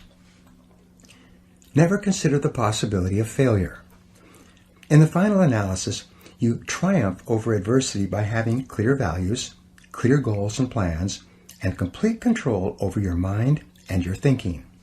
You win by thinking about winning all the time and refusing to consider the possibility of losing. You begin by resolving to persist, no matter what the odds, no matter what happens, until you succeed. You recognize that persistence is a form of courage. It's the courage to endure in the face of adversity and disappointment, and it is the one quality which guarantees that ultimately you will be successful. Calvin Coolidge, President of the United States, summed this up when he wrote, "Nothing in the world can take the place of persistence. Talent will not. Nothing is more common than unsuccessful men with talent. Genius will not. Unrewarded genius is almost a proverb. Education will not. The world is full of educated derelicts. Persistence and determination alone are omnipotent." Courage and persistence. Persistence is self-discipline in action. Each time you exert the self-discipline to persist in the face of adversity and disappointment, your self-esteem goes up. When you practice persistence, you build up your resistance to taking the easy way out. You create the friction that comes from going against your natural tendencies. You generate the heat that crystallizes your character at a new, higher level. And with this higher level of persistence, self-discipline, and character, your self-esteem, self-respect, and personal pride increase. Your belief in yourself serves as a deep foundation of confidence upon which you build a great life. You become more positive, more optimistic, and more unstoppable in everything you do.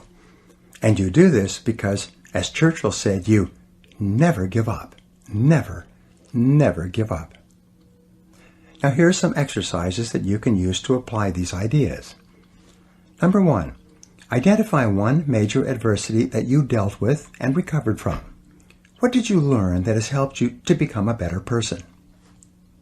Number 2, determine the worst possible thing that could happen in your business or career. What could you do now to minimize the negative effects if it did occur? Number 3, what are the 3 worst things that could happen in your personal and family life, and what could you do to prepare against them? Number 4, what are the 3 biggest mistakes that you have made, and what did you learn from each one? Number 5, what is the most effective way you could respond to your biggest problem today? Number 6, in what areas should you be prepared to take action and move forward rather than playing it safe? And number 7, what one action are you going to take immediately to face your fears and to move forward toward the achievement of one of your most important goals? Chapter 7, Self-Confidence in Action. James Allen said, "Above all, be of a single aim, have a legitimate and useful purpose, and devote yourself unreservedly to it."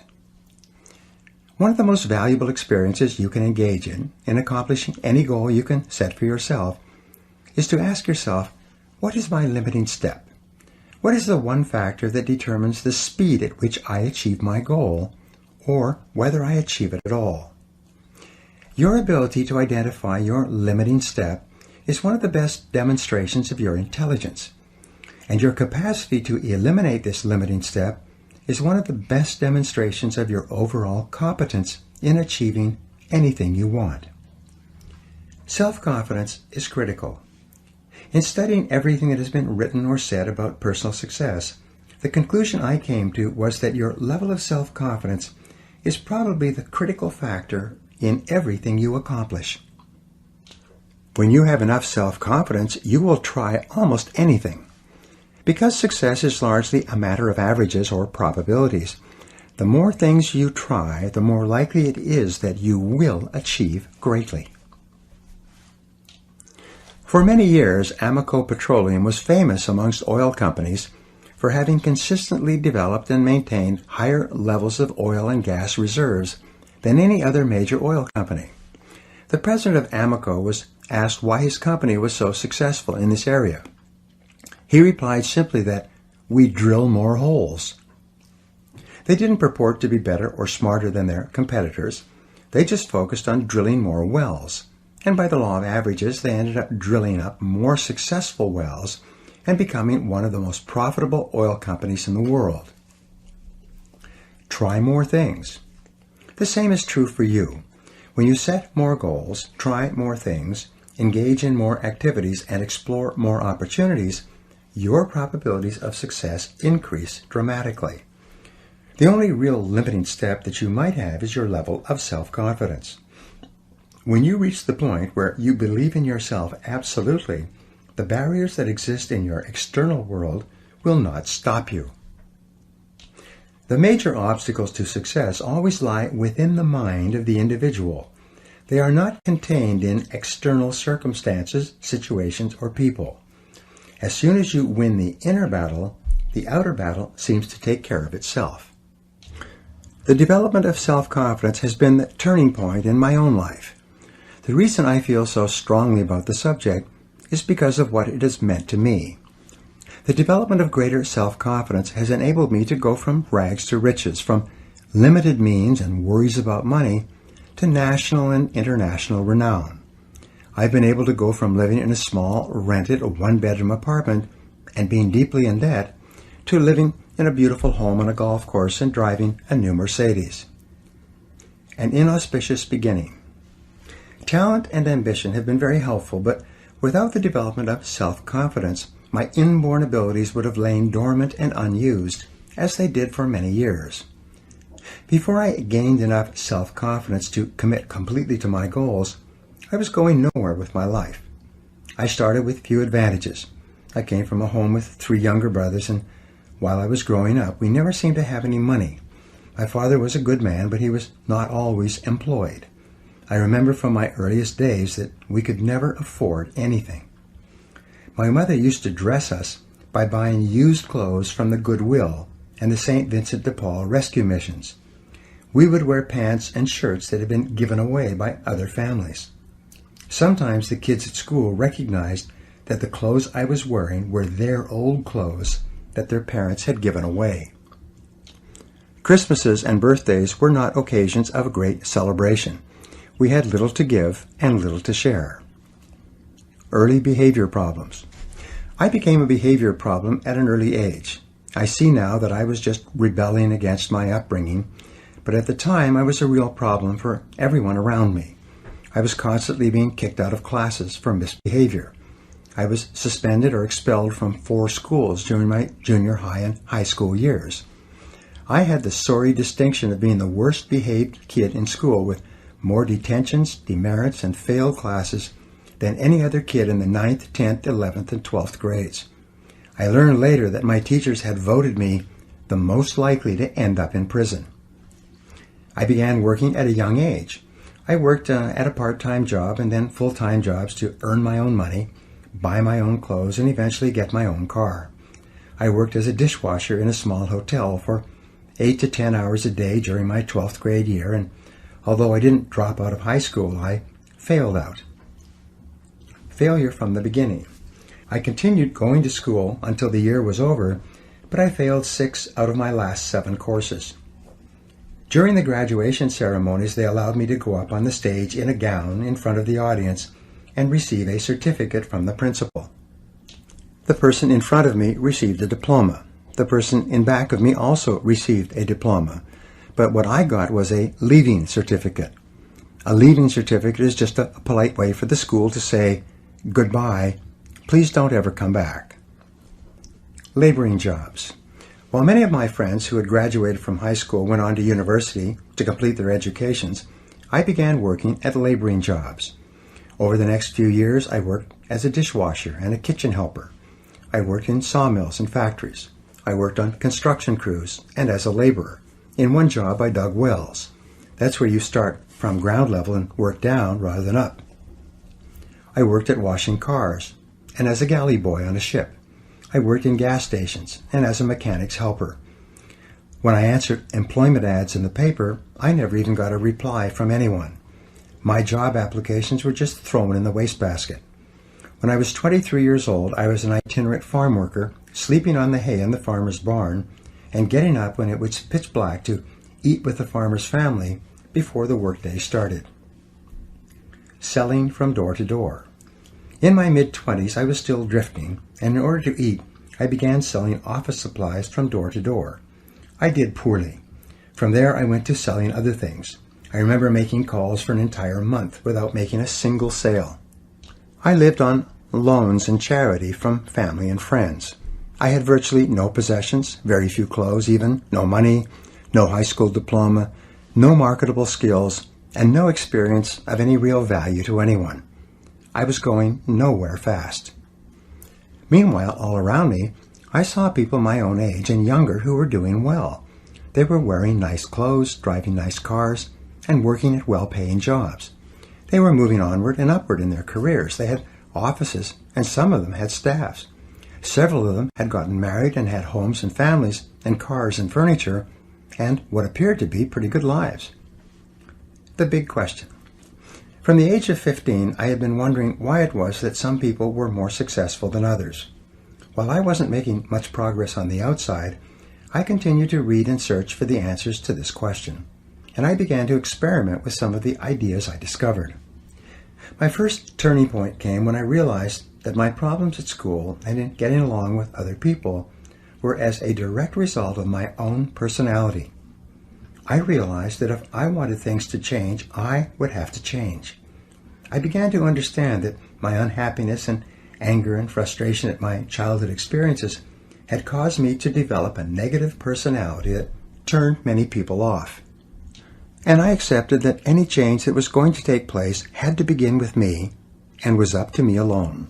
No one was going to do it for me. No one would help me. No one else really cared. If I wanted to be successful and popular with others, I would have to go to work on myself and become a different person. The big turning point. The second turning point for me came when I was poor and 20 years old, living in a one-bedroom apartment and working at a laboring job during the day.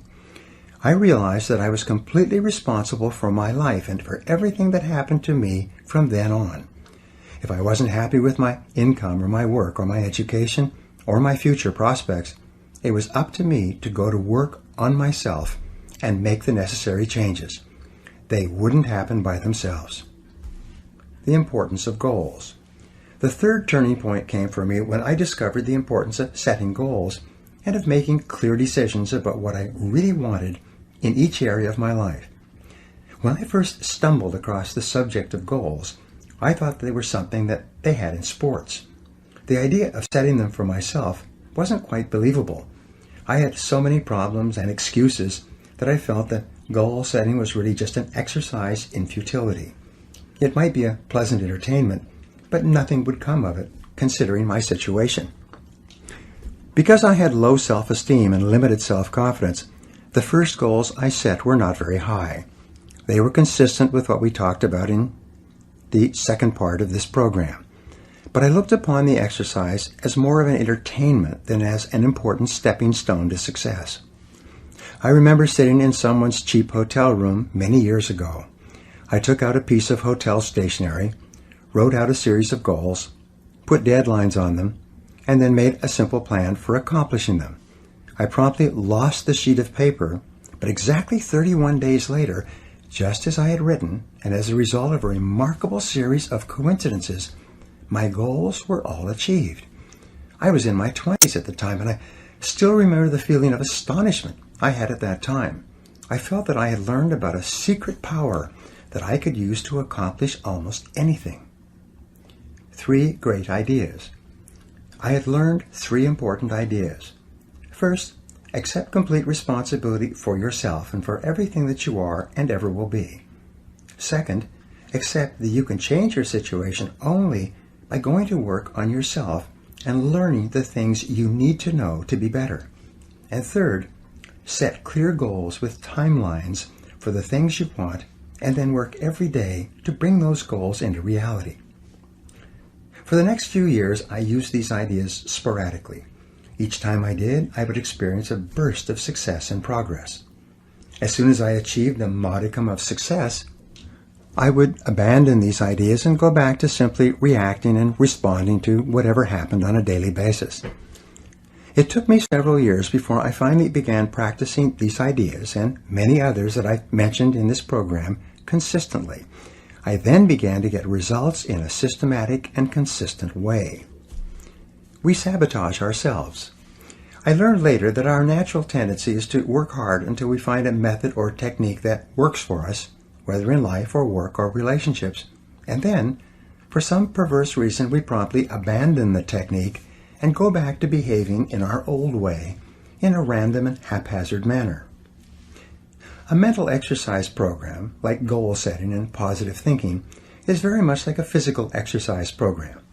If you expect it to really work for you, you have to practice it persistently every day and keep at it indefinitely. When I began to apply these proven success principles to my life and worked on them every day, I was able to bring about almost miraculous changes in every area of my life. And so can you. And here's the point.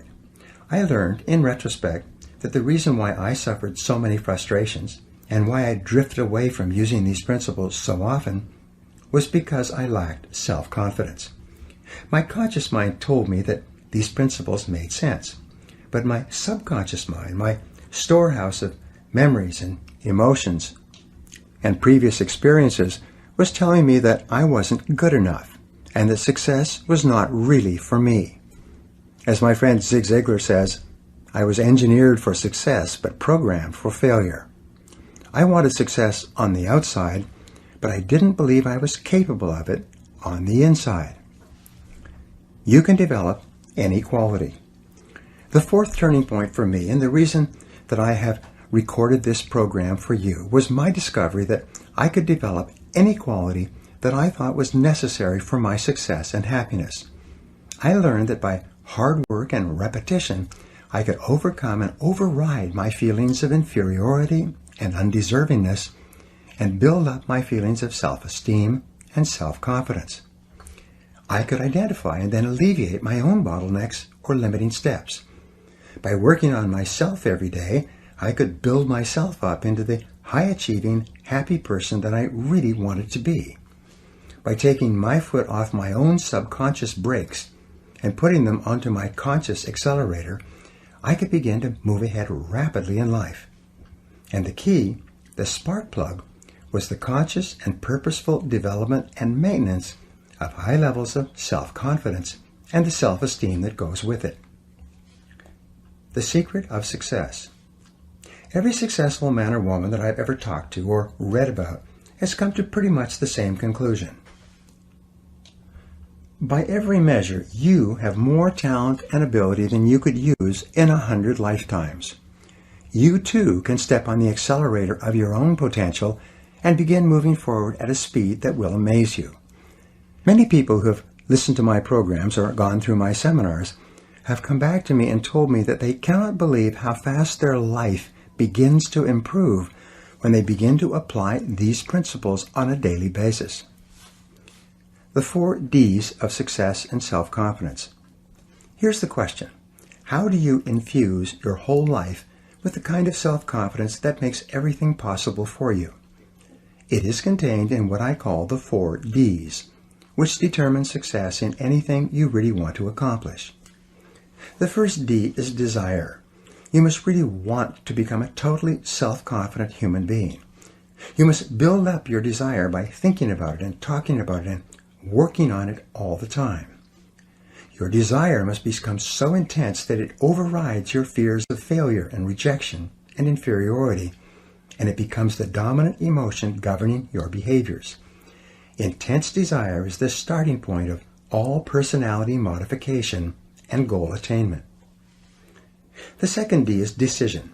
You must make a do-or-die decision that you will go to work on yourself and keep at it until you achieve the kind of self-confidence that enables you to do and be and say whatever you want. You must burn your mental bridges. Many people want things, but they never make the clear, unequivocal decision that they are going to do whatever it takes to get them. The third D is determination. Once you have started to make significant changes in the way you act, your internal gyroscope will try to take over and bring you back into your comfort zone, into your old ways of acting. Sometimes progress will be slow, and often you will see no progress at all. Nonetheless, you must persist in the positive and constructive behaviors that you know will lead to making you into the kind of person you wish to become. Your determination must be as unshakable as the self-confidence that you desire. The fourth D is discipline. Underlying and surrounding all great achievement in life is the quality of self-discipline. This is the ability to make yourself do what you should do, when you should do it, whether you feel like it or not. Every practice of self-discipline strengthens your discipline in every other area of your life. As Napoleon Hill said, after more than 20 years of research into the lives of successful men and women, self-discipline is the master key to riches. It is self-discipline that makes everything else possible. If you have the desire to change, the decisiveness to take action, the determination to persist on your forward track, and the discipline to make yourself do whatever you need to do, your self-confidence and your success are inevitable. Positive knowing versus positive thinking. We said earlier that self-confidence comes from positive knowing rather than from just positive thinking or hoping. It is only when you have a firm conviction or belief in your abilities, based on experience, that you really know that your self-confidence is not an act. This is why every act of self-confidence builds your self-confidence. Every success you experience builds your self-confidence and your ability to achieve further successes. Every mental exercise that you engage in to improve and strengthen your personality builds your self-confidence. And everything that you learn and practice from the lives of other self-confident people improves your own self-image, increases your self-esteem, and raises your own self-confidence. The Gallup Success Survey. Some years ago, in the mid-'80s, the Gallup organization conducted one of the most extensive surveys into the reasons for success ever conducted in America. They selected 1,500 men and women whose names and biographies had appeared in Marquis' Who's Who in America, the most prestigious register of noteworthy individuals in the country. They asked them at great length what they felt were the reasons why they had become so well known and respected in their lifetimes. This group included Nobel Prize winners, university presidents, heads of Fortune 500 corporations, leading academics, writers, inventors, entrepreneurs, and even a high school football coach, a man who continued to have a significant impact on the lives and personalities of the young people he had trained. 5 essential qualities. After many months of research and interviews, they were able to isolate the 5 most important qualities for success and self-confidence in America. And their findings turned out to be consistent with virtually all the other research that's been done in this area. Number 1 is common sense. The first and most important success quality was defined as common sense. It is said that the average person has an enormous amount of common sense because he or she hasn't used any of it yet. Common sense seems to be something that a person accumulates as the result of experience over a long period of time. Common sense was defined by the participants in this survey as the ability to cut to the core of a matter, to recognize and deal with the essential elements of a problem or a situation, rather than getting sidetracked by similar issues or symptoms. Another definition of common sense given was the ability to learn from experience and then to apply those lessons to subsequent experiences. Common sense was seen as a core quality that enabled a person to become increasingly more effective over time. Perhaps another word for common sense is wisdom. Aristotle once defined wisdom as an equal combination of experience plus reflection. He suggested that you need to first have the experience, and second, to take an equal amount of time to think about what happened to you and what you could learn from it. You are far, far wiser than you know. In fact, based on your experience, you probably have the ability to be far more effective than you are just by applying what you've already learned. The problem for most people is that they simply do not take enough time for reflection. They do not take the time to sit and write and think and dialogue with others about their experiences. Socrates once said that we only learn something by dialoguing about it.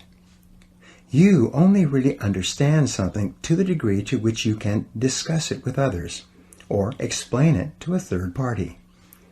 Your ability to translate your experience into words, which only comes through thinking and reflection, is essential for your growth and wisdom and common sense. Gain additional knowledge. I would add one more ingredient to Aristotle's definition of wisdom, and that would be knowledge. Wisdom is therefore a measure of knowledge plus experience plus reflection. First you learn, then you practice what you learn, then you take time to think about what happened.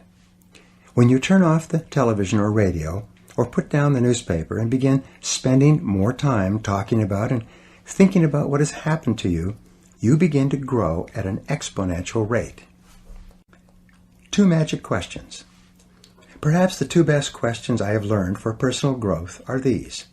After every experience, successful or unsuccessful, stop and do an instant replay of the experience, preferably on paper, and ask yourself first, what did I do right?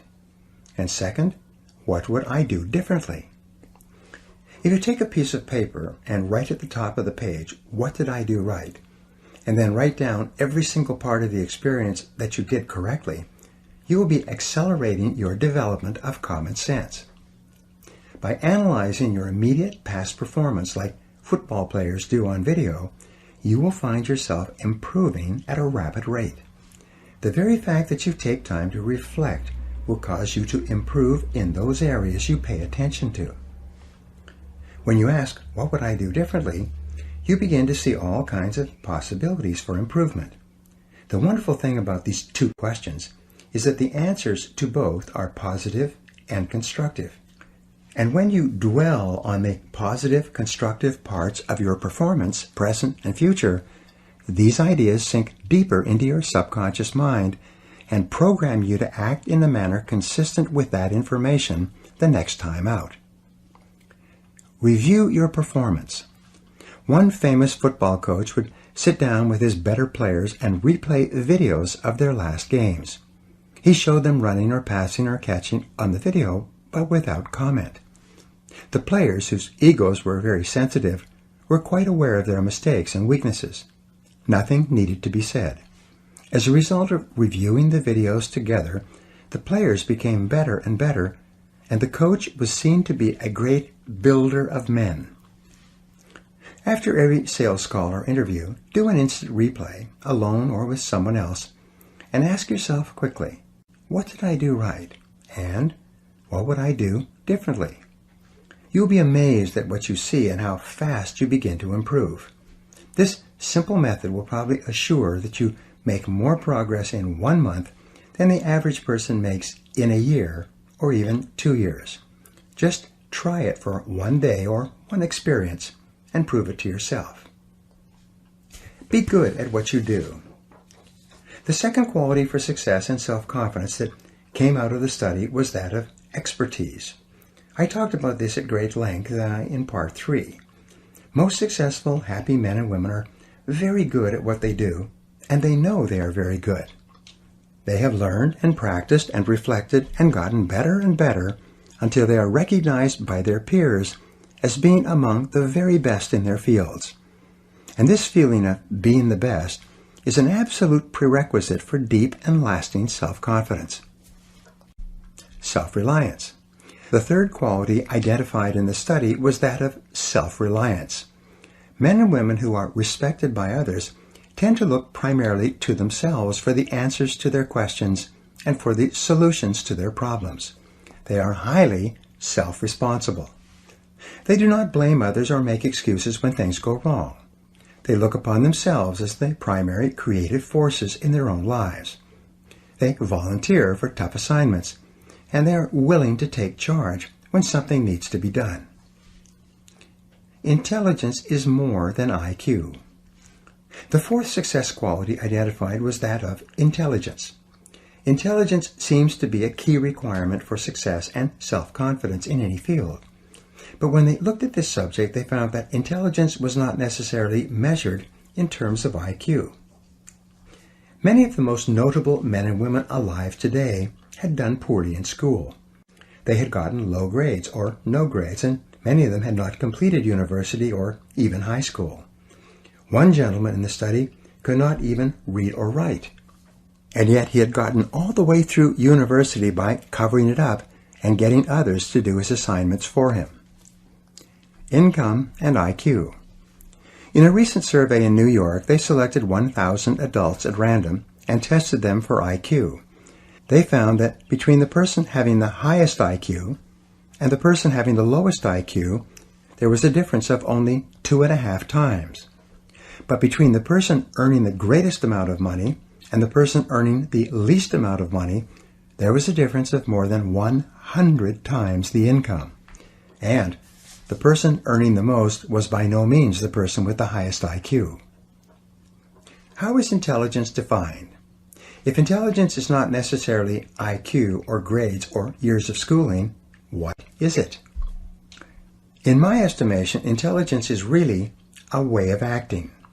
If you act intelligently, you are intelligent. And if you act stupidly, you are stupid, irrespective of your IQ or your education.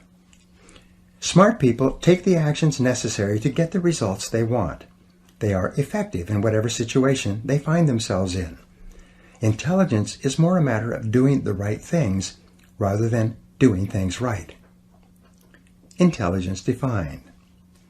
What then is an intelligent way of acting? Here's the answer. An intelligent way of acting is acting in a manner that is consistent with the achievement of your own self-professed goals. Whenever you do something that moves you toward achieving a goal that is important to you, you are behaving intelligently. You are smart. But whenever you engage in a behavior that moves you away from one of your own goals, you're behaving stupidly. The world is full of people who are behaving stupidly, hour by hour and day by day, because they are doing things that are guaranteed to bring them the opposite results of what they say they really want. Make your actions congruent. If one of your goals is to live to be 80 or 90 years old and have a happy, healthy life, then everything that you do today in terms of your eating, drinking, exercise, rest, and especially avoiding unhealthy behaviors is smart. However, if you don't exercise, if you eat the wrong foods or smoke cigarettes and neglect your health in any way, you are behaving stupidly by your own definition. If you are in sales or business and you learn how to manage your time well so that you get a lot done in the course of your working day, you are acting intelligently. If you do things that undermine your productivity or move you away from your goals, you are acting foolishly in terms of your own goals. Here's a key insight. Everything you do is either moving you toward one of your goals or moving you away from it. Nothing is neutral. Everything counts. Each act you engage in is either a positive act that goes on the positive side of your personal balance sheet, or it is a negative act that goes on the negative side of your personal balance sheet. A great life is simply a life that has far more marks on the positive side than it does on the negative side. This means that an intelligent person is one who does far more things that move him or her toward the things that he or she wants to be and have and do than an unintelligent person does. Avoid self-delusion. Don't fall into the trap of deluding yourself into believing that only what you want to count counts. Many people think that if they don't count it, it doesn't have any effect on them. They think that if they don't read a book or listen to an audio program, if they don't spend time with their families and play with their children, instead of playing on their computers and watching television, if they don't do the things that are leading to a happy, healthy, successful life, then somehow it doesn't matter. They will get a pass. It won't count. But the fact is that everything counts. Nothing is neutral. Everything you do or don't do contributes toward making your life a great life or a mediocre life. Everything counts. With regard to your self-confidence, every time you do something that is moving you in the direction of something that is important to you, you feel like a winner. But every time you don't do things that move you forward towards something you want, or even worse, move you away, you feel like a loser. These behaviors are not only progressive, they are habitual. The more you engage in one behavior or the other, the easier and more automatic that behavior becomes. The more you engage in winning behaviors, the more consistently you act and feel like a winner. The higher will be your self-confidence, and the greater will be your belief in yourself and in your goals. Your actions shape your character. Getting the job done. The final quality of success identified in the study was that of result orientation. This means that you know that you are capable of getting the results for which you are responsible. All highly respected men and women are recognized as being the kind of people who can get the job done, whatever it is. They are invariably decisive, results-focused, action-oriented people. They are performance-oriented. They have a bias for action and a sense of urgency. They have trained themselves to be extremely capable at doing whatever is required. Bigger and better jobs and responsibilities seem to flow to them. The world tends to step aside and make way for the person who knows what he or she is doing and knows where he or she is going. Get on to the fast track. One of the most intelligent things that you can do is to get better at the most important things you do to get the results that determine your success. The better your results, the higher will be your self-confidence and self-esteem. You'll be promoted more often and paid more because you will be producing a higher quality and quantity of work. You'll receive more and better job offers. You'll be immune to economic downturns because your services will be so valuable. By becoming intensely result-oriented, you will guarantee yourself a future of success and prosperity. Do what the top people do. You will notice that everything that we have talked about in this program somehow impacts on the 5 qualities for great success in America. I explained earlier about the importance of selecting your values and organizing your entire life around what you believe to be right and good and true. As long as you know that you are living consistent with your highest principles, your self-confidence rests on an unshakable foundation. I have talked throughout this program about the importance of setting clear goals and deciding exactly what you want in every area of your life. You know that big, important, challenging goals, clearly defined, with written plans for their accomplishment, improve your overall self-concept and build your self-confidence. Plan your work and work your plan. When you plan your work and work your plan, and dedicate your energies to completing high-value tasks, you start to make rapid progress toward the attainment of your goals, and your self-confidence goes up. Every time you resolve to go the extra mile, to do more than you're paid for, to put in more than you take out, to go beyond what is expected of you in your job and in your relationships with others, you feel terrific about yourself. You feel more like a winner. Your level of self-confidence increases, and you feel motivated to contribute even more of yourself to what you are doing. When you dedicate yourself to becoming better and better at performing the important tasks in your life, you feel an enhanced sense of mastery and competence. Your belief in yourself deepens, and your ability to get the results that are important to you increases. The development of excellence or expertise in what you do is a wonderful form of positive knowing that leads inevitably to higher self-confidence. Do your work quickly and well. There is virtually nothing that will bring you the respect and esteem of the people you respect faster than being result-oriented and doing your job in an excellent fashion. In study after study, it's been shown that lasting recognition from the important people in your work only comes from being very good at what you do. It is only excellent performance in your job that raises you above politics and gives you the kind of power and influence that really makes a difference in any organization. Dedicate yourself to continuous learning. Your ongoing commitment to personal and professional development gives you a feeling of continuous growth. Whenever you feel yourself growing as a person, you feel internally motivated and energized to achieve even more. And the more you learn, the more you can learn. The more you develop yourself, the more capable you become of further development. By the law of correspondence, as you become better and more capable on the inside, the outer aspects of your life improve as well. As you see and feel your life getting better, you feel more positive and in control of your own destiny. You like and respect yourself more, and your self-confidence increases. Take continuous forward action. Any positive, constructive, and self-determined action that you take in the direction of your dreams improves your self-image and raises your self-confidence. When you discipline yourself to do exactly those things that lead you in the direction of what is most important to you, you develop a sense of strength and self-assurance that is evident to all the people around you. Every positive action generates the positive emotion that goes with it. When you keep your thoughts and your actions consistent with your highest aspirations and your most valued goals, you are progressively building the unshakable kind of self-confidence that enables you to accomplish almost anything. Be your own cheerleader. When you get up each morning, say to yourself, "This is going to be a great day." Make the development of a positive personality your overarching goal and organize all your behaviors in that one direction.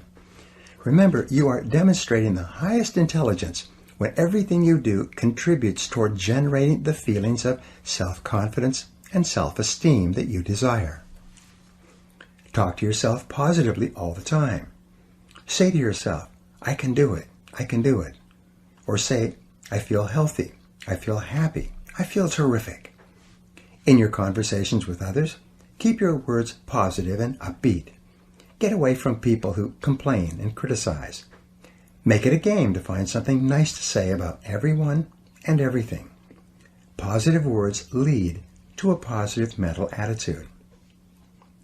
Create a positive, suggestive environment around yourself.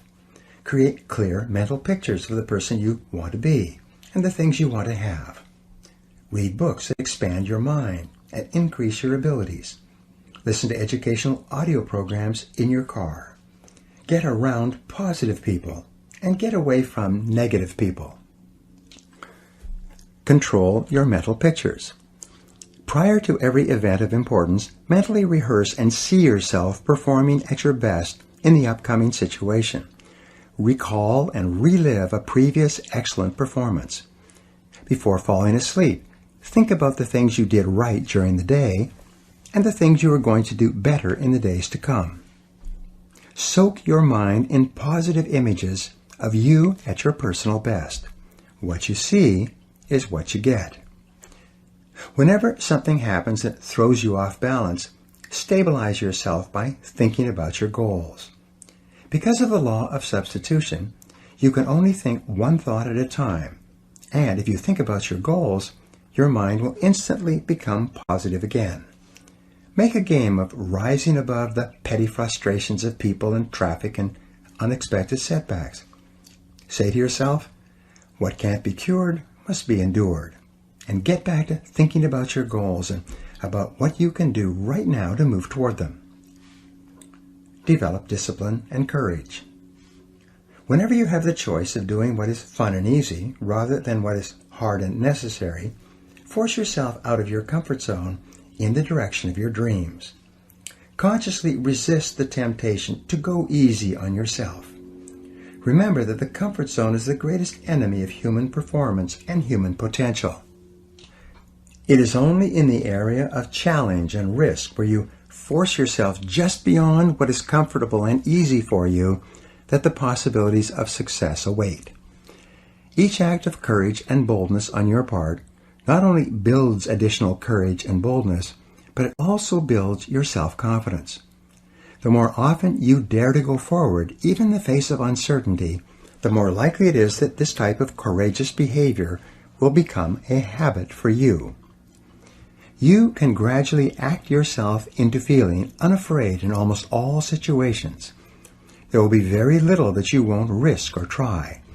You will develop such confidence in yourself that you absolutely believe in your ability to succeed, even against difficult odds.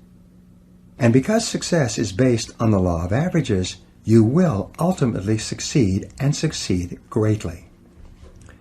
Take excellent care of yourself.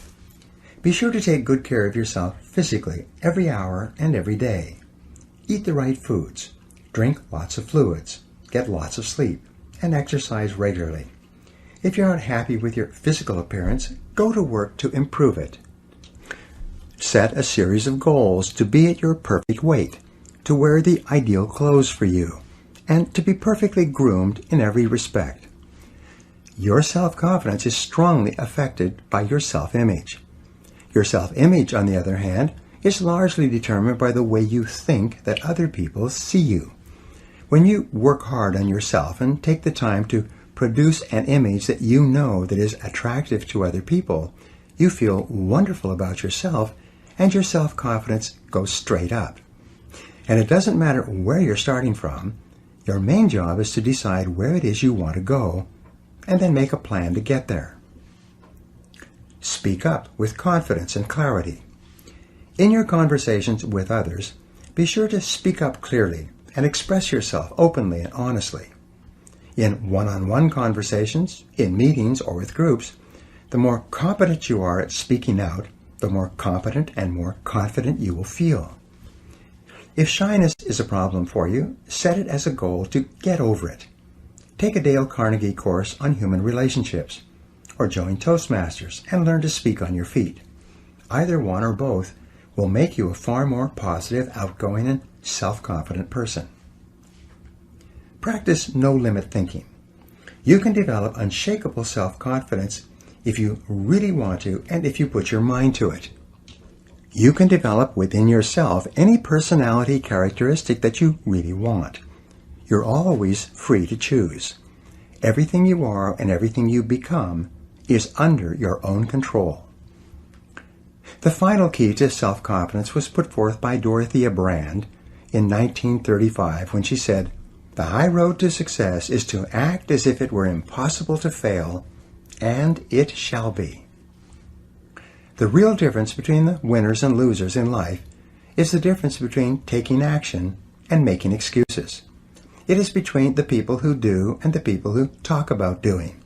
It's between the movers and shakers on the one hand and those who just watch the world go by on the other. Perhaps your greatest responsibility to yourself is to become a person of action, to act yourself into feeling the emotions that are consistent with high performance. Your primary job is to make any effort, overcome any obstacle, and scale any height to become the dynamic, unstoppable, irresistibly self-confident person that you are capable of becoming. And when you have developed in yourself this unshakable, irresistible quality of self-confidence, everything else will be possible for you. Now here are some action exercises to put these final ideas to work in your life. 1. Resolve today to act as if you had all the self-confidence in the world. Say what you think, ask for what you want, and persist until you succeed. Number 2.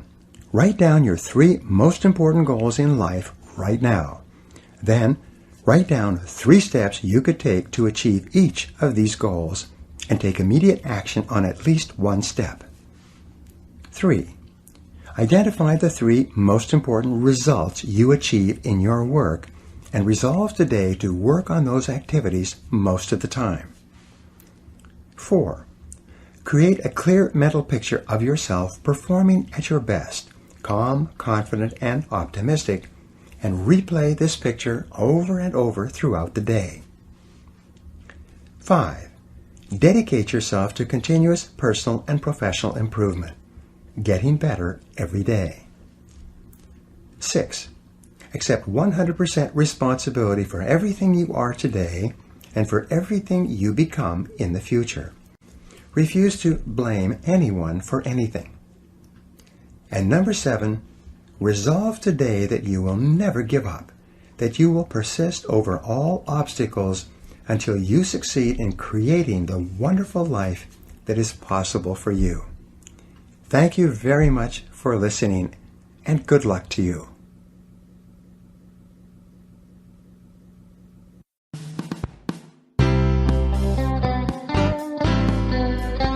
This has been a Gildan audio production. For more affordable life-changing audio programs, visit our website at gildanmedia.com.